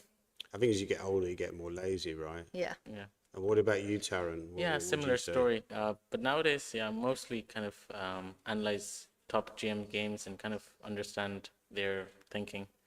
Right, okay, so thanks for that answer. So bishop e5, bishop f6, bishop or knight c7.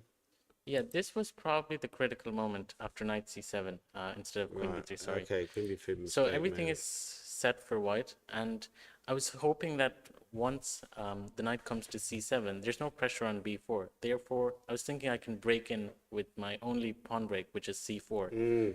It's a natural move that I think you'd always be Yeah. looking to play, although it does allow the exchange and maybe exchange on. Yeah, I wasn't sure what will happen here. So therefore, in the game, I played even more preemptively with queen b3. But I wonder, is this any good for white? Yeah, I mean, we could check the computer. Do you want me to check the computer? Yeah. We normally do me and Nick, we were doing an analysis game. What were we doing again, Nick? The evaluation game. What do we think the evaluation will be for white at this moment? I think it'll be 0.5. Yeah, okay. Yeah, very good, very close. Yeah, so nice edge for white with c4, but you went queen b3. Didn't look too bad. So what was wrong with queen b3? I missed a nice series of exchange which Yao played. Okay, so take trace, which does, yeah. So why didn't you? Oh, you didn't want to take with the e pawn because of maybe what was the problem? C pawn, sorry. I thought knight d6, and then I don't have much to play for. And it's annoying that I can't play rook a5, which usually is the thing, but because b6 is just so powerful. Just kicking the rook away and then grabbing the pawn, taking the Exactly. pawn. Okay, so that was interesting. Yeah, so you decided to take with it here because maybe here you have this pawn is weak. Exactly. And rook e1, queen c8. Yeah, I started to understand that the game has turned quite significantly. Now I'm kind of, defending because I'm a clear pawn down. Wow. My only hope is to use my piece activity. It feels like enough compensation, right? Yeah, I think so. Rook c5 is also quite good. I saw the move, and I just think probably it's nothing more than equal. I'll be a pawn up, but will be some kind of endgame which is hard for me to win. So this is what I expected. Yeah, I I agree could with show you. a nice variation I was thinking. So instead of rook c4, I was trying to make knight g5 work. So after queen d7, Instead of rook c5, you mean? instead of rook c5, sorry, a knight g5. Yeah. And now I was just hoping if rook fe8, then I could play, I think I was checking, yeah, rook takes e6, I think. Oh, right, yeah. And then in the end, I have rook c8 check. And Oh, right, no. So just show that to the viewers at Yeah. home. So what Taryn was considering was like a trap. A bit of a tricky player, right? So this would immediately lose to queen takes, forking the king and the rook. Yes. You can go king f7 in that line, but then white would just exchange and probably just win the endgame, Yes. or it'd certainly be a lot better. So, But however, black can play rook a e8, and everything is set now. there's no tricks with it because the back rank's covered. Yes. Okay, so basically, worthwhile thinking about that move, but it doesn't really feel like white has that big an advantage here. And it's funny that I was hoping for knight takes d4, thinking that rook d5. So yeah, we can continue here. It's after queen takes d4. Sure. Rook takes e6. What this happened in the game. Well, obviously this would be a blunder Yeah. because a rookie won, and that's not going to happen, right? And king h8. And I That makes thought I'm sense. winning here with rook d5. I thought Well, you were winning. Yeah, I Wow. thought- Yeah, I was quite like scared. I thought I Because was losing, but if then queen yeah. a1 check, Yeah. rook d1, and the queen is trapped on the middle Yeah. of the board. That's Isn't also- there this move though, or Yeah. this move? Yeah. Yeah, that's- luckily she had it. Ah, Well, okay. unfortunately for me. Yeah, yeah. And yeah, here king g2 was very risky because I allowed f4, So, but maybe you think you should have got rook d1, right? rook d1. Right. So king g to f4, and now threats. Yeah, we've seen a lot of turnaround games. Not turnaround this game, but we're counterattacks, I should say. So here I went rook d3, but I was thinking of this very ambitious move, queen d3. Yeah, I saw that as well. I don't know what to do actually. Queen d3, and it looks a bit weird to allow f3. So f3, king. h3. Yeah. Right. And my big idea is rook h5. Yeah. Wow. So what you want to do is do this. Can you go queen c8 here? Exactly, this was my concern. Pinning Yeah. And I think I'm losing on the spot now. looks a bit dangerous, right? Okay, so that didn't quite work. So queen d3 wasn't played. You played rook d3. It's a more Exactly. solid move. So rook c8. It feels like black might have something. I don't know what the engine says. No. You guys are like human engines, right? Yeah, that's what I thought. Like Yeah. winning pawn. But what I learned from my yesterday's game, I don't know if you checked it, Danny, but in open can't positions, the pawn. Your game yesterday. Yeah, Yeah. The pawn doesn't really matter at all, especially when you have active pieces. Absolutely. Yeah. And when you don't have any minor pieces, it's completely hopeless.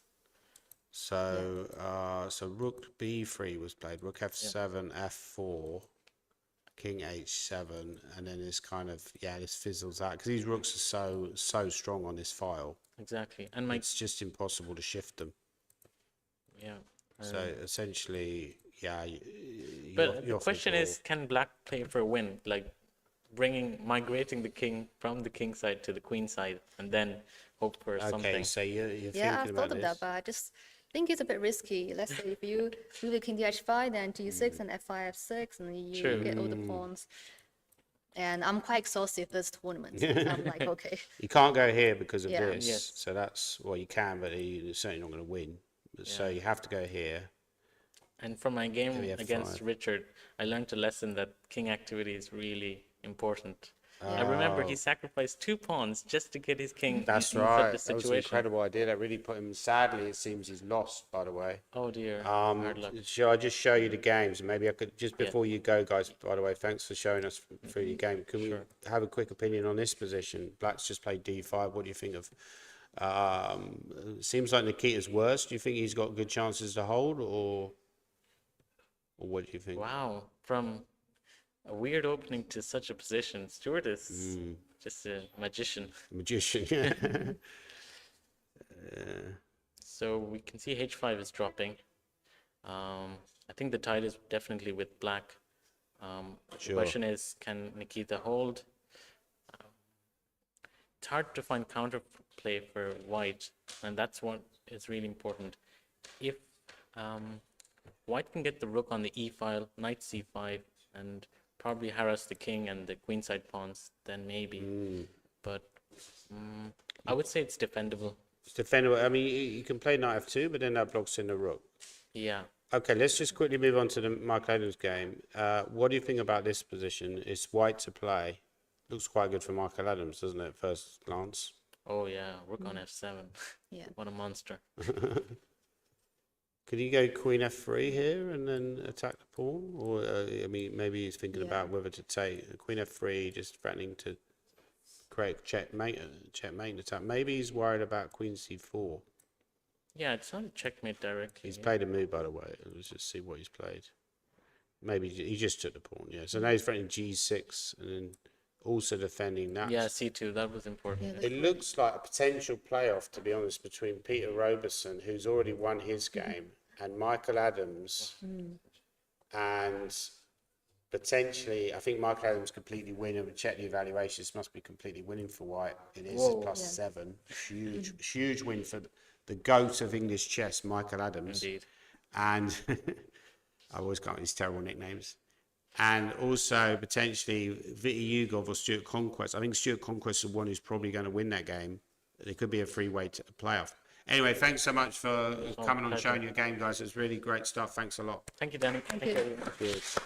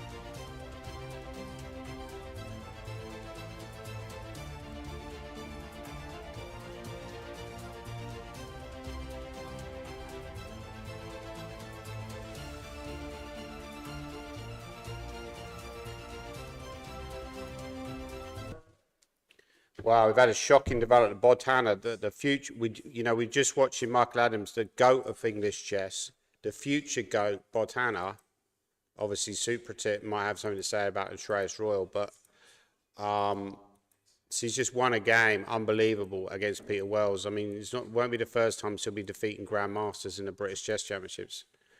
So I think we left it, Nick, around about like the early, sort of like late middle game, and seemed like Peter Wells was having a great position. Yeah, because he managed to achieve this d5 move at the right time, didn't he? And it looks quite good for black. Absolutely. So, yeah, so at this point, it's looking really good for Peter. His time was getting a little bit short already. He had 19 minutes left. He took on f3. It's a big tactic. I'm not sure why that works, but Yeah, should we just quickly look at it? So bishop takes f3. I guess it's a knight e3 is what he's intending. Ah, that's a brilliant tactic, by the way. Knight e3, can you take with the bishop though? Bishop e, it's still probably just completely lost, is it? Okay. No.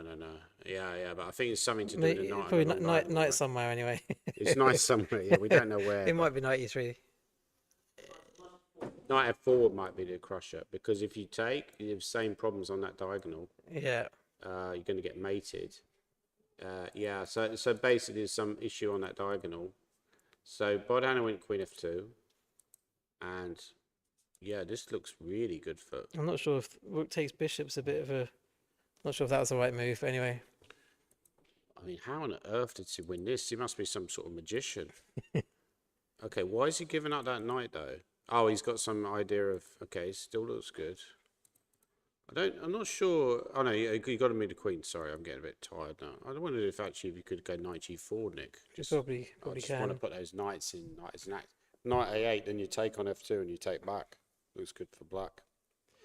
Okay, so played queen b8. Oh, rook c2, absolute dazzler. Wow, this is just like an unbelievable. All the tactics look like they should work for black, don't they, in this kind of position? But also, oh yeah, okay, so knight e4. But it's gotten a little bit funny, right? Yeah. It's going a bit too complicated for such a short time. At this point, yeah, queen d3, knight f3, c took. There are probably some missed opportunities there from both players. Knight e3, knight d4, queen g2, bishop a8, bishop f2, rook d8. Yeah, rook takes d5. Wow. One blow after another, right? I'm This not game sure if is there just- were some missed chances there, but anyway, it looks now it looks good for black. Well, knight f3 is a really nice move because after knight takes queen, obviously, show we can that. play rook takes rook. Yeah, that's a nice thing. These are unbelievable That's just tactics crushing. by Peter Wells. Knight f3, rook take. It's a bit like Stuart Conquest rolling back the years, right? You know, what's that song by Simply Red? Holding back the years. Holding back the years. Okay, rook f1, queen e6, knight b6, knight d2. Was knight d2 the right move? Let's just see, is there another move here? This is almost like game of the tournament. What right? about like bishop c6? Yeah. Just keep it It just simple. looks winning for black, right? Then you keep your bishop on that long diagonal. Yeah, like here, I just go here, yeah. Yeah. And if you take the rook, we'll just take it back. So knight d2, but it's unbelievable that how Queen well c6 is just a terrible Oh, blunder, just isn't it? lost on time.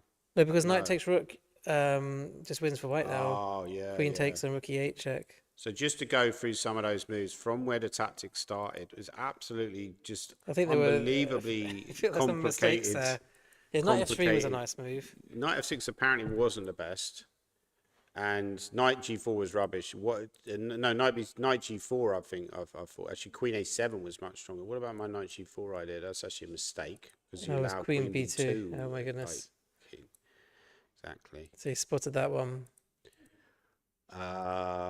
Yeah, so this is all good for Peter Wells. I mean, but the problem is he eats up his clock with all this stuff, and actually you could just go queen e5, and that's crushing.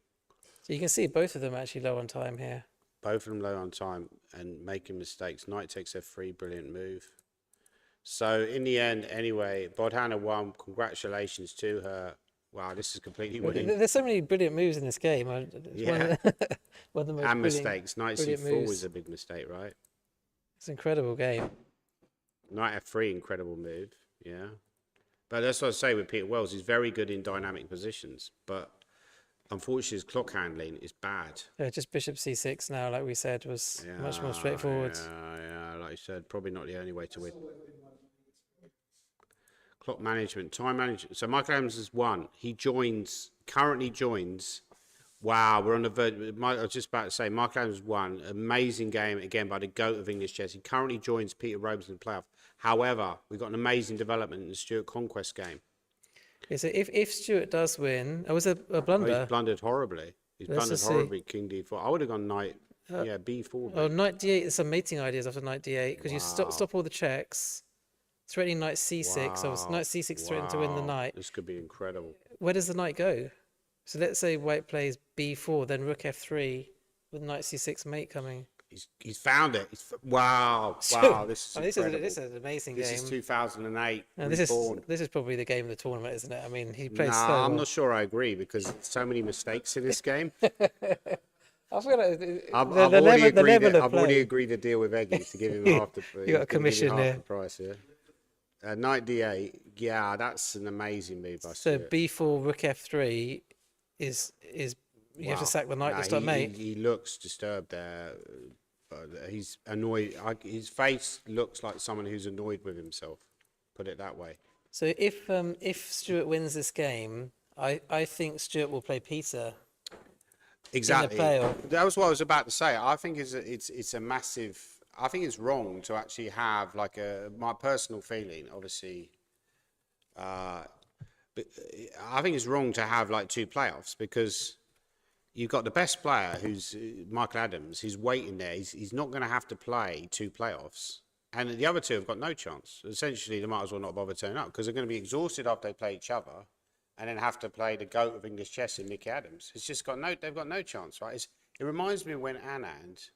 Funny enough, Michael Adams was involved in this because when Anand won, It was a knockout. it was a wasn't knockout, and Yeah. he got to the final, and he beat Mickey in the final, very close match, and then he had to wait. I think it was in Groningen, in something like 2000, and then he had to wait for maybe like a week or so and play Karpov in Lausanne, and he was maybe a few days. He had to go straight into that match against Karpov in Lausanne, and Karpov's like fresh as a daisy. Obviously, Karpov's a great player as well, but somewhat past his best by then. So he would have said.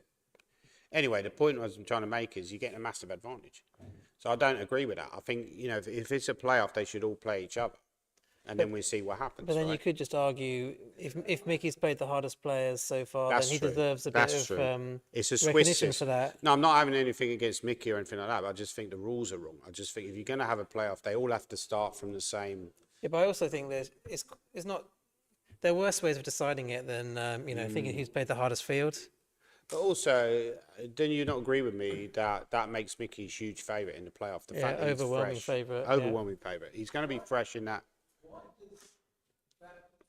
does Adams get a sort of advice? I think it's based on performance. We're just assuming that he's got the strongest performance in the competition out of the three of them. Kerry, Whoever had Kerry, the you strongest coming on? performance You goes coming straight on, into the Kerry? final. Hang on. Let me just. Should we have a little break? Just say goodbye to these people, yeah? Sorry.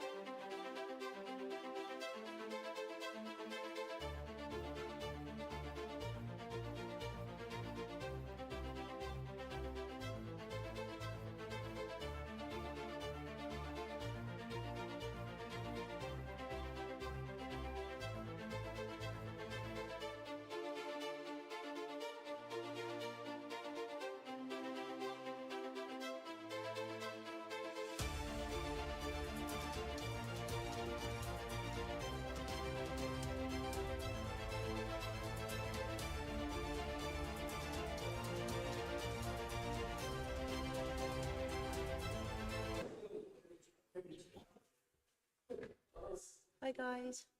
Hello, everybody. Welcome back. We've been joined by some great guests here. We've got Kerry. What's your surname, Kerry? Kingston. Kerry Kingston. And also Paritsa Patel. Is that correct? Yeah. You've been And- playing, haven't you? Yeah. Paritza is one of the players in the championships. You were playing in a couple of the tournaments, is that right? Yeah, I played in the under 12 and in the under 1750. How did you get on? I got second top girl in the under 12, and in the 1750 I got like 2.5. So we've also got a player playing, a young female player, Bodhana, playing in the championships. What do you think about Bodhana? I don't know.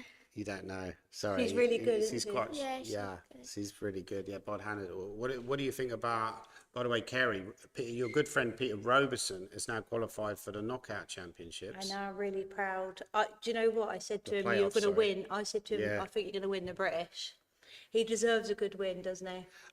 He was playing against my good friend Richard Pert. However, I was disloyal to Richard because I kept saying how I didn't want him. Oh, by the way, Stuart Conquest has won. Wow, unbelievable!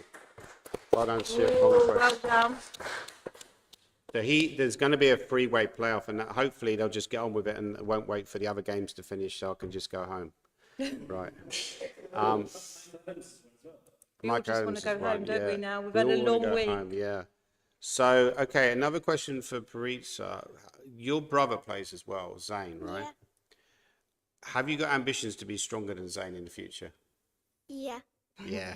She wants to beat him. She wants to Yeah. beat him, yeah. Girl power. And how did his game? Can we find his game today? I think he won actually. Yeah, he did win. Maybe we could Yeah, ask he some won. questions. Where was his game? Can you remember what board he was on? No. I think it was quite low down, right? Not that low down. Oh, here we are. I played against Cheng Chan, and I just showed the opening. Zane played against the London system.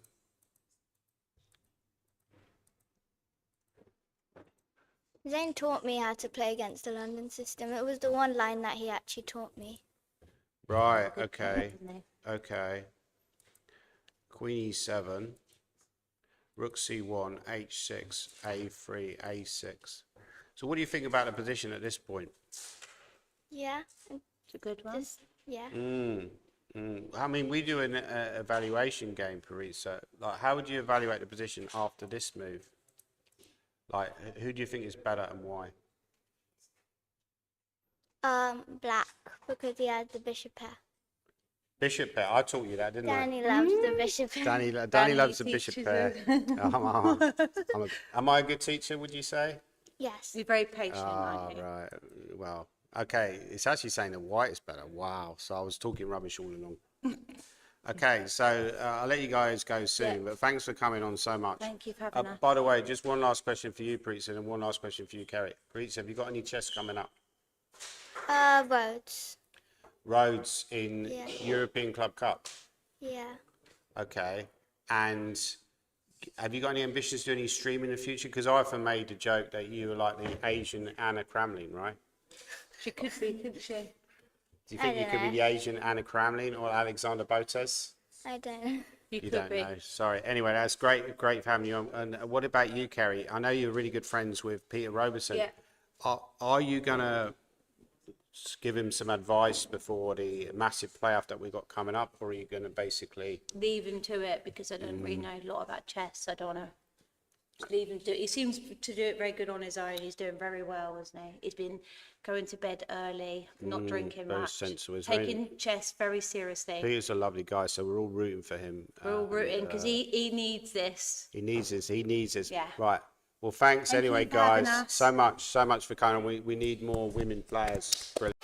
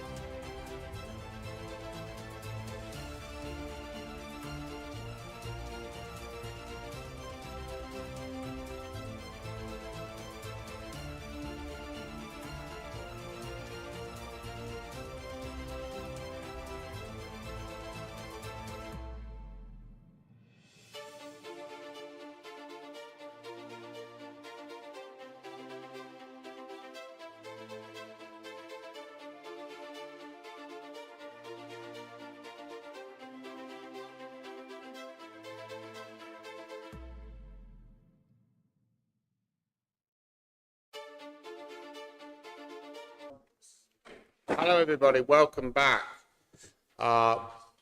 Breaking news in the British Chess Championship. We're going to have a very dramatic and exciting playoff. We're going to have Stuart Conquest, the champion from 2008. He won on board one, an incredible upset against Nikita Vichugov. Michael Adams, an amazing win. The GOAT of English chess carries on, and he's going to be the big favourite in the playoff, I would imagine. And also Peter Roberson scoring an upset win with the black pieces against Richard Pert. Well, actually, they were quite close on rating, so that was always going to be a tough battle. Let's just see the end of this game, Nick. By the way, I should mention that we're probably going to be wrapping up this show soon, but we're going to be starting a new stream for the playoff at 4 p.m. So don't forget about the playoff. Don't forget about Dre. I think, Nick, by the way, just before we go into the games, that Michael Adams, we were discussing this before, Michael Adams is going to be a massive favourite, given that he's going to be seeded into the final. That's huge, right? Yeah, we think, and somebody, if anyone on the chat disagrees with this, we think that the player with the highest performance will be automatically seeded straight into the final. And our feeling is that should be Michael Adams, since he's actually been leading the competition the whole way through. Whereas obviously Peter Roberson and Stuart Conquest maybe haven't played quite such a strong field as Mickey. I think actually Black was doing okay at some point, but he made a serious mistake in this game, Nick. And around about here, I think he was doing okay. I think Mickey actually around this point started just playing really well, didn't he? Just finding all of the best moves. He's got great feel for chess, right? A takes B2, and was a much better try. I mean, I think some moves you got to just play automatic. I think Rook C8 was overplaying, essentially, because now White just took control. Queen E4. It's a difficult position. It's very easy to go wrong. He took on B2, Rook E2, Queen C3, Rook B7, King G7, Bishop E1. Yeah, I mean Queen C3 kind of walked into this Bishop E1 idea, didn't it? And now White's able to consolidate. Right, yeah. I mean, Rook F2 had some ideas to take the knight in some positions, so Black's constantly having to worry about Rook takes knight. This is a great sacrifice. In fact, he just played it now. He just did it, and this is overwhelming because G6 is a threat. You can resign here, and I think there was a trick. Maybe there was a trick with this. Yeah, Queen E2, but Queen F3 was really accurate by Mickey, and was calling him Slick Mick, right? So he's a massive favourite in the playoff. Stuart Conquest had a huge win because at some point Nikita, who got back into the game, will be absolutely kicking himself because he got back into the game. And I said, this could go either way at this point, right? Although it was a lot worse. But what often happens when you're under pressure for a number of moves and you're defending, at some point you relax. I think you relaxed too early because here he went knight C5. And after King D6, he blundered horribly, Nikita, with King D4. Knight D8 was a crushing reply, brilliant reply by Stuart, who arguably, what do you think about this game, potentially winning the best game? I'm really not sure because I feel like there were a lot of mistakes in this game. I feel like he did play a great game early on, but then later on let it slip. For me, I still favour the Eggy game.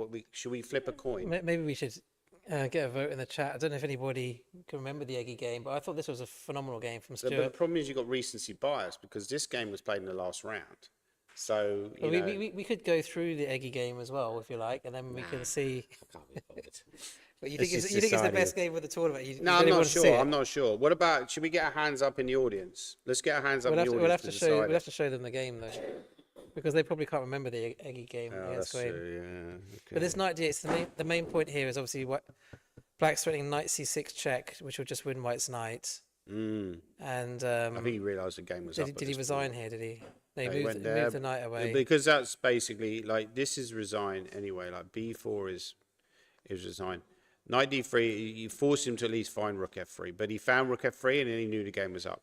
So now checkmate is threatened. So he has to go here, and the point is that you end up losing the knight. It's a very simple tactic. You could even just go here immediately and just win the knight. So great win for Stuart. However, he was joined by Peter Roberson. I do now feel guilty about all my anti-ness against Richard. Maybe because I was just jealous. I was just jealous that Richard might be British champion ahead of me, right?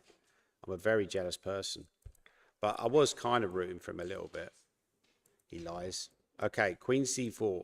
Yeah, we said basically knight b5 was a little bit weird. All this queen c4, knight b5, when he could just go h4 and be a lot better, right? Yeah, I think if he just stuck to his normal, intention of just trying to attack, it would have been better. Just grabbing the material was Absolutely, that was weird because he played that move quite It's not his quickly, way. and I think this queen sack kind of unnerved him a little bit. I think it kind of disturbed him because I noticed the reaction when it's very important to have these webcams on, because when we saw the webcam at that point, he looked a little bit disturbed.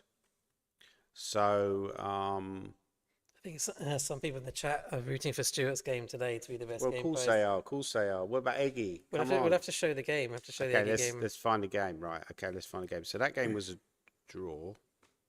Sorry, that game was a win for Roberson. Sorry, and okay, all rounds. So what round was that? Like round 3? I think maybe round 3 or round 2. Can't actually remember. So long ago. Round right? 2, it might be round 2. Round 2, yeah, well remembered. You're absolutely right. So Okay. let's have a look through that game. Just to refresh it was, memory. There was uh, also the a very Shreyas clever Royal game. game, yeah. That was a bit of a crushing game, the Shreyas Royal game against Marcus Harvey. That was also crazy. I think that was just based on one move though, and there was also the Michael Adams game against Shreyas Royal itself, which is also a good contender. But I wasn't sure about that one because I thought that he could have maybe finished it off a little bit more convincingly than he did. Yeah, I'll be honest with you. Completely objectively, looking at that game again now, the Eggy game, I'm inclined to go with the Stuart Conquest game as well, because it's just such great early middle game and opening play and just the psychology of it. I think David's a little bit unlucky because he would have won the best game prize if he hadn't had this extra round. But there's always a danger that someone's going to pop in and just play them up. And considering as well the circumstances, Nick, that it's such an important game. I mean, the Roberson game was a great game by Peter Roberson as well, right? But I think you're right. I think I would also go with the Stuart Conquest game. I mean, with Peter Roberson, some of the moves are a bit more straightforward. I think. Well, he did find some really good moves. To be fair, the Queen sack. But I don't think it was best game, but the Conquest game was unbelievable stuff, really. It's just the fact that he's kind of spoiled it. Spoiled his copybook a little bit towards the end by blowing his huge advantage was the only thing. But up to that point, it'd been a great game. And of course, he found that 98 move in the end. So I'm inclined, I don't know what you think, I'm inclined to go with the Conquest game just about. It's a very close call, really. The Eggy game was also a great game. So should we just look at the end of this game? Wadsworth. They look at finish that game off. Give Eggy the honourable mention he deserves. Yeah. Yeah, he found some great moves. He found some great technical moves. Like He did play really well in this game. Like Rook F6 was a great move. And then Rook H6. And his Queen G4 move was a really good move, threatening Rook H8 and the King G1. Yeah, and that was really maybe the decisive moment in the tournament for Gawain, because although he came back into it, losing at a game like this is a big blow. And he didn't quite recover from that. And effectively, that decided the tournament for him, I would say. Because I said earlier in the tournament, I said any round's as important as another. People always look at the last round. But really, any rounds. I mean, I think Viti Ugov, okay, he might regret that loss to Stuart, but there was also a lot of other games where he probably should have won, to be honest. He didn't score as heavily as with White as I thought he would have done. He sort of played it safe in a lot of games, didn't he? And didn't really maybe give his opponents enough problems to worry about. Michael Adams, I think we haven't seen the best of Viti Ugov yet. I'm pretty certain about that. He will win national titles, no question about it. He wasn't at his best in this tournament, I would say. He played quite a lot better in the English Championships. But Michael Adams was a lot more impressive with the white pieces, I would say. His games were a lot crisper than Viti Ugov's when they were white. I think Viti Ugov with black was really good. But with white, it wasn't quite on his top form, I would say. So, yeah, overall, I think I'm inclined to give the vote to Conquest potentially. But let's... obviously, we're yet to completely decide yet, but yeah, I think so. I mean, it was really impressive the way he played the early part of the game. He just kept finding the top move. I mean, maybe let's just check that quickly with the computer, because I think he did find the top move several moves in a row, didn't he? Oh, it was unbelievable. Unbelievable early on in the game. And also the opening choice as well. To have the balls to play knight c6 on move 1 Because I think after move 1, you were calling Yeah, as the winner, weren't you? well, it really just I think a lot of it's psychology. Both Roberson and Conquest use psychology really well today, Okay. I would say. And the fact that he can beat Vityugov makes me wonder about whether Michael Adams is nailed on. I think he'll get to nine titles in the modern era would just be an unbelievable achievement. I mean, it's just stratospheric. Okay, right? let's look at this. So D6 is the best move. D6 is the best move. That one not the best move. That was a pretty good move. That was the move. Well, 57 started playing like unbelievable stuff. He's on D5. Also, 57 was the a best great move. Yeah. Yeah, no, it has to be King this game. takes. This has to be best game prize. This would That be a was a good scandal move. if this does That was best a game best move prize. again. That was move again. Best move again. Yeah, he's played really well around this stage. Just like the game. It's surprising. I predict he might mess it up because he went from like +3, +4 to only +1.2. Yeah, around Plus- this stage, he was just playing the best move. He was every just time. crushing him. Rook F8 actually wasn't the best. Knight C4 and then there's tactics going on. Yeah, but it's easy to see with a computer. He's still playing very well. I mean, where was his mistake? This all looks quite strong.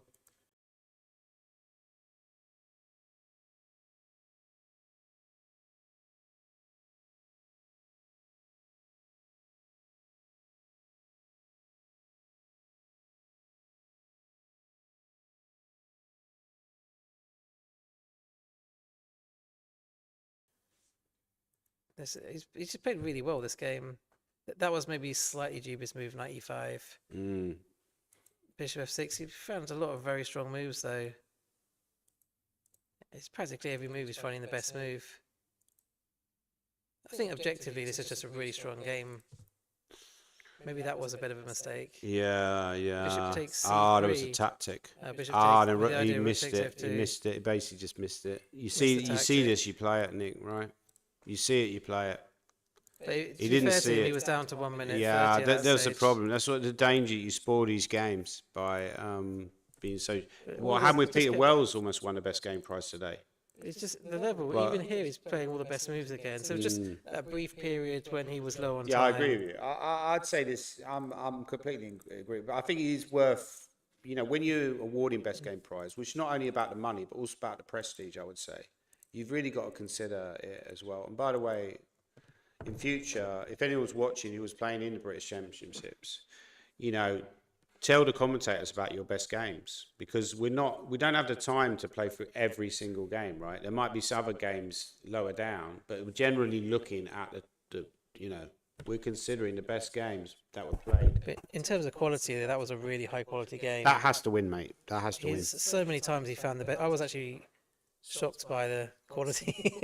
How many good moves he found. Yeah, He's, yeah. he's 58 years old, last round of the British Championships, black Sure, against the top seed, and just keep finding the top move nearly every time, apart from the brief period before the time control, just found the best move practically every move. Okay, I think we're going to wrap it up there for now. But we will. I'll be back.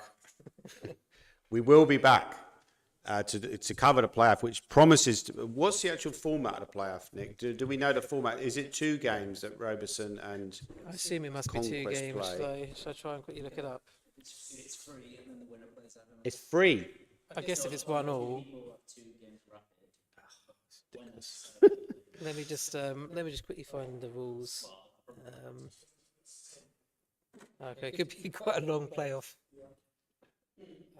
Yeah, I mean, I just think that's too much when you play like long game in the morning, and then you're having to play 2 rapid, and then potentially play Michael Adams. But I think Michael Adams is a big favourite anyway because he's just a better player.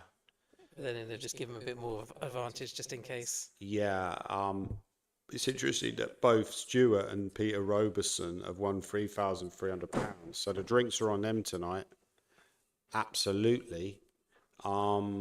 Regardless, and obviously Michael Adams as well. But who would you say is favourite in that sort of pre-qualifier to play Adams? I think that's a 50-50 game. It's hard to really call it. Yeah, I'd say so as well. I actually give a slight edge to Roberson just because he's younger. I think he's going to have a little bit more energy. But also then you have to consider that Stuart Conquest played a great game this morning, and he also won the British Championship 2008 in the playoff against a great Keith Arkle, who, by the way, won the seniors title. Okay, so here's the format. They play 2 games of 20 plus 10. If it's tied, then they play 2 games of 5 plus 3. Wow, can you imagine if they do all that and then, they play the an Armageddon, then they have to play Michael Adams? I'll just walk out. I'll just say, send me my 3,300. I'm off. Just give them the title. Ugh. Okay. Oh, no, wait a second. Oh, it says if there's more than 2 players. Sorry, I think I got carried. Oh, no, wait a second. Actually, I'm not correct, actually. Because that's only if there's 2 players tied. If there's more than 2 players tied, it's 2 games of 10 plus 5, and then the Armageddon straight away. 5 minutes for white, 4 minutes for black. So that's not as bad, actually. So 2 minutes of 10 plus 5. Right. And then, 2 minutes of 10 minutes plus 5 seconds per By the way, move. just want to check on the Stephen Gordon. What's happening in that game? No, it's fairly equal, right? Not much going on there. Stephen Gordon's trying to defend, or is he trying to defend? Maybe he's not even trying to defend. Yeah, not much happening there. Yeah, so it kind of actually although actually it obviously favours Adams, my prediction of a 24-2500 player winning if Adams hadn't won today would have probably been nailed on, right?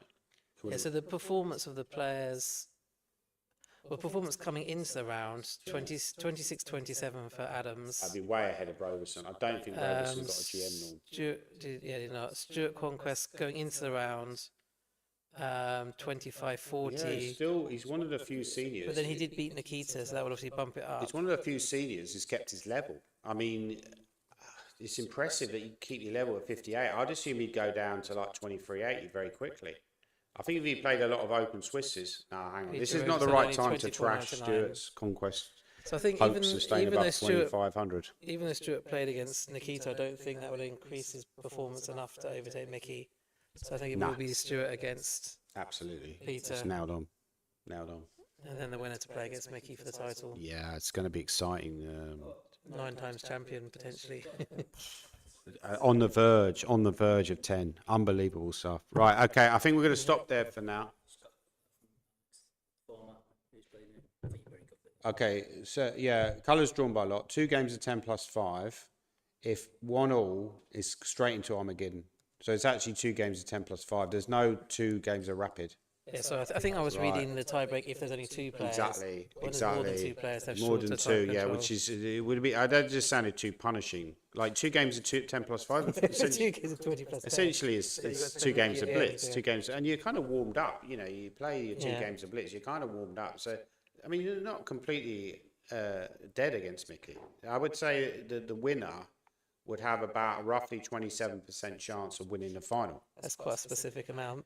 Yeah, but I'm a very specific person, as you know, right? It's probably about the same odds as Tommy Fleetwood winning the FedEx St. Jude Classic tonight, right? Anyway, I think we're going to wrap it up there, but we're going to come back at... what time we come back? Not before 4. Right. Between 4 and 5.